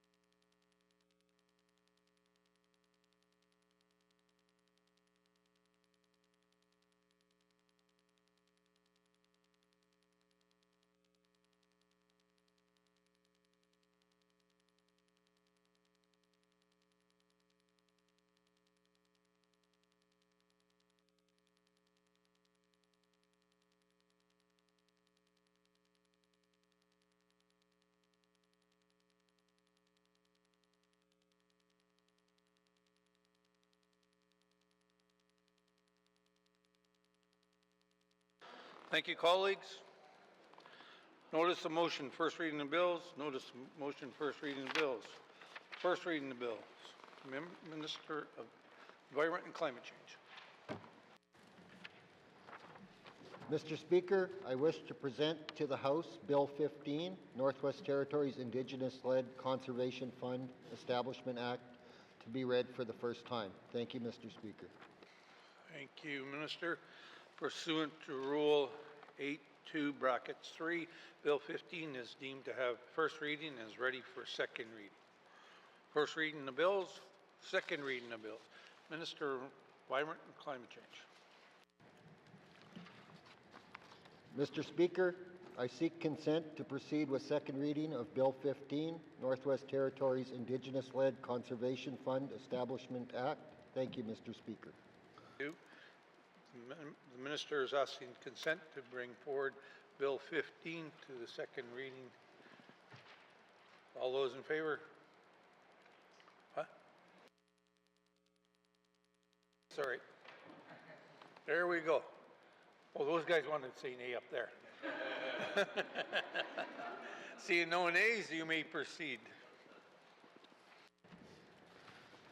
Mr. Speaker, I move, seconded by the honourable member from Hay River North, that Bill 15, Northwest Territories Indigenous-Led Conservation Fund Establishment Act, be read for the second time. The proposed Northwest Territories Indigenous-Led Conservation Fund Establishment Act establishes a non-profit body corporate called the Our Land for the Future Trust. Our Land for the Future Trust will manage the initial $375 million fund and any future contributions in accordance with the Our Land for the Future agreement. The fund will be used to support Indigenous-led conservation, stewardship, and related economic diversification activities in the Northwest Territories, including the establishment and management of Indigenous protected and conserved areas. Thank you, Mr. Speaker. Thank you, Minister. The motion is ordered to the principle of the bill. Question has been called. All those in favor? Yay. Opposed? Abstention? Motion passed.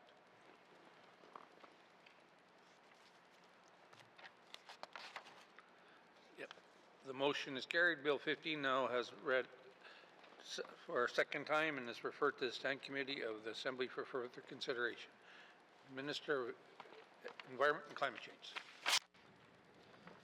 Mr. Speaker, I seek unanimous consent to waive Rule 8.2 bracket 7 and have Bill 15 referred directly to Committee of the Whole for today. Thank you, Mr. Speaker.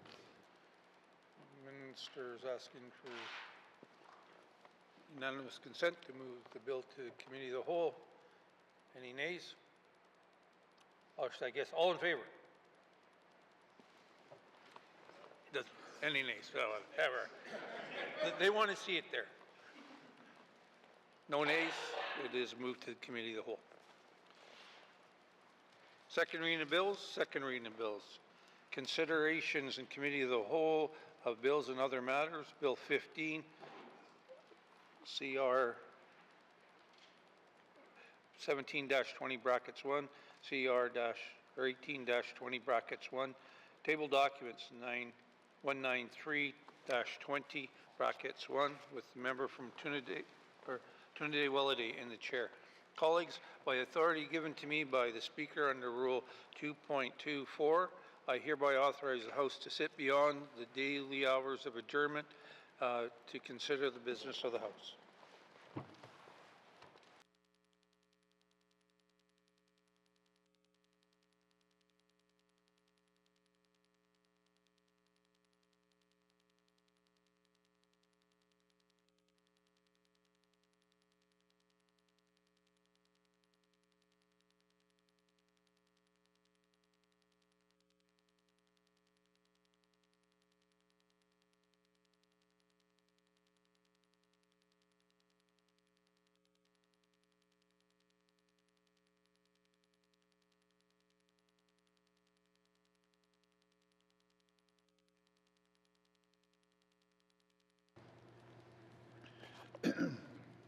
Calling the committee to order. I now call the committee to the whole, I'll now call the committee of the whole to order. I'm going to go to the Premier. Mr. Chair, we wish to deal with table document 193-20 brackets 1, 2025 to 2026 capital estimates to conclude consideration of all departments, and Bill 15. Thank you, Mr. Chair. Thank you. Does the committee agree? Thank you.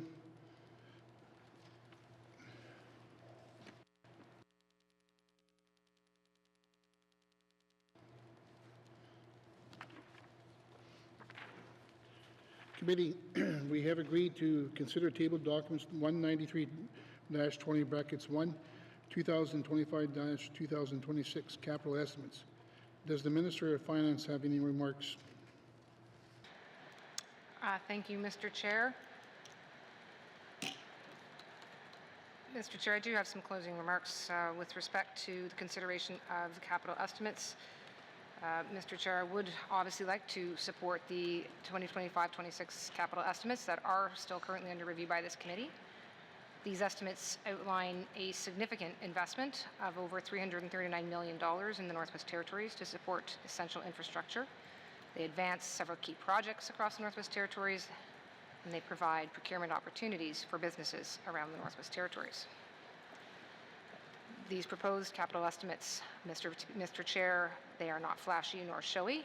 These estimates advance key projects, including the Fire Centre in Fort Smith, which is replacing a facility completely unsuited to support functionality in an increasingly critical area of need. It supports the Frank Channel Bridge that is past due for replacement and is a key connector for the Northwest Territories on Cleacho lands, and support projects that continue to advance the work towards a desperately needed all-season road up the Mackenzie Valley. These estimates also advance necessary planning work that can include such work such as engagement and design for projects such as the long-term care facilities in Fort Simpson and Inuvik.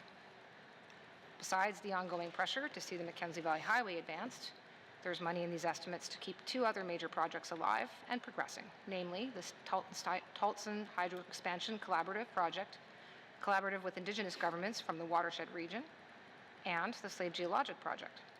Both these projects have significant federal dollars that we want to leverage, not lose, and both are key opportunities to bring large-scale economic growth to the territory. That said, Mr. Chair, this is consensus government, and passing of any budget through the House is an opportunity for discussion and negotiation as a legislative assembly as a whole. At the start of this session, MLA colleagues made it very clear that they were dissatisfied with the status of ongoing work, direction of policies, and pace of change in health and social services, the health authorities, and the housing authority, or the housing NWT. We've benefited as a collective from many conversations over the past 2 weeks. And in the course of those conversations, Mr. Chair, we have committed to renewed leadership within these key areas of priority that were set by the 20th Legislative Assembly. Those commitments for leadership are coming at a key moment in the life of this Assembly, as ministers are nearing the one-year mark in their roles.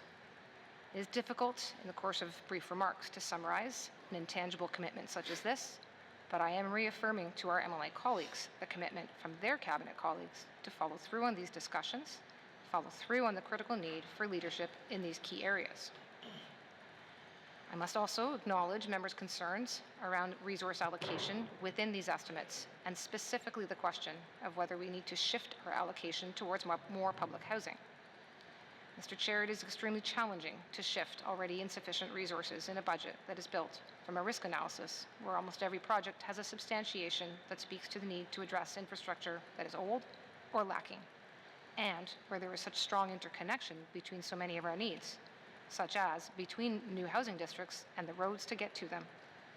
As well, these investments in capital projects, whether it's road work, or otherwise, provide ongoing opportunities for small and medium-sized businesses across the Northwest Territories.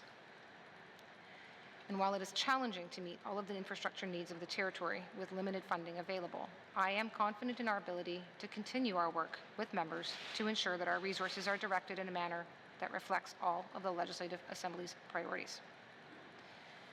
Mr. Chair, as part of the discussions I am referencing, and in addition to those discussions around strong leadership and priority direction, we have agreed to the following to support some of those shared discussions and shared priorities. Firstly would be the prioritizing the removal of at least 100 derelict housing units from across the Northwest Territories over the life of this government to free up the land and improve communities. Conducting a rent scale review of core need income threshold values, as well as reviewing the rent for both market and public housing units to ensure market units are competitive and to ensure that rent calculations are updated regularly to minimize hardship on clients and address barriers to home ownership such as income thresholds and outstanding arrears on the Housing Corporation. Also, providing a 3-year notional investment plan for housing, which details a minimum funding level of $50 million per year, and that will also outline the operating funds associated to support any new builds. Completing a review of core programs and services in the health and social services system to ensure equitable and sustainable delivery of health and social services programming. Conduct a review of the leave policies and their implementation for healthcare professionals, and solve the challenges faced in engagement with employees at all levels in the health and social services system. Thank you, Mr. Chair. This concludes my remarks. Thank you, Minister. Does the Minister of Finance wish to bring witnesses into the chamber? No, thank you, Mr. Chair. Okay, thank you. So, Minister, please, members, I will now call the departments that have been deferred into the order, in the order they are presented in the table documents. Members may pose questions, but please keep in mind that the activity summaries have been concluded and we are only considering departments' totals at this time. The committee has agreed to forego general comments. Is the committee agreed to proceed with the details contained in the table documents? Committee? Thank you. We will begin with education, culture, and employment. Please turn to the departmental summary on page 19. Department of Education, Culture, and Employment, 2025-2026. Capital estimates, $2,330,000. Does committee agree? Thank you. Committee will now consider the document of environment and climate change. Please turn to the department summary on page 23. Department of Environment, Climate Change, 2025-2026, capital estimates, $25,096,000. Does the committee agree? Thank you. We will now consider the Department of Finance. Please turn to the departmental summary on page 33. Department of Finance, 2025-2026, capital estimates, $5,068,000. Does the committee agree? Thank you. Committee, we will now consider the Department of Health and Social Services. Please turn to the departmental summary on page 38. Health and Social Services, 2025-2026, capital estimates, $61,932,000. Does the committee agree? Thank you, committee. We will now consider the Department of Industry and Tourism and Investment. Please turn to the departmental summary on page 45. Department of Industry and Tourism and Investment, 2025-2026, capital estimates, $6,649,000. Does the committee agree? Thank you, committee. We will now consider the Department of Infrastructure. Please turn to the departmental summary on page 53. Department of Infrastructure, 2025-2026, capital estimates, $184,875,000. Does the committee agree? Thank you. We will now consider the Department of Justice. Please turn to the departmental summary on page 62. Department of Justice, 2025-2026, capital estimates, $1,480,000. Does the committee agree? Thank you, committee. We will now consider the Department of Municipal Community Affairs. Please turn to the departmental summary on page 67. Department of Municipal Community Affairs, 2025-2026, capital estimates, $39,923,000. Does the committee agree? Thank you, committee. We will now consider housing, Northwest Territories. I will remind committee that the housing Northwest Territories is included in the capital estimates as an information item, and the totals are not votable. Please turn to the summary found on page 72. Does the committee agree that you have concluded consideration of this information item? Agreed. Thank you. Committee, when we have not concluded all previously deferred items in table documents 193-20 brackets 1, 2025, 2026.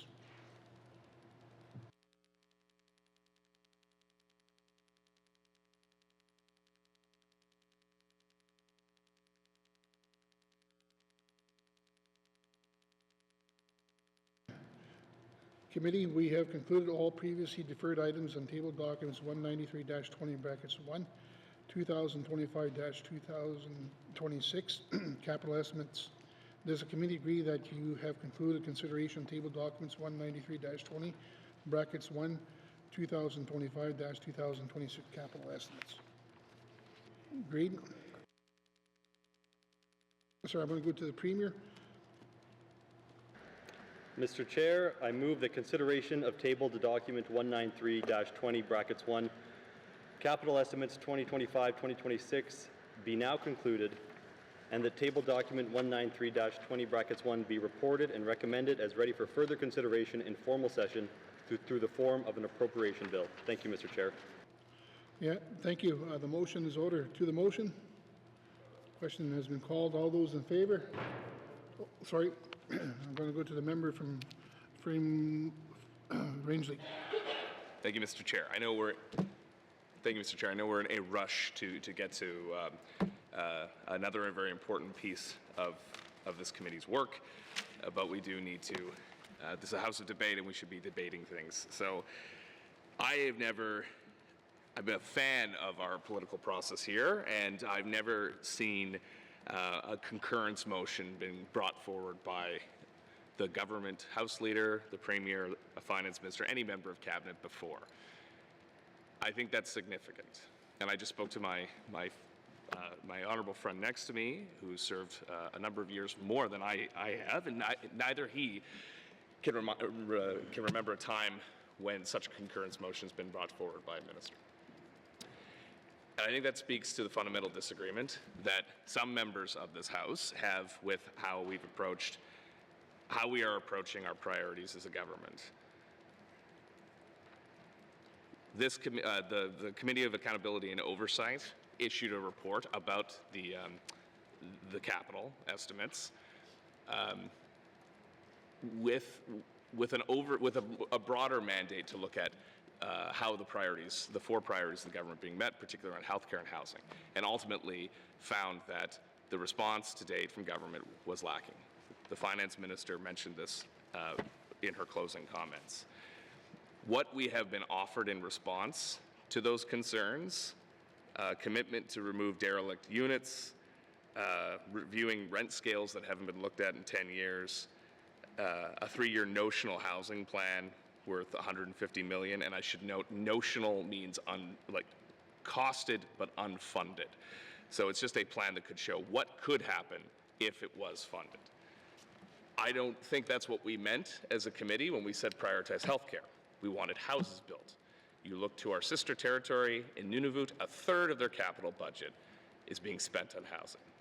And I'm sure people will say, well, they budget differently. But the point is, people in Nunavut understand that their government is prioritizing housing. They're building 350 homes. We are building 150 homes. Or doors, I should say. We need to do a better job. We need to do a better job on housing. We need to do a better job on healthcare, and a whole bunch of other files. But to narrow down to those two, the two most pressing issues, the top priorities of this Assembly, is what this committee was trying to urge the government to do. The actions that have been promised are not sufficient enough. We need some deliverables that we can take back home to our ridings that matter to people. Members recommended things like shift premiums for nurses and healthcare professionals, minimum contract lengths, 500 homes were kicked around at one point. We were offering tons of ideas to try to get something concrete out there so people know we're making a big, bold action.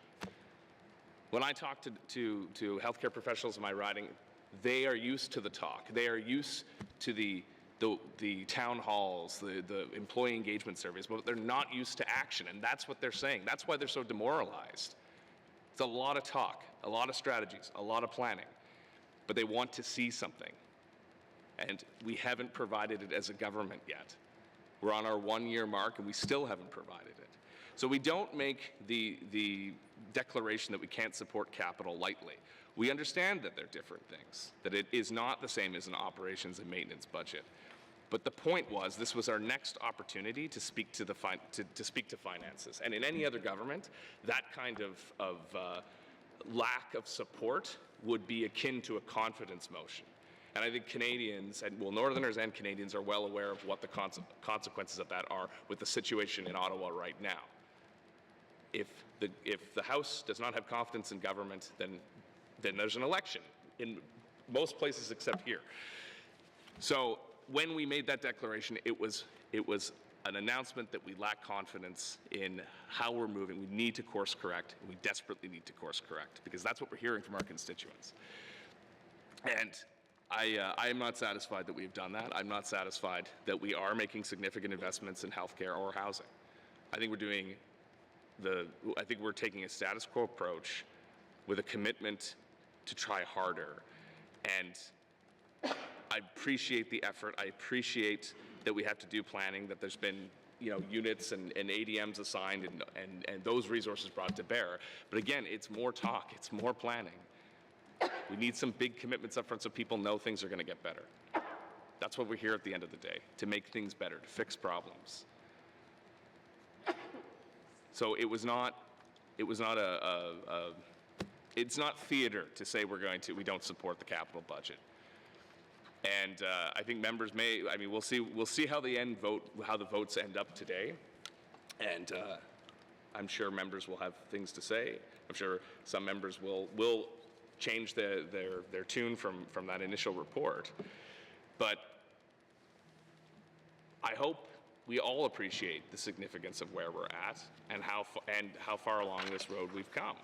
If we're going to make this government work, then we all need to be speaking the same language, and we all need to be prioritizing the same things and understanding how to prioritize the same things. I don't think we're there yet. And saying no to the capital budget is not saying no to all these infrastructure projects, which are important. I know they're important. I know they're important in many people's ridings. But it's to send a very strong message that we desperately need to course correct, or we can't get on with the regular business of supply that governments do. We can't get on with governing until we solve this problem and course correct. That was the point of this message. I know it hasn't been lost on our constituents. I know we've been talking about it at length. But we do need to do better, and we need to deliver something tangible, something real, something that shows people that we are listening to them. I do not believe we've achieved that with the commitments made to our report, and as a result, I will not be supporting this budget. Thank you. Thank you. To the motion, member from Waikiki, Yellowknife Centre. Thank you, Mr. Chairman. Mr. Chairman, these capital budgets are not the same as operational budgets, and I think that's very important. In other words, this is roads versus this is employee salary. It's not that simple, but in a sense, if you're trying to decide, why this budget matters versus the other one, the timeliness of some of the questions. My good colleague here next to me is right. Like, we don't have a lot of opportunities to say truly hold the feet of the government's feet, that is, to the fire with respect to important needs. I mean, the asks or the requests by the regular members don't come lightly. It's hard enough getting, all of us together on the same song sheet. We are literally 11 independent parties that occasionally work together, and it takes a lot to, get us all on the same page. If not, it's an impossible task. But what we did see this time around is such unanimity around many of the topics highlighted, again, just recently by my colleague, such as housing as an example. I felt it was very important to demonstrate solidarity, to send the message of housing matters. I like numbers, so I'm going to throw a couple out here. I won't do them too fast so they resonate. It's approximately 352 days since the last territorial election. Where's the housing file? It's approximately 340 days since the member speeches in this House about, all the things we're going to do. All we heard about was housing and helping people. Even big centers wanted to help little centers, little communities or small communities. We wanted to be part of the solution. It's been approximately 329 days since cabinet was picked. And yet we don't see the government as, a wartime mandate with the enthusiasm that we're going to make housing number one, even though it was so loudly spoken. It's without a number here in the sense of, it's just over 300 days since we met with the territorial leaders at the Tree of Peace. What was the number one issue everybody talked about? Housing. I feel like saying, can I get an amen from the congregation here? It's true, though. It's true. And I get the interim budget was, in theory, keep the lights on. I get it. And I supported that. And I think that's a reality. But then when we came in the May-June budget, where was the system listening to the leaders of this House, the leaders of the territory, the people of the territory, when everyone's saying housing matters? You would think, in any system, once they heard those consolidated echoes of passion saying, we want to make a difference on housing, they would literally stop the factory floor. You'd hit the button, the red light would go on and say, we're retooling for housing. Why? Because these people, these 19 people were sent to this building to make housing, make a difference in housing. So we tried a couple weeks ago. We sent our letter. And, it should have been written with invisible ink some days, I think, because that's how it feels like the answers get. Holding it up, I don't see anything for the members, let's just keep on. And then there's the fracturing. Well, there's the implied, whether it's direct or indirect, or the pressure, oh my God, what's going to happen if we don't support the budget as given? And what happens if we don't support it as given in the timing?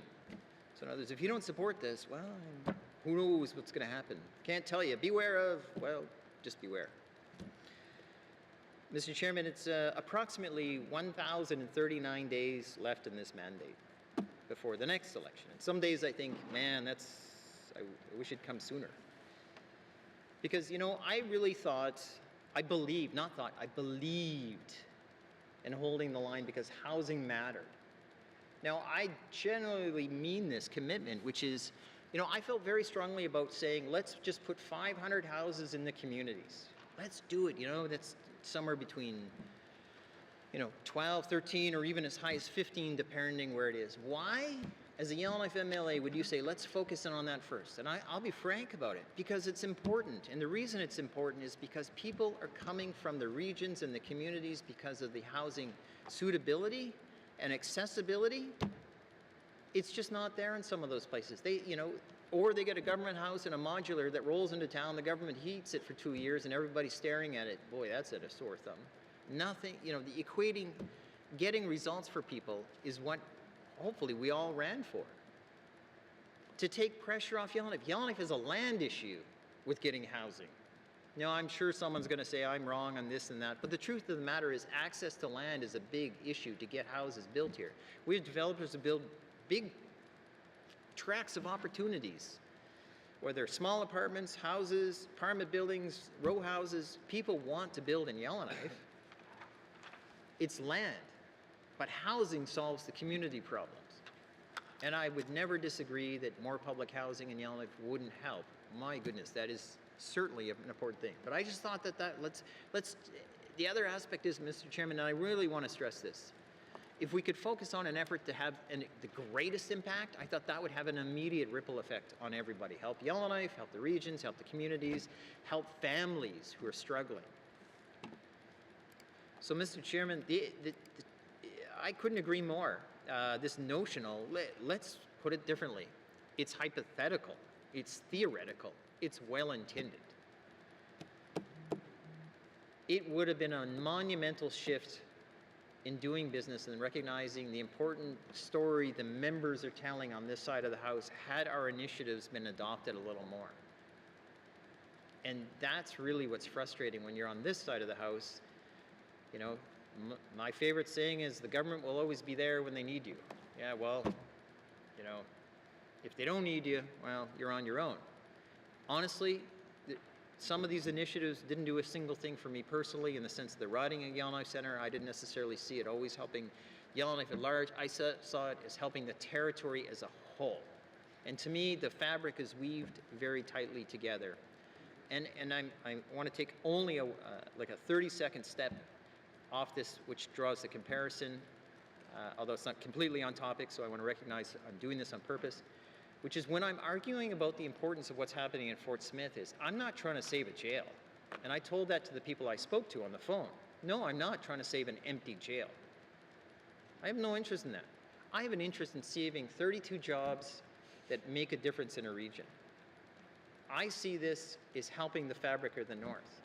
I see possibilities for making sure families are sustainable, healthy, and whatnot.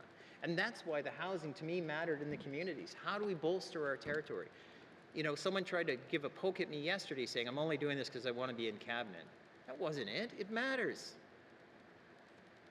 It matters. And I was kind of offended by that pure suggestion. It matters helping people wherever they are. And if you can go home at night and sometimes remember you've helped somebody, my goodness, you sleep the best sleep you've had in a long time. And when you know you've done your best and sometimes you don't cross it over the line, well, you know, you still feel darn good. And they see it on your face when you put the effort. I thought some of their suggestions were going to do that. So, Mr. Chairman, I didn't expect to take 8 minutes, and I sincerely apologize. That wasn't the intent. But I am frustrated because, like I said, members' suggestions I often deeply feel, and I want to stress I feel, like we write them in invisible ink, and that's what happens to them. You know, and it's just frustrating when you're sitting there trying to help people, not yourself, people, families, make them healthy, make them strong, empower them, help their independence, because we all want good people, you know, and we want all good results, Mr. Chairman. So I apologize, a little bit of a rant, but I am frustrated and certainly disappointed. I won't leave it to a mystery, but I'll let people wonder which way I'm going with this one, which way I'll vote. But I do think a recorded vote on this very matter will be key for Northerners to see if they want to take a point in time to ask who dug in the sand for something that's meaningful, and I feel that this one mattered. And it would have had a monumental achievement recognizable about our efforts and our passion. Thank you, Mr. Chairman. Thank you. To the motion, I'm going to go to the member from Inuvik-Boot Lake. Thank you, Mr. Chair. Mr. Chair, when we were elected, we sat down here, all 19 of us. We sat in the caucus room out there and we talked about what we wanted to do. Those who wanted to put their names forward for cabinet talked about what they wanted to do. We talked about it a top-down approach. My background is corporate. Certainly, you know, I feel that in order for real change to happen, it has to happen from the top down. You have to have that leadership. We can't keep doing the things we've always done and expect a different result. We know that. It's been said many times. And, you know, and that was a conversation. Everybody said, yes, I'm going to get in there and I'm going to make these changes. We know we've had problems. The last government had problems. And, you know, they left some problems that we've had to deal with. And that, personally, is what I wanted to see. In the first part of our term here, you know, I wasn't necessarily seeing that. And I said, listen, you know, I want it to be driven by us. I want it to be driven by the people that we've elected to govern. I want cabinet ministers to take information from the committees that we have, from members on this side of the House as well, and to take that and implement those changes.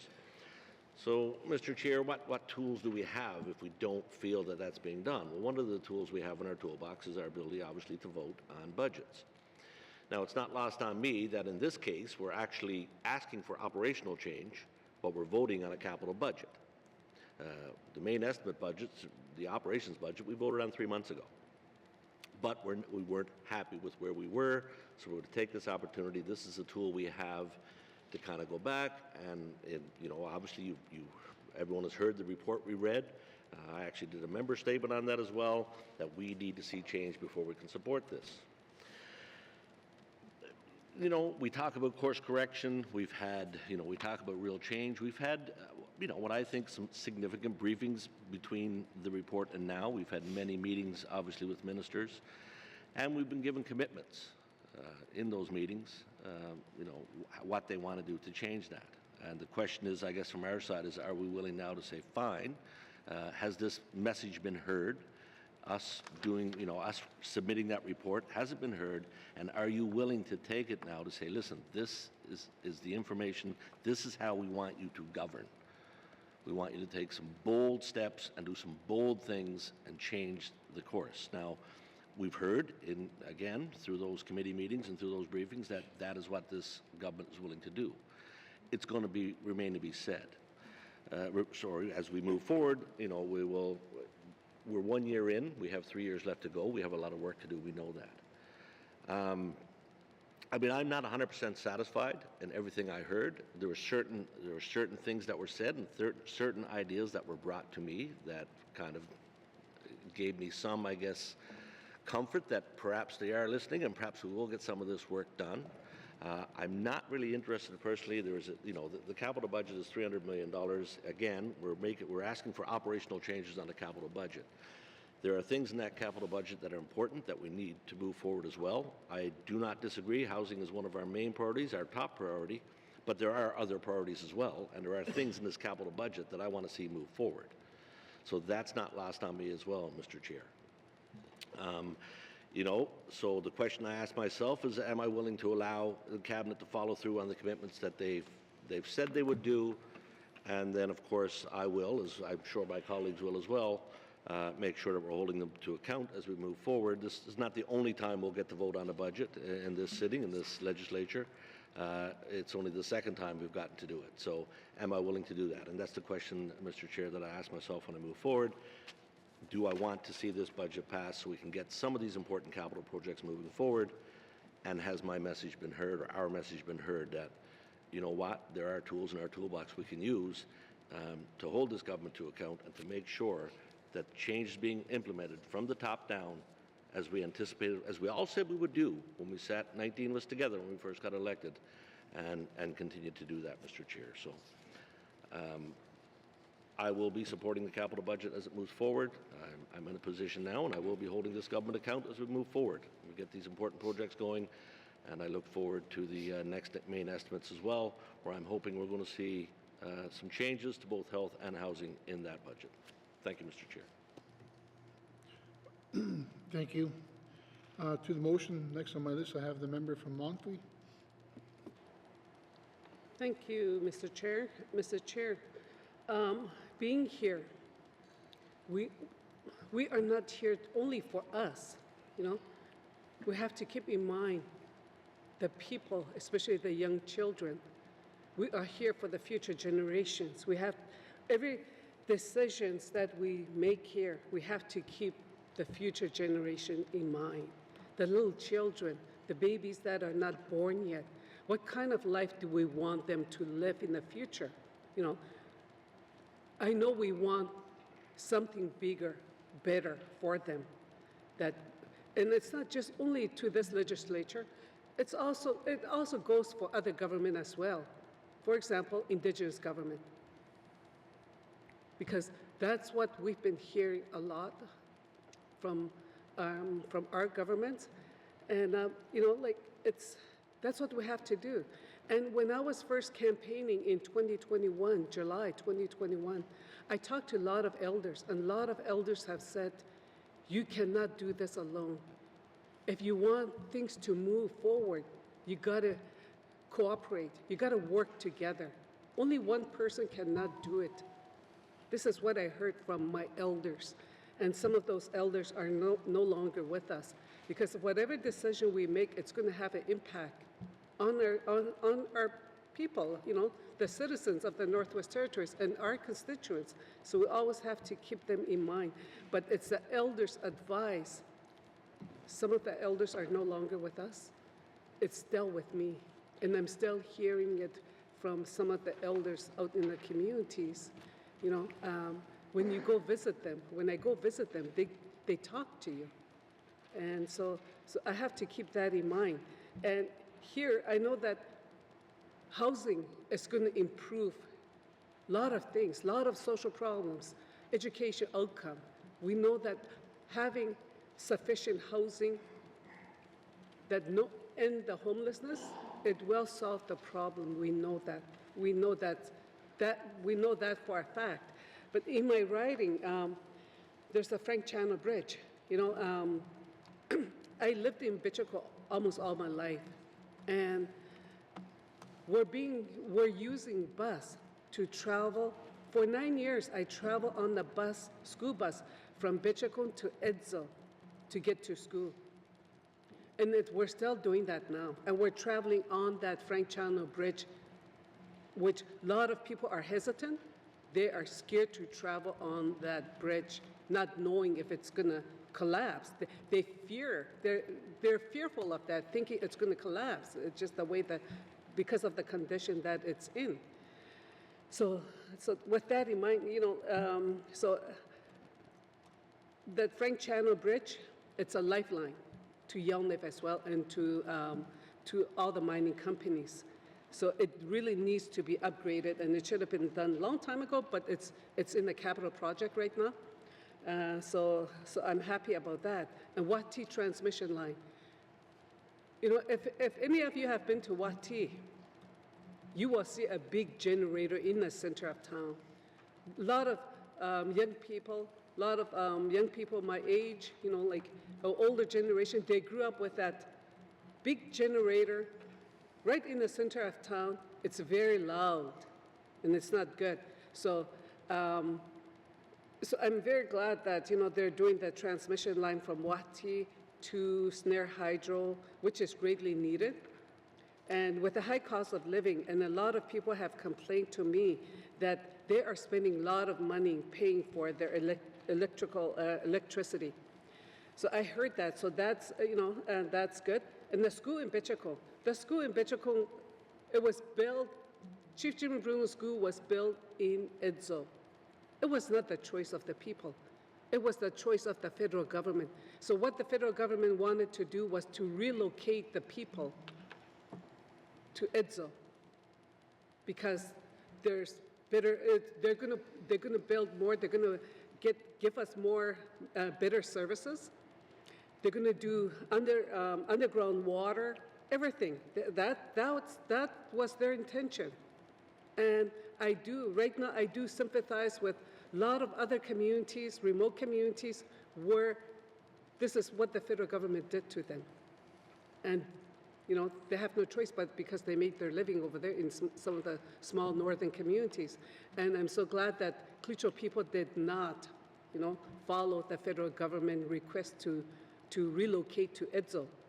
So, so the new school that's being proposed right now, it's going to be built in Bichiko. And I'm happy about that. And I even have a little grandson, you know, and I don't think I want him to travel from Bichiko to Edzo to attend junior high and high school. Like, I would like for him, and there's a lot of other ones too. And I think because once you miss the bus too, this is another thing too, is that once you miss the bus, the school bus, you're out all day. And that's how I know that a lot of our young people fail.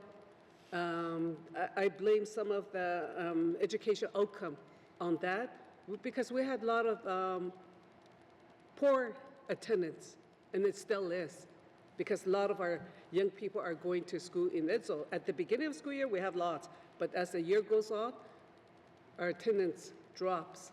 So I do support the school, because all these jobs, all these programs, these projects, capital projects, it's going to create jobs. It's going to create more training opportunity.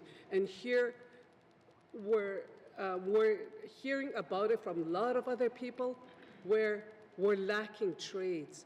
And this is a good opportunity for Klitschko. Hopefully, education will, you know, partner with Klitschko government to provide more programs, trades programs, bring the training to the people, to the community, instead of our young people going out. Because of the housing crisis, there's a lot of our young people don't want to leave. They don't want to leave our community because they don't want to reapply for housing and be on the housing wait list. And I have some young people that are on the housing wait list for like 5 years. And it is a shame, and we do need more houses, you know. And I know that it's something that we're not going to stop talking about. you know, and then it is one of our mandates. So we're going to make sure that this government, you know, live to the mandate that we all work together to create it. So,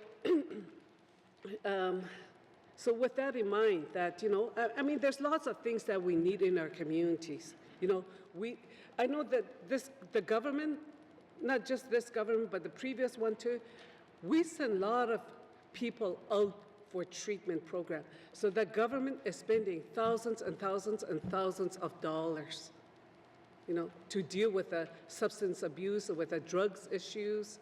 And right now, a lot of our communities are facing, you know, are having issues. You know, we have a lot of issues in small communities related to drug issues.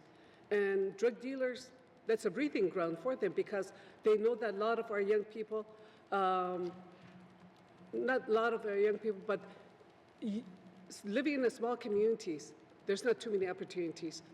Unemployment rate is high. So it's like there's no hope. So it's a breathing ground for drug dealers, you know, and victimizing our vulnerable young people, especially the children. The children are experimenting with these hardcore drugs now. So that has to stop. So the thing that I don't like is that what we need, not only in Inuvik and Yellowknife, we need more of a transitional aftercare program where, because they spend all the money sending out our people across Canada for a treatment program.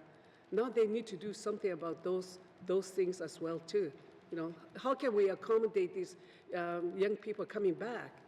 Because we all know someone in our life that has an issue with drugs or alcohol, but it's not an alcohol anymore, it's a drug issue, illicit drugs that's taking over many of the small communities. So I do have issues with that. We need that, and we need more independent living units for many of our elders in small communities, transitional housing. And I talked to a lot of young people, a lot of unhoused people in my region, especially in Betchako, where they're tired of being homeless. You know, they're tired of being homeless. They want a house. They want a house so that they don't have to worry about where they're going to sleep tonight or tomorrow or anything like that. So, and education and disability program for children with disability and all that. So with that in mind, I will support this budget.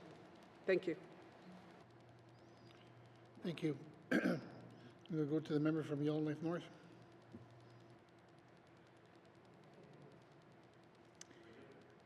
Thank you, Mr. Chair. Mr. Chair, as we all know, the Committee of Regular Members brought forward a letter at the start of this session explaining our concerns about the healthcare crisis and the housing crisis, stating that we need to see significant steps to improve both before we can support the capital budget. So on healthcare, we are still in a crisis, but I also understand that the path forward requires more operational changes than capital-related changes. There are steps being taken, such as the establishment of the Healthcare System Sustainability Unit, which we certainly need to continue to monitor closely to ensure we actually gain some momentum in addressing these urgent problems.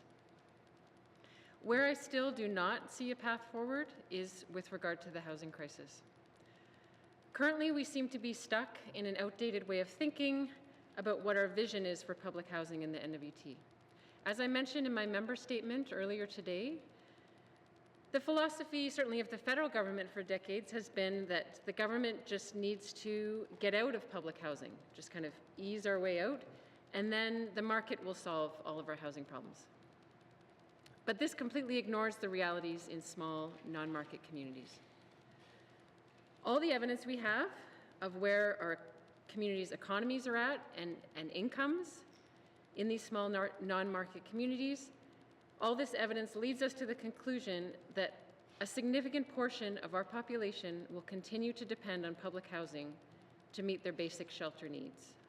And so our public housing stock needs to be larger than it currently is to allow our population to meet their basic shelter needs. As we know, basic shelter is the most foundational aspect of any of the priorities we've set in this Assembly. Without basic shelter, people cannot pursue their education, they cannot stay healthy, they cannot keep a job, and we cannot grow our economy. I feel like we've been wishing away the need for more public housing, just hoping or waiting until something or someone else takes care of it. That maybe the Indigenous governments will build enough private housing in each community that those who currently reside in public housing will be able to move out, and that'll free up enough public housing for all the people who need it, even though there's 900 people who are on the waiting list who apparently need it. We just have no evidence to believe that that is actually possible or going to happen. And in fact, all of our evidence leads us to a different conclusion, which is we need more public housing stock.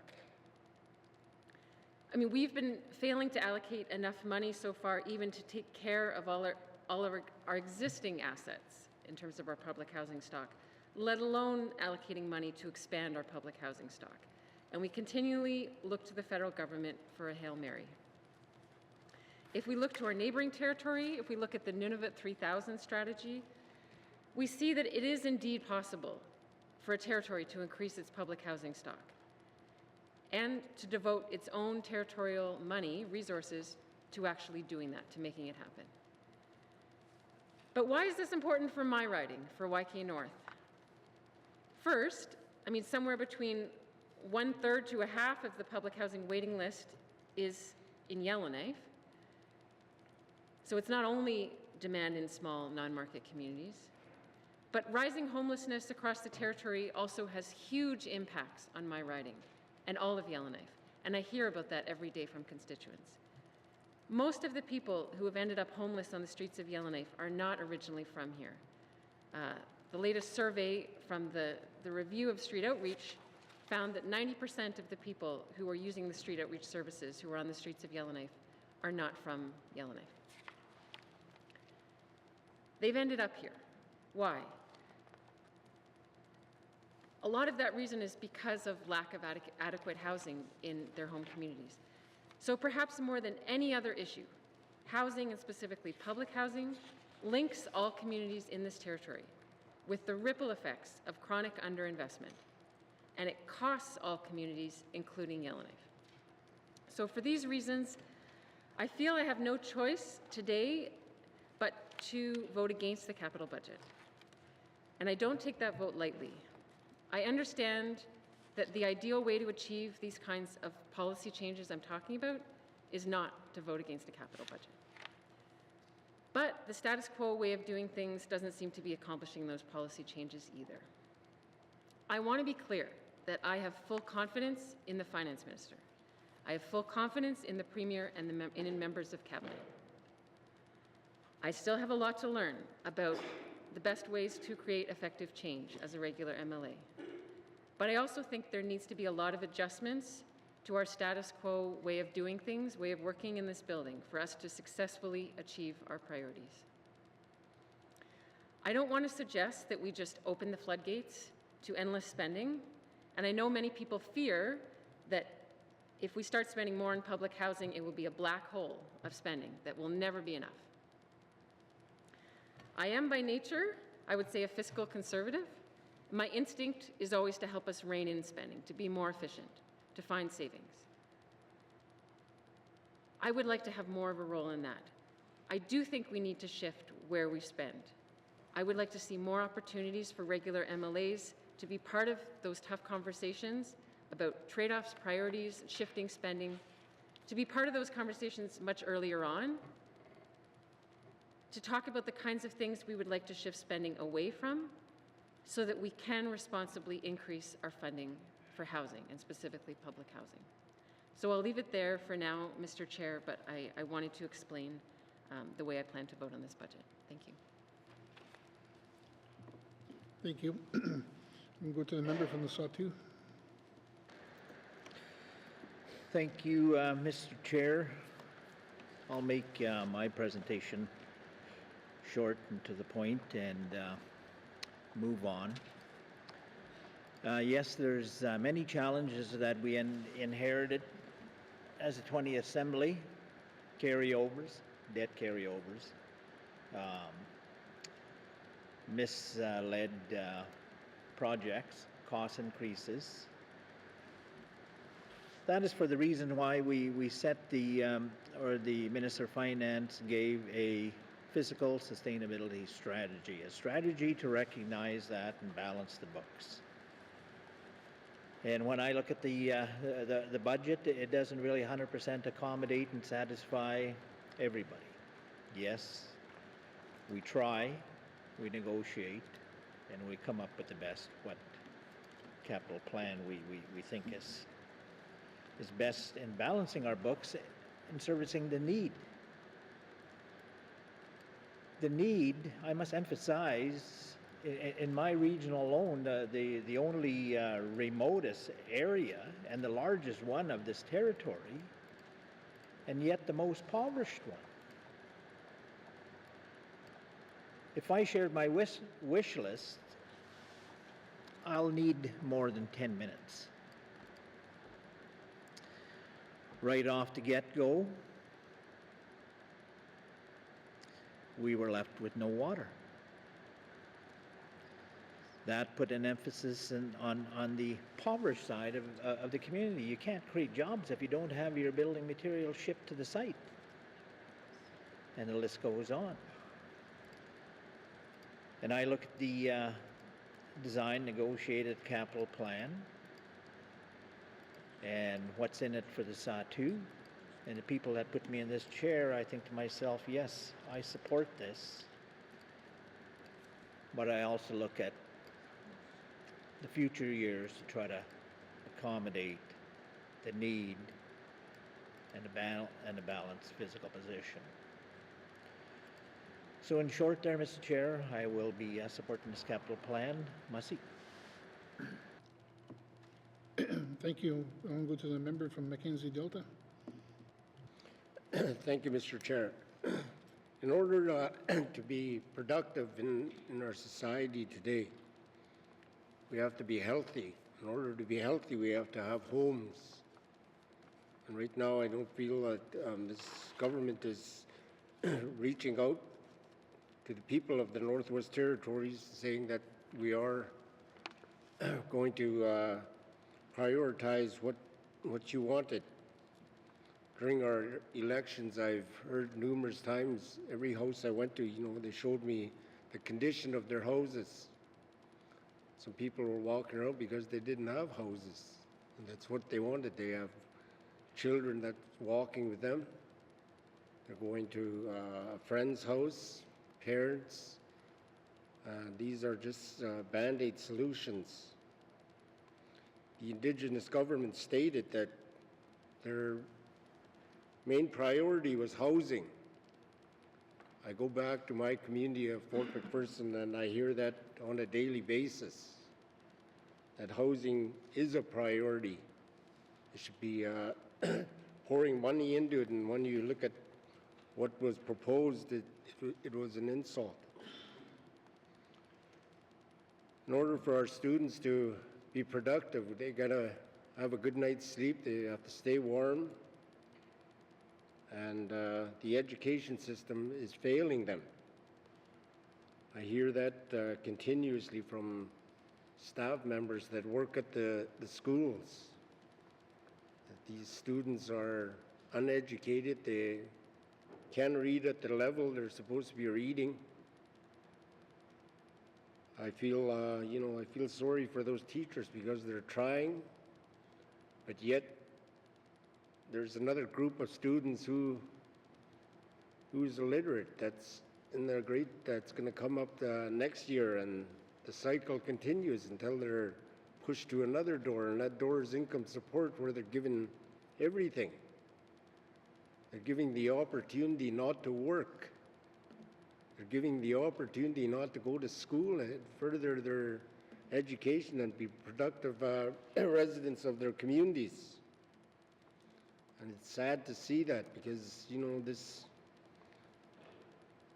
previous governments, this has been going on for years. I've witnessed people that are adults now that have children that are going to school, and they're in the same situation. They're sending their children to school because they know they'll have free time. That's what these staff members are saying. They're just sending their children to school because they know they'll have good 7 hours of not, being away. But the ones that are suffering is the students themselves.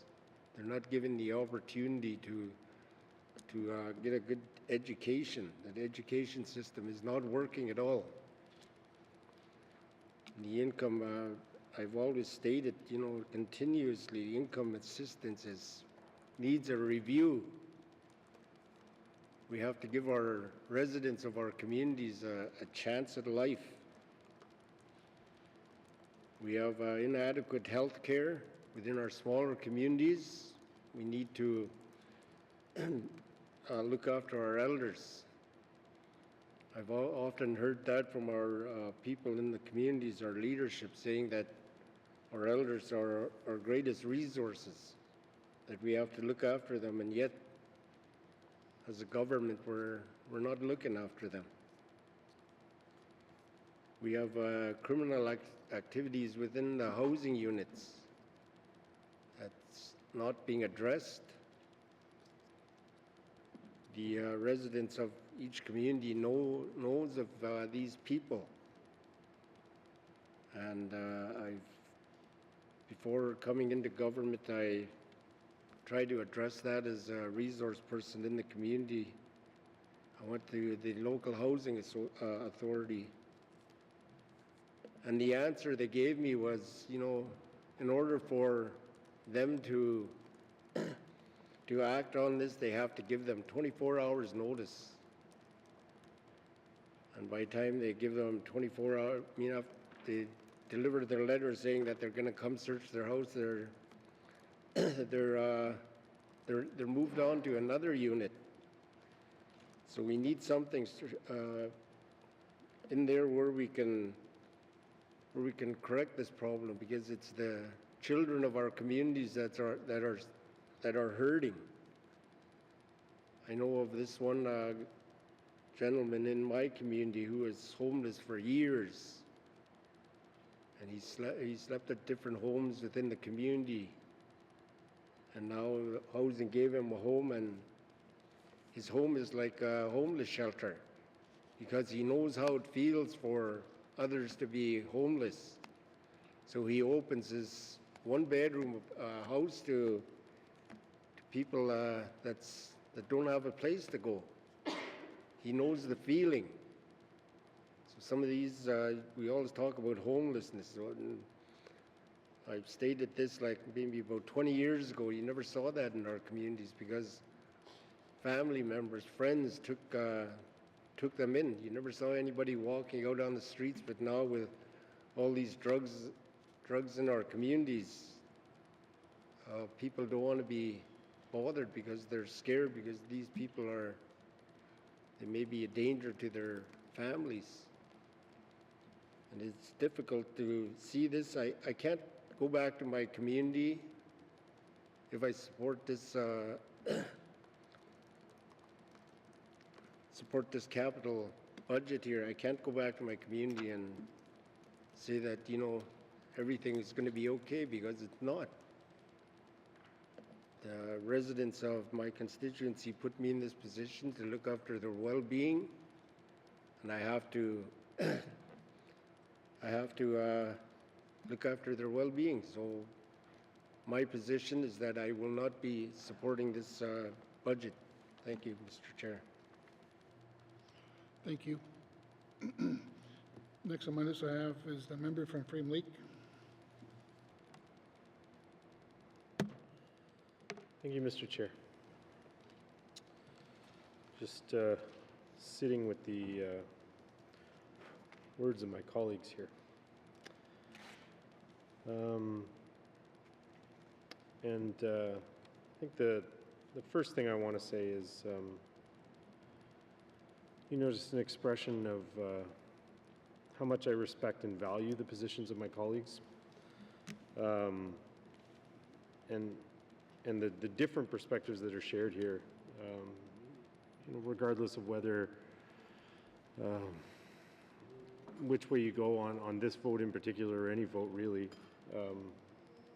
I deeply appreciate, respect, and value our democratic process and the people who put us all here to represent them. And part of that respect is respecting the different voices that are brought to the table. So I appreciate the comments of the previous speakers. The bottom line for me on this one, I don't want to repeat too much of what's already been said. Like I said, I appreciate those comments, and we've all got places to get to, families to go home to or call. And the real sticking point for me on this one, similar to my previous colleagues who kind of spoke to housing, the ultimate sticking point for me was a word, the word notional.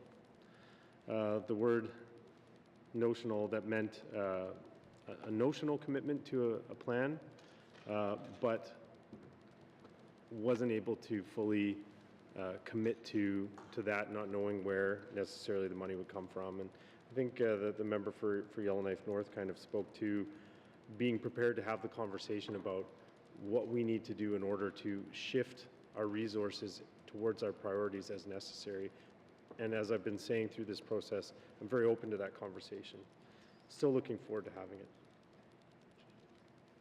And so I was looking for us, similar to the member for Yellowknife North, to not be notional about our planning, but to make a plan, commit to it, be willing to fund it with our resources. Ultimately, when we came together as AOC and drafted the letter that we all ended up, publishing in this House, making public by tabling in this House, I wouldn't have put my name behind that letter if I didn't mean it, and I was not prepared to stand by it. I am prepared to stand by it, and I will do so today. I want to speak briefly to, the conditions of housing in my riding, in Yellowknife, in the communities in the Northwest Territories. Mr. Chair, before taking on this role, I served for a number of years as on the board of directors of the Yellowknife Housing Authority. Got a good idea as to what the housing issues are in our community, my community. In particular, the most impactful moment I had during my time on the authority was when we went on a tour of some of the housing in Yellowknife.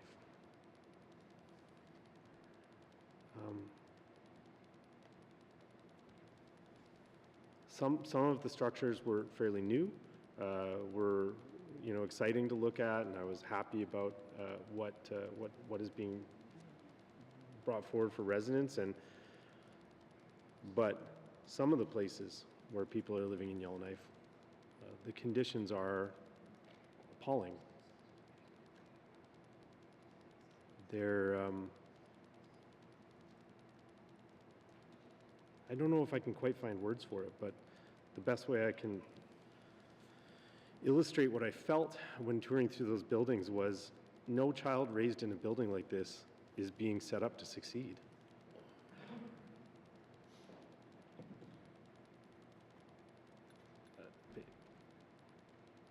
And it stuck with me. I had absolutely no doubt in my mind whatsoever when I put housing at the top of my list when I ran for election, that this is an issue that we need to resolve.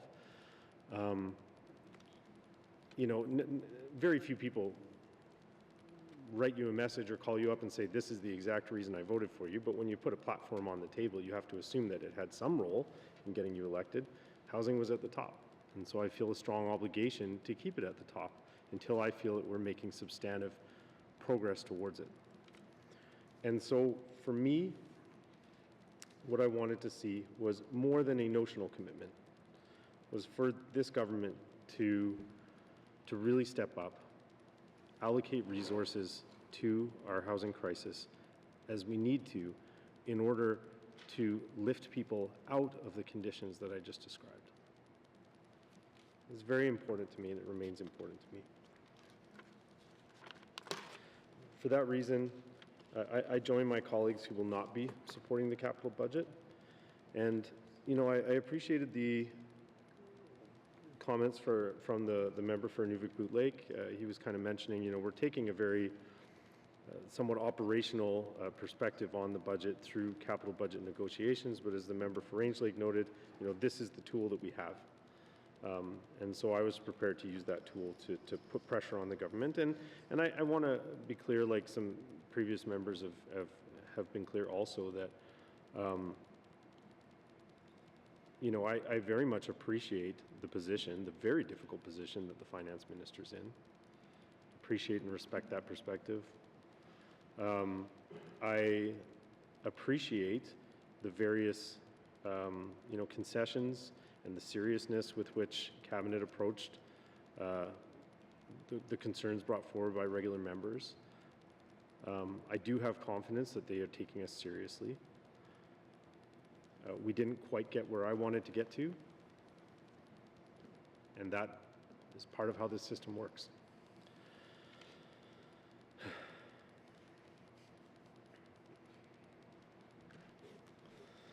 Something that I wanted to, I always like to kind of come back to this because it's a bit of a passion of mine, but something I did kind of want to note is something that I noted to the clerk the other day during one of our chats, that you know, sometimes things can be really difficult in here. This is not an easy job. It's certainly a job that involves a lot of pressure. It's a job that pits very strong perspectives against one another between people who I care about, people whose perspectives I respect greatly.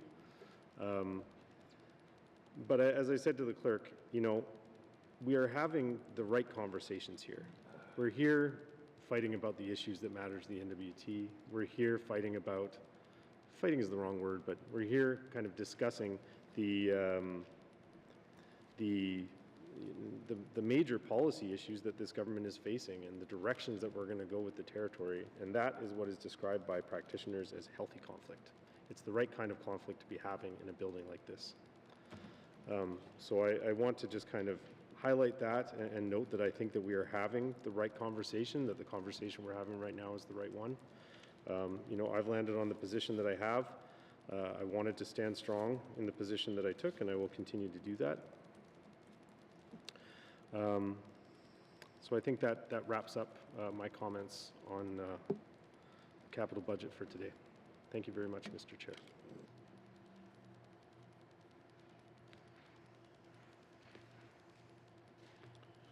Thank you. I'm going to maybe take a moment here and I'll swap out with a member from Satu to fill in his chair.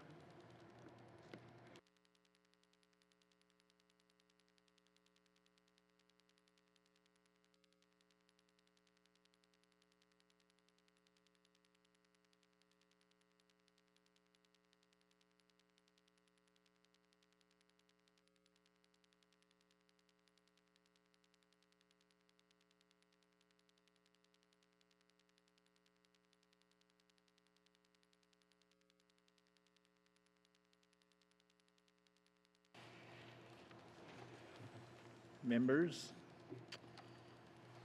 we will have the next member from Great Slave. Go ahead. Thank you, Mr. Chair. It's been a year of hearing my colleagues demonstrate the unbelievable need for basic services in small communities. It's been a year of cleanup after major events. It's been a year of heartache and hurt, and so many of us are still raw bundles of nerves trying to find some peace. I've been told that 15 to 20 years ago, working here was a bit of a party. The diamond companies were swinging, the trips to Ottawa were fun, ribbon cutting happened, and it sounds like there were a lot more laughs. And that's no longer the case. Fast forward to now, and the honeymoon of the 20th Assembly is long gone.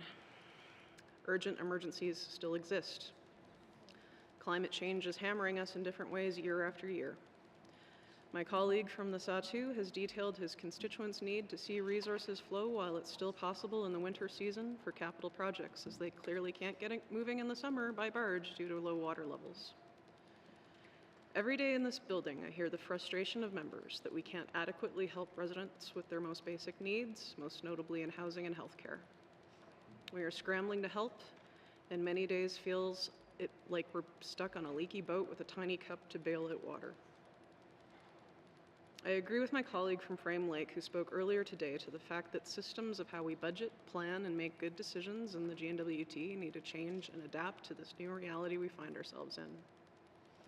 Members have asked for real change and investments in housing and healthcare. We set out on that path after setting our priorities just a little over 9 months ago. Unfortunately, moving at the speed of government, that's the blink of an eye.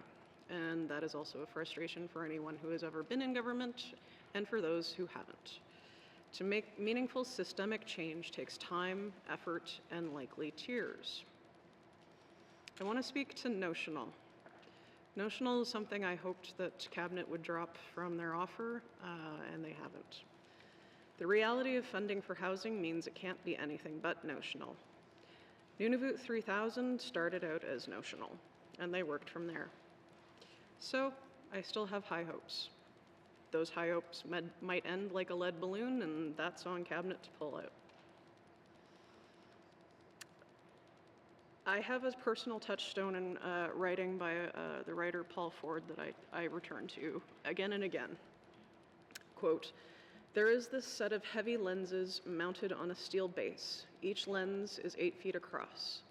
Looking through them, the world is blurry.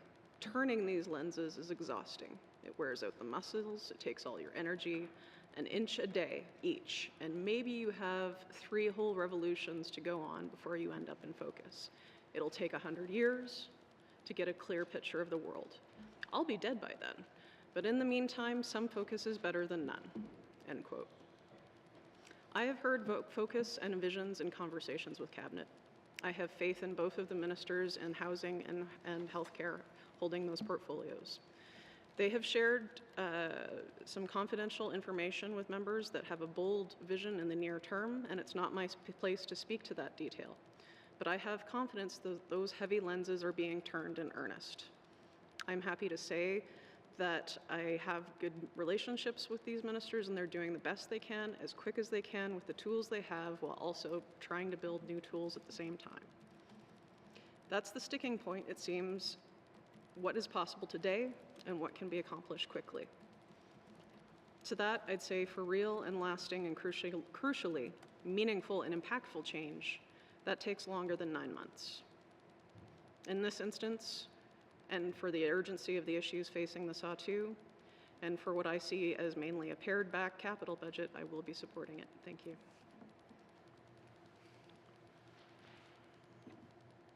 Thank you to the member from Great Slave. We will move on to the next speaker, the member from Trinidad-Willowday. Yeah, thank you, Mr. Speaker. I came in as the MLA for Trinidad-Willowday in the 19th Assembly and re-elected in the 20th Assembly. When I came to this job, I came with good experience. What I brought to the table is, as a tradesman in the carpentry, I built a lot of homes throughout the north, worked for PCL, Clark Builders. I did my time in the construction industry, worked in construction management, and before even Nunavut was here, I worked all over the whole Northwest Territories. And I also sat on the National AFN Housing Board back in the 1990s, late 1990s. And even at that time, right across Canada, we're probably about 120,000 homes short. And here in the Northwest Territories, today we're about 10,000 homes short. And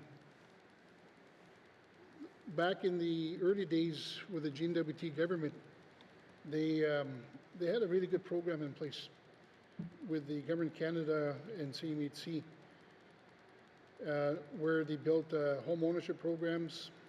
They had money for emergency repair programs, money for senior citizen home repair programs. Home improvement program was a big one, where they retrofitted homes. And these homes now, today, are aging out about 40,000 homes. The life cycle of a house is about 50 years before you need a complete retrofit. And it's a big issue here in the north in regards to housing. I brought this up in the 19th Assembly and spoke passionately about it. And here in the 20th Assembly, I'm doing the same thing again. But when I ran for MLA for Toondah-Devilleday, housing was one of my top priorities. And what I heard was, you know, we got to do something about housing. We need home ownership repairs. Just imagine if the fire marshal comes into our communities and look at our HAP houses today, and that's been built back in the late 80s, it'd be concerning. So I'm really concerned that if that ever happened, how are we as a government going to deal with that issue, with the housing crisis we already are in? So I've put forward ideas because I brought forward issues on housing to the housing minister back in the 19th Assembly and the 20th Assembly. When we got together as MLAs, when we first got elected in the 20th Assembly, we listened to all the leaders up and down the valley that came to Yellowknife. All the MLAs came forward and brought their issues forward, and we came up with 4 priorities. And housing was number 1. And I'm deeply concerned here in the 20th Assembly that we're not putting a lot of money into the efforts of home ownership, affordable homes, and how are we going to meet the demands of about 10,000 homes short we need today? So there is a big concern, and I know that when this government, when we put in the Premier and the Cabinet Ministers, a lot of housing issues were carried over from the last Assembly. In the last Assembly, I asked a question about austerity, and basically it was said that at the time that this issue will be brought forward to the 20th Assembly. Now we're at $2.29 billion as a government, $1.6 million in the deficit. We're $1.6 billion that comes from grants and contributions from Government of Canada, and that's probably earmarked for Indian, Métis, and Inuit. And it feels like, for me, anytime I go to government and ask for help, it's like I'm becoming a beggar in my homeland and going to the government to ask for help for our people in our small communities. And it's really tough, especially when we have that kind of money that comes from Ottawa, from the Crown. And that's something that I'm hoping that this government in the 20th Assembly will take a look at. But right now, the word's been thrown around here is noticeable. That was brought up in our caucus meeting. And believe me, that when we went into a caucus meeting we had, it was a tough go-around because we all had our own views about housing. We brought forward our issues. We had disagreements, and I do apologize to my colleagues.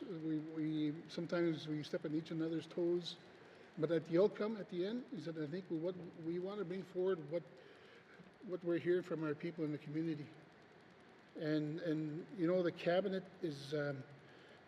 You got a good premier here. We have a good cabinet. We just got to figure a way as to how we all go work together. And at the end of the day, we're all in the same ship here. But somehow, I don't want to lose sight of what the vision here in the North is going to be in the 20th Assembly, is that housing is number 1. We have to figure a way going forward that we could look at new ways to deliver housing, home ownership repairs, etc. I put forward an initiative because I already knew that every time I went to go see the minister, I knock on the door, they said they got no money or they got policies that says I can't help you. So I put forward an idea that I wanted to do home ownership inspections in my writing and I figure what the houses, what state they're in, and figure out what it costs to bring up that unit to code.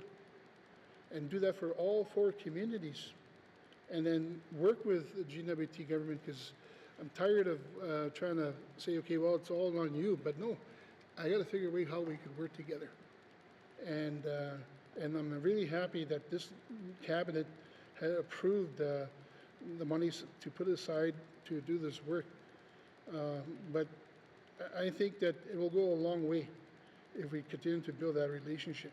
Because at the end of the day, is that if a lot of these houses get written off or they burn down or something happens and the fire marshal steps in and shut these units down, we're going to be in big trouble. So I think it's a great idea that we continue to build that relationship. And even if this motion here today is defeated, we have to figure a way that it's going to continue to be in the main estimates so that we don't lose sight of that. Because, you know, at the end of the day, the people in the small communities throughout the Northwest Territories really need help. And we are elected to be here for them and trying to look for solutions. So, Mr. Chairman, you know, this has been a very sensitive subject for me for a very long time. As you know, our treaties are there. Our treaty rights are recognized in the Canadian Constitution. We have UNDRIP. You know, we have a lot of treaty right issues here that needs to be talked about. But I'm hoping maybe through the Council of Leaders, we really need to take a look as to how we're going to talk about constitutional reform. Because sooner or later, all our claims are going to get done. We're going to be in a better position to start looking at self-government and manage some of these affairs that we can look at. And I'm hoping that through the Jim Burke report, I'll table probably the next session and continue to build on that. So, Mr. Chairman, at this time, I'm in favor of voting against the budget on this one here because it doesn't go far enough. And I'm doing this on behalf of my people. We are in a housing crisis. And the top priority of this government is just not meeting it right now. And I'm hoping that we'll continue to work together to make sure that we resolve this issue and look for new ways to provide better homes for the residents of the Northwest Territories. With that, Mr. Chairman, thank you very much. Thank you to the member from Trinidad-Wellade. We will pause for a minute.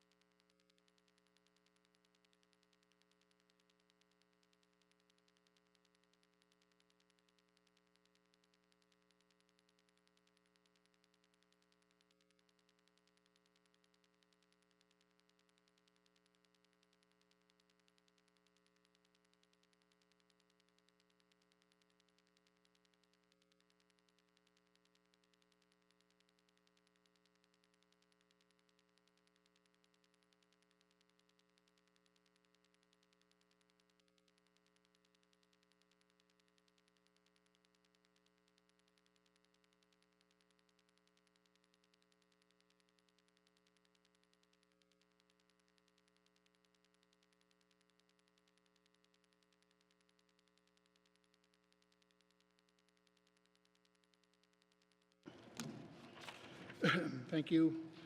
Next on my list I have is the Minister of Finance. Thank you, Mr. Chair. Mr. Chair, I will try to not take the full 10 minutes here. Mr. Chair, I wanted to make sure there's some clarity. I hope there's some clarity around what happens by voting down the capital budget and what message is being in fact sent. Mr. Chair, respectfully, we are saying no to capital projects and to the capital when we vote down the capital budget. And contrary to a lot of things often asked about improving our planning, improving our efficiency, doing better in all of those regards, this does the opposite.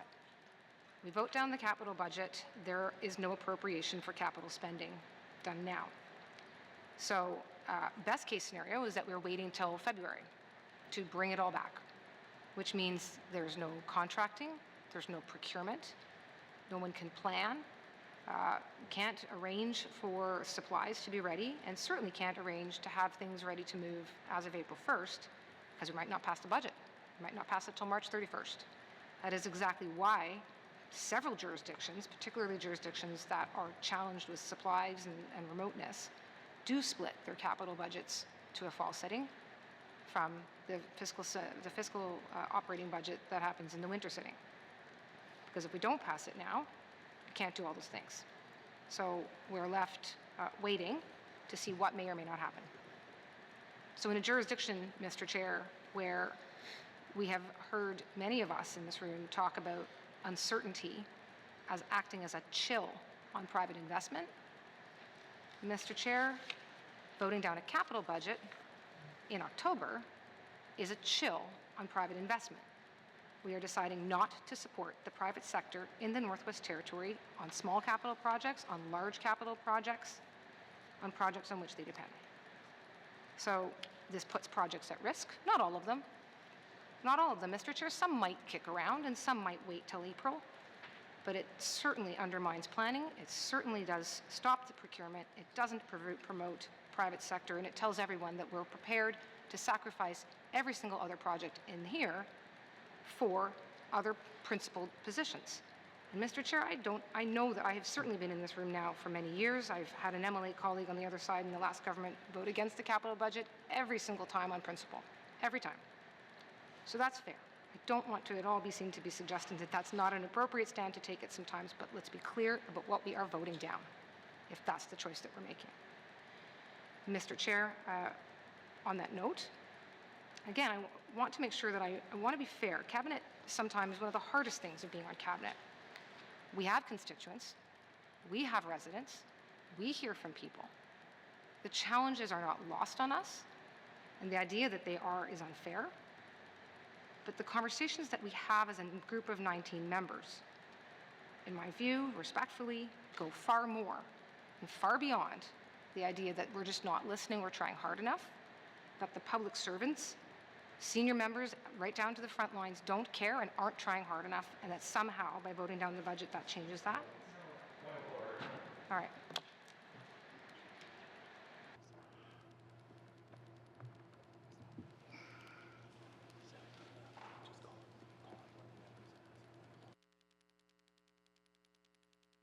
I'm going to go to the member from Range Lake to the point of order. Thank you, Mr. Speaker. Mr. Speaker, under Rule 3.3 brackets 2 or 3.2 brackets 3, Minister is alleging that members during this debate have attacked the integrity of the public service in handling issues, and I did not recall anyone saying that. Thank you.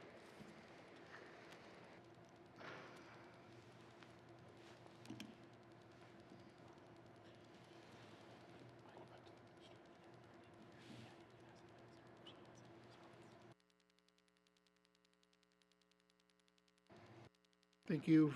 Thank you. I'm going to go to the Minister of Finance to the point of order to respond. Mr. Chair, I am more than happy to retract those comments. I certainly didn't want to leave any impression that members of this House don't respect the public service. So I apologize and I take it back. You got time. Continue. Thank you. Thank you, Mr. Chair. Mr. Chair, I do want to speak to the letter that was sent, much of which was ultimately read into the House. Mr. Chair, that letter was very lengthy and spoke at many points about wanting to see a plan, seeing cultural shift, then to see leadership change, Then, in other respects, to see a plan, again, to see more changes in policy, to see changes in procedure, to see action plans, to see ambitious planning, and so on and so forth. That's not all that was there, Mr. Chair. I certainly don't want to leave that impression either, but there's a lot of requests for different plans, different processes, different policies, different approaches to leadership. And Mr. Chair, it was our effort in engaging in the conversations that we did to respond to that with proposals for leadership change, with proposals for policy change, and with an approach that could lead to the culture shift that would then accomplish all of what's in these letters and all what all of us here want to see. Mr. Chair, there's millions of dollars pouring in to the territory for housing. It is not all coming to the Housing Corporation of the Northwest Territories. Although that said, the Housing Corporation in the last several years has been successful in seeing significant tens of millions of investment come in. The federal funding cycle does not always align well to our funding cycle, and so I'm not in a position to sit here and say that we can remove the word notional from the $50 million commitment that we expect to be able to make. I don't want to sit here and pretend that I have an answer for that. I do believe that we'll be in a position to spend $50 million, and in fact, I believe the Housing Corporation will probably be in a position to spend more. But Mr. Chair, it's not fair or appropriate for me to simply say no problem and hope it's fine when I can't actually say exactly where it's going to come from. I do think it will find that money. There's engagement happening not only from the Housing Corporation, but from the Department of Infrastructure and the Department of Municipal and Community Affairs with our federal counterparts to see these problems addressed. And some of the offers that we've made and the discussions that we've had around changes in leadership and changes in approach involve creating better systems for engagement with MLAs. One such, for example, just ways by which we can bring one another together. We're all hearing from residents, and we want to make sure that we're doing that in a way that doesn't bring us to the brink of not passing a capital budget. Which again, so really at that point, Mr. Chair, I'll wrap up with that. There are projects throughout this capital budget that go to every single community. There are projects in this capital budget that go to small communities. There's projects in the capital budget that will link communities. Everything from transmission lines in Fort Providence, transmission line to Wati. There are housing projects, planning for long-term care facilities, extension of the Inuvik runway. Mr. Chair, I know we've been dealing with this for the last 2 weeks. At the same time, the conversation here isn't about all of these projects. I realize there is one other priority that people are concerned about, but we aren't going to advance the issue of needing housing if we can't bring the supplies up on the road, particularly the Mackenzie Valley Highway. We aren't going to be able to connect those houses if they can't be connected to power systems. They are going to struggle if the municipal funding, the municipal capital funding that is in here doesn't flow to the municipalities who are responsible for water and sewer systems, who are responsible for the waste management systems. It does all need to fit together. It's a lean plan, Mr. Chair. I get that it's a lean plan. Everyone's heard me stand in the House and say that we have to already increase the borrowing limit. Times are challenging, but again, the kinds of shifts that we were hoping to make to bring about these policy changes and to move forward in advance of the main estimates, in our hope was one that would respond adequately and allow us to get to a place in the main estimates that shows some of the outcomes of that policy shift and culture shift that every one of us members in this House want to see. Thank you, Mr. Chair. Thank you. Any other comments from members?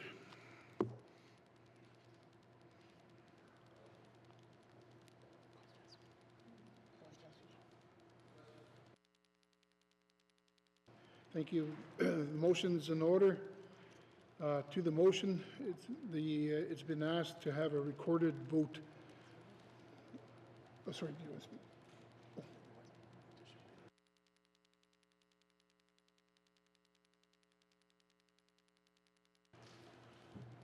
Okay, thank you.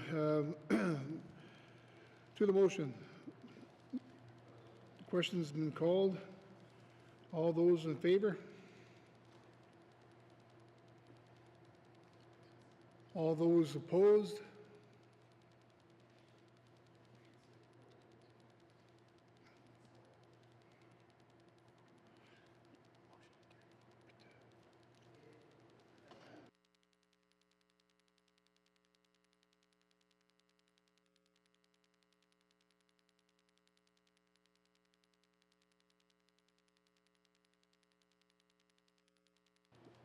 Sorry,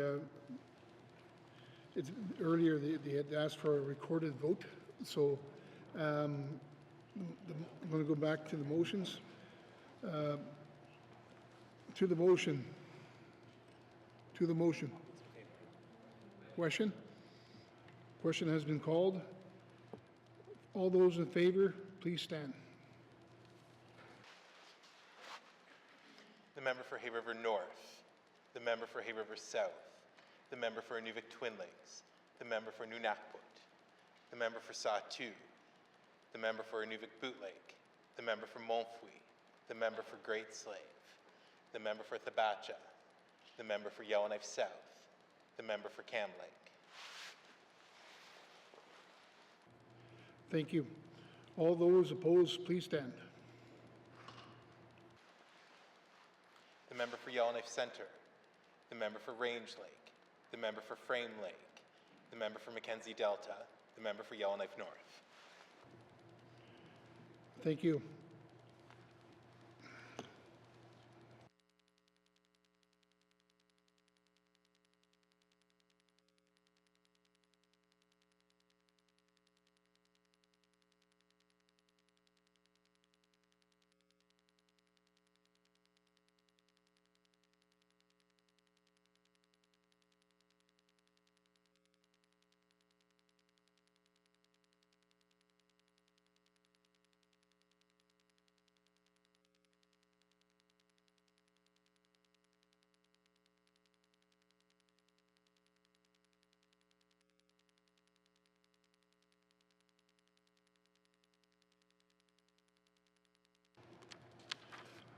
Thank you. The results of the recorded vote, 11 in favor, 5 opposed. Motion carried.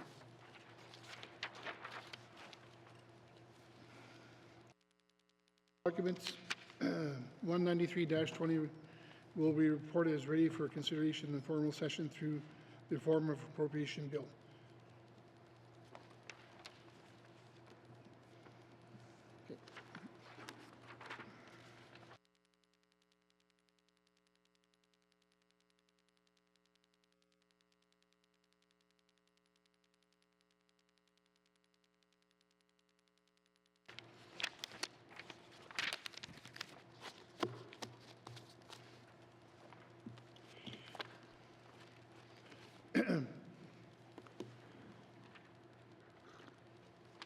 Committee, we have agreed to consider Bill 15, Northwest Territories Indigenous-led Conservation Fund Implemented Act. Excuse me. I will ask the Minister of Environment and Climate Change to introduce the bill.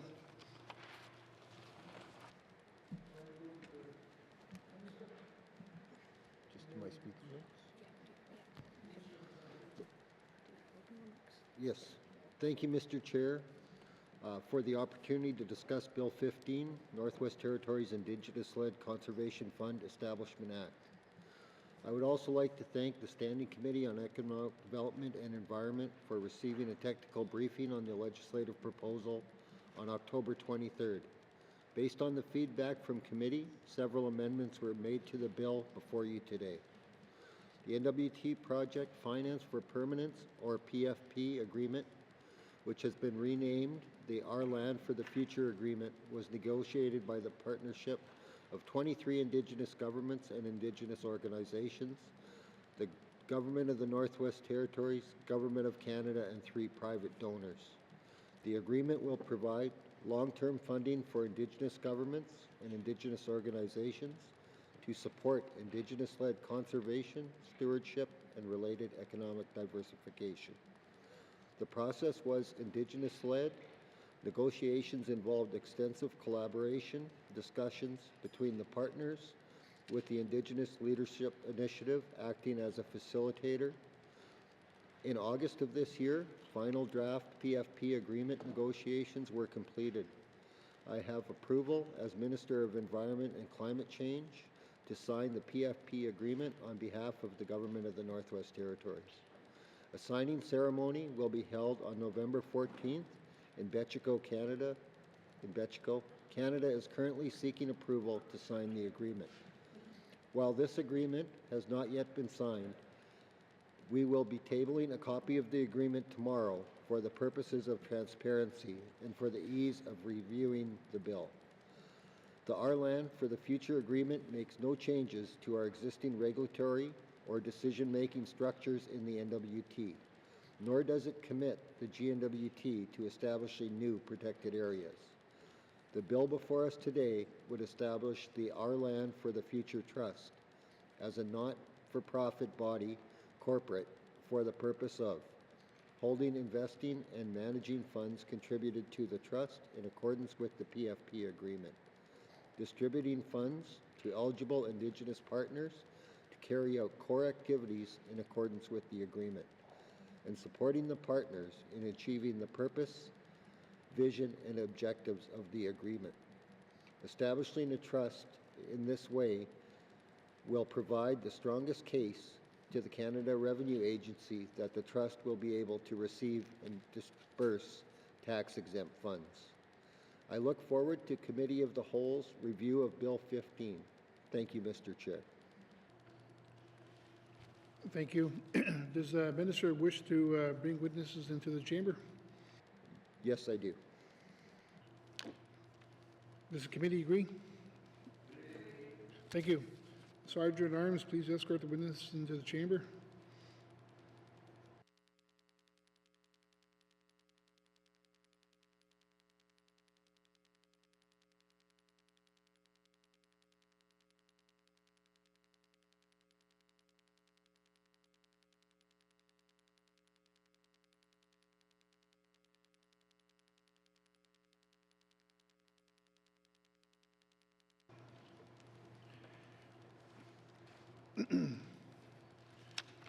Does the minister please introduce your witnesses? Thank you, Mr. Chair. Mr. Chair, to my left, I have Mr. Charles Hunter, Senior Advisor, Executive in Indigenous Affairs. To my far right, I have Ian Remy, Legislative Counsel for the Department of Justice. And to my immediate right, I have Amy Kennedy, Assistant Deputy Minister, Environment and Climate Change. Thank you, Mr. Chair. Okay, thank you. As the bill was not referred to the Standing Committee for review, I will now open the floor to general comments on Bill 15. Any general comments from members?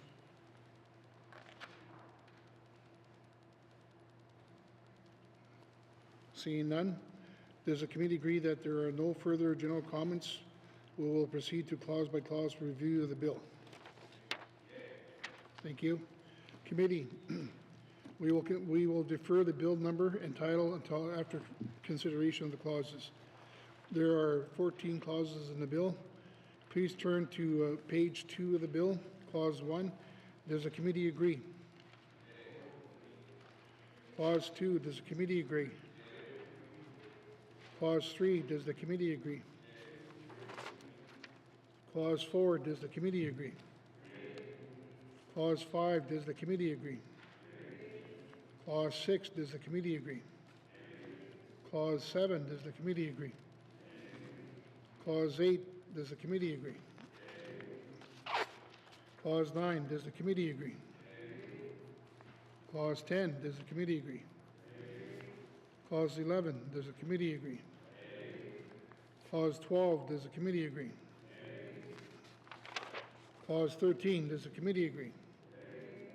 Clause 14, does the committee agree? Committee will now return to the bill number and title, Bill 15, Northwest Territories Indigenous-Led Conservation Fund Implementation Act. Does the committee agree?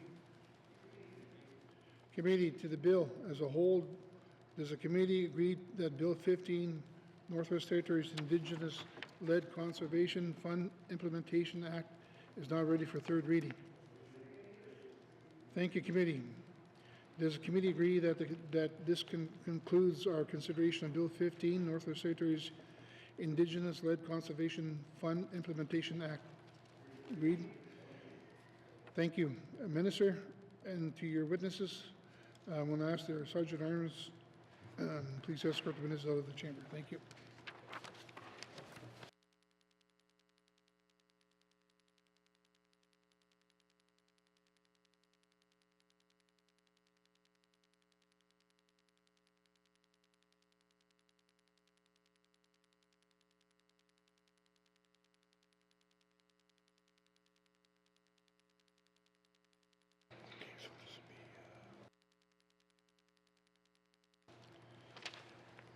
Thank you. What is the will of the committee? And we'll go to the member from Inuvik-Boot Lake. Thank you, Mr. Chair. Mr. Chair, I move that the chair rise and report progress. Thank you. Thank you. I'll now rise to report progress. Thank you.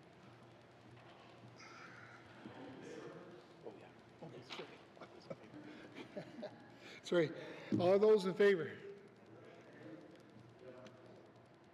Opposed?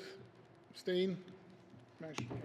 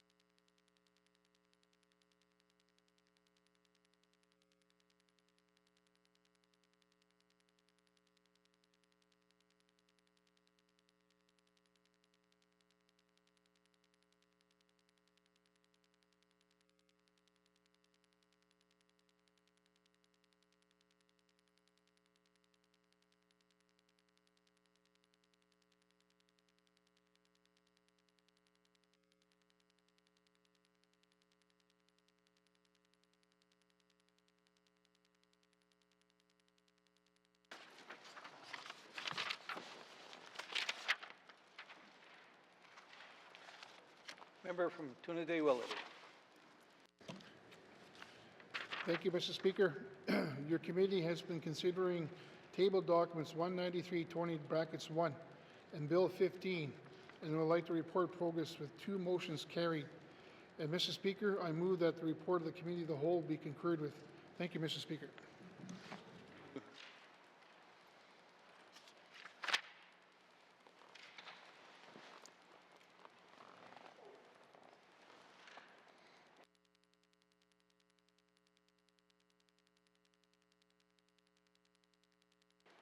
Redo. Member from the Toonaday-Willity. Thank you, Mr. Speaker. Again, your committee has been considering table documents 193-20(1) and Bill 15, and would like to report progress with 2 motions carried. That Bill 15 is ready for 3rd reading, and that consideration table documents 193-20(1) is concluded, and the House will concur that those estimates and that an appropriation bill to be based thereon be introduced without delay. And Mr. Speaker, I move that the report of the committee of the whole be concurred with. Thank you, Mr. Speaker. Member from Toonaday-Willity. Can I have a seconder, please? Member from Sot-Two. What was that, member from Inuvik-Boot Lake? You thought it was a good decision? Thank you. Thank you. To the motion. Question has been called. All those in favor? Opposed? Motion carried. Member from Kabacha. Mr. Speaker, I seek unanimous consent to waive Rule 8.4 Bracket 10 and have the Speaker put Bill 15 on the orders of the day for 3rd reading. Thank you, Mr. Speaker. The Minister of Environment and Climate Change has asked for unanimous consent to move Bill 15 onto the orders of the day. Any nays? Seeing no nays, you may proceed. Let's go back to that. Somebody wants to go trick-or-treating. Okay, let's get going here. 3rd reading of bills. Minister of Environment and Climate Change. Mr. Speaker, I move, second by the honourable member from Hay River North, that Bill 15, Northwest Territories Indigenous-led Conservation Fund Establishment Act, be read for the third time. And Mr. Speaker, I request a recorded vote. Thank you, Mr. Speaker. Thank you. Member 2.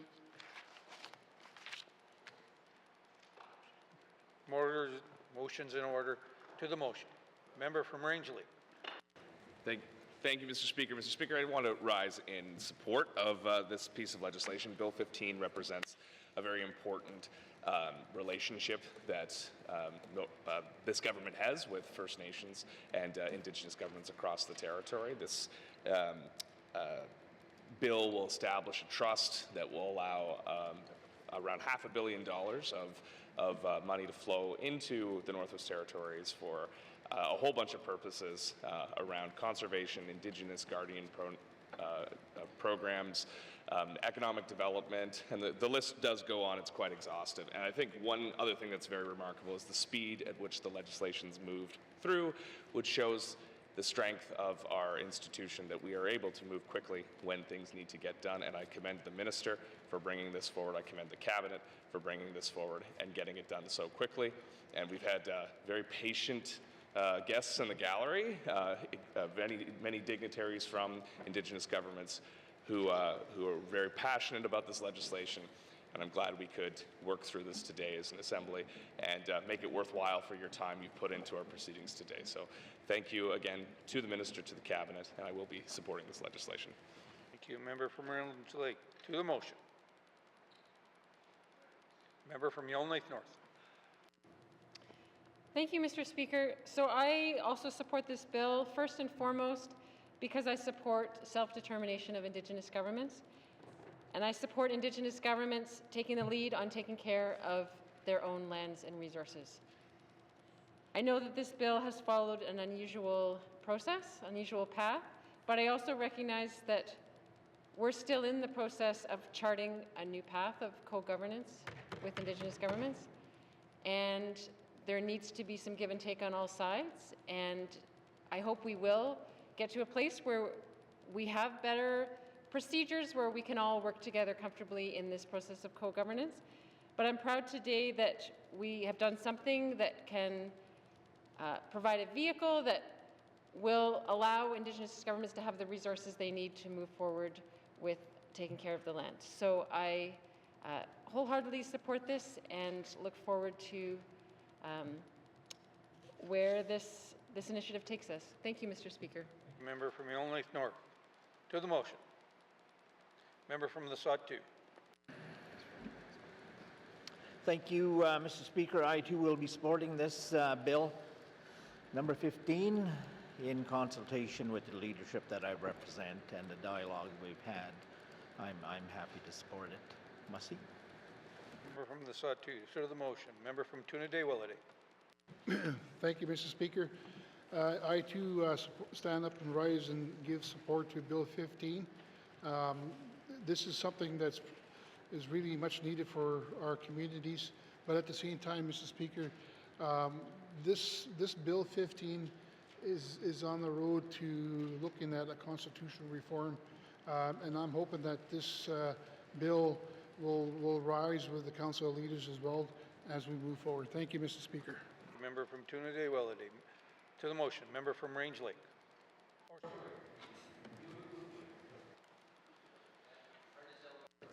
Yeah. Peas in a pod. Everybody's the same, we know. Egos. I won't take much time. Obviously, anybody who knows me and follow my campaign and follow me here, I'm in full support of Indigenous governments. I'm in full support of reconciliation. This one, Mr. Speaker, is a no-brainer. I commend the Cabinet and the Minister for bringing it forward and has my full support. Thank you. Nunavut Lake. To the motion. Member from Frame Lake. Thank you, Mr. Speaker. It's been a long day, so I'm not going to stand and make a long speech about this one, but just wanted to also express my support for this, echo some of the comments made by my colleagues about reconciliation and self-determination, which are things that matter to me and I support. Happy to support this. Looking forward to seeing that it brings resources into the territory that we haven't had previously for First Nations to move forward with not just conservation, but realizing the benefits of conservation of their lands. So happy to support it. I think it is an act of reconciliation by the House, and it's certainly something that I support. So thank you, Mr. Speaker. Thank you, member from Frame Lake. To the motion, member from Yonley Centre. Thank you, Mr. Speaker. Unlike, I'm going to use all my 20 minutes. No, no, I'm kidding. It's been a long day. No, I won't be using my 20 minutes. Mr. Speaker, I too want to rise in favor of this initiative. I've spoken to some of the leadership. I certainly like the intent it's was sold to me on, the initiative. It's a great investment of new dollars. We should not overlook the fact that this brings not only federal government dollars to empower Indigenous organizations and groups, but peoples and families, and help protect our environment. This is all good stuff, Mr. Speaker. The one thing of note, though, I would say that this it shouldn't go past, and I know we're all pretending it didn't, but you know, I think it's important that we remind ourselves of how we went through this process, how we need to work closer together. And you know, I was never a believer that this wouldn't get to this point and believe in the sense of succeed. But you know, there are, you know, like all legislation and challenges, there's ups and downs. And I would say that I think ILI did their part, and I'd certainly say the government, you know, could have warmed up with us a little sooner on some of the information. And but the members, I think, did their heavy lifting and our due diligence as were required by all. And so I'm glad that we got it through. And from what I understand, is this works with their hoped time frames. And the important part is to stress, as I finish, Mr. Speaker, is, you know, the Assembly needs to be and wants to be partners with these folks as well, and these governments, these peoples, and these initiatives. So it's a lot all bundled together, but lastly is it's a great thing. Thank you. Member from Yonley Centre. To the motion, member from Moultrie. Thank you, Mr. Speaker. Mr. Speaker, I do support this bill as well. I am pleased. I know that there's a lot of people are going to benefit from it in NWT. I know everyone's going to benefit from it. So I am pleased to see the good working relationship between the Cabinet and Indigenous government, which we never had before. So we are making progress. So I am quite pleased about that. Thank you. Thank you, member from Moultrie. To the motion. Question has been called. The member has asked for a recorded vote. To the member from Tabacho. Sorry. The debate. Thank you, Mr. Speaker. Mr. Speaker, I think that a lot of the tremendous words from my colleagues here in this House have certainly relayed the message of the importance of this initiative and how beneficial it will be to the territory. I would be remiss if I did not stand up here and thank my colleagues in this House for the tremendous amount of work. I know this was a difficult process that was not the norm. We asked a lot of the regular members and Cabinet to move this forward at the pace in which we did, and for that I'm truly thankful. I also would like to recognize the amount of work that went into this initiative from ILI, from the Indigenous governments, from the GNWT, from all of the staff that were involved to get this through today. And I'm truly, I stand up here with a lot of pride to be part of this group of Northerners, both in this House and up in the gallery and in the communities and watching around the NWT, to sit here and be able to say that we accomplished this. So thank you, Mr. Speaker. Thank you, member, Minister of Environment and Climate Change. To the motion. Question has been called, and member from Minister for Environment and Climate Change has asked for a recorded vote. All those in favor, please stand.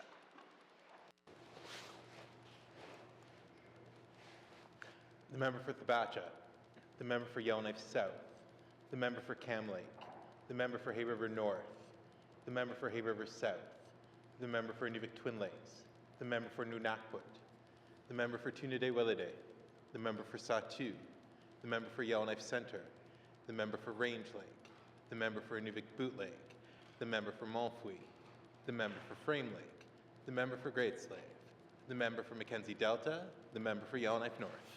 All those opposed, please stand. All those abstaining, please stand.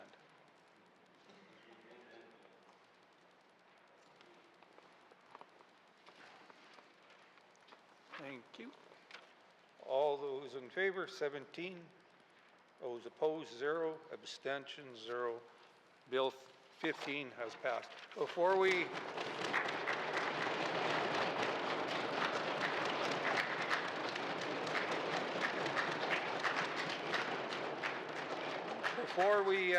get on to this, I would like to actually thank Dottie Tetso. This started 2.5 years ago, where she sat there and looked at me and went, "You want me to do what in this time frame?"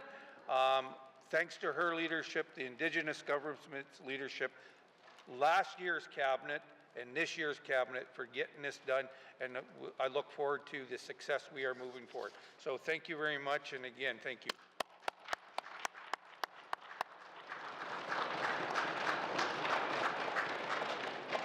Third reading the bills. Third reading the bills. Orders of the day, Mr. Clerk. Thank you, Mr. Speaker. Orders of the day for Friday, November 1st, 10 a.m. Prayer, minister statements, member statements, returns to oral questions, recognition of visitors in the gallery. Acknowledgements, oral questions, returns to written questions, replies to the Commissioner's address. Petitions, reports of committee on the review of bills, reports of standing and special committees, tabling of documents, notices of motion, motions, motion 45, notices of motion for first reading of bills, second reading of bills, consideration in committee of the whole of bills and other matters, committee report 17-20(1), committee report 18-20(1), report of committee of the whole, third reading of bills, orders of the day. Thank you, Mr. Speaker. Thank you, Mr. Clerk. This House stands adjourned until Friday, November 1st, 2024 at 10 a.m. Thank you very much.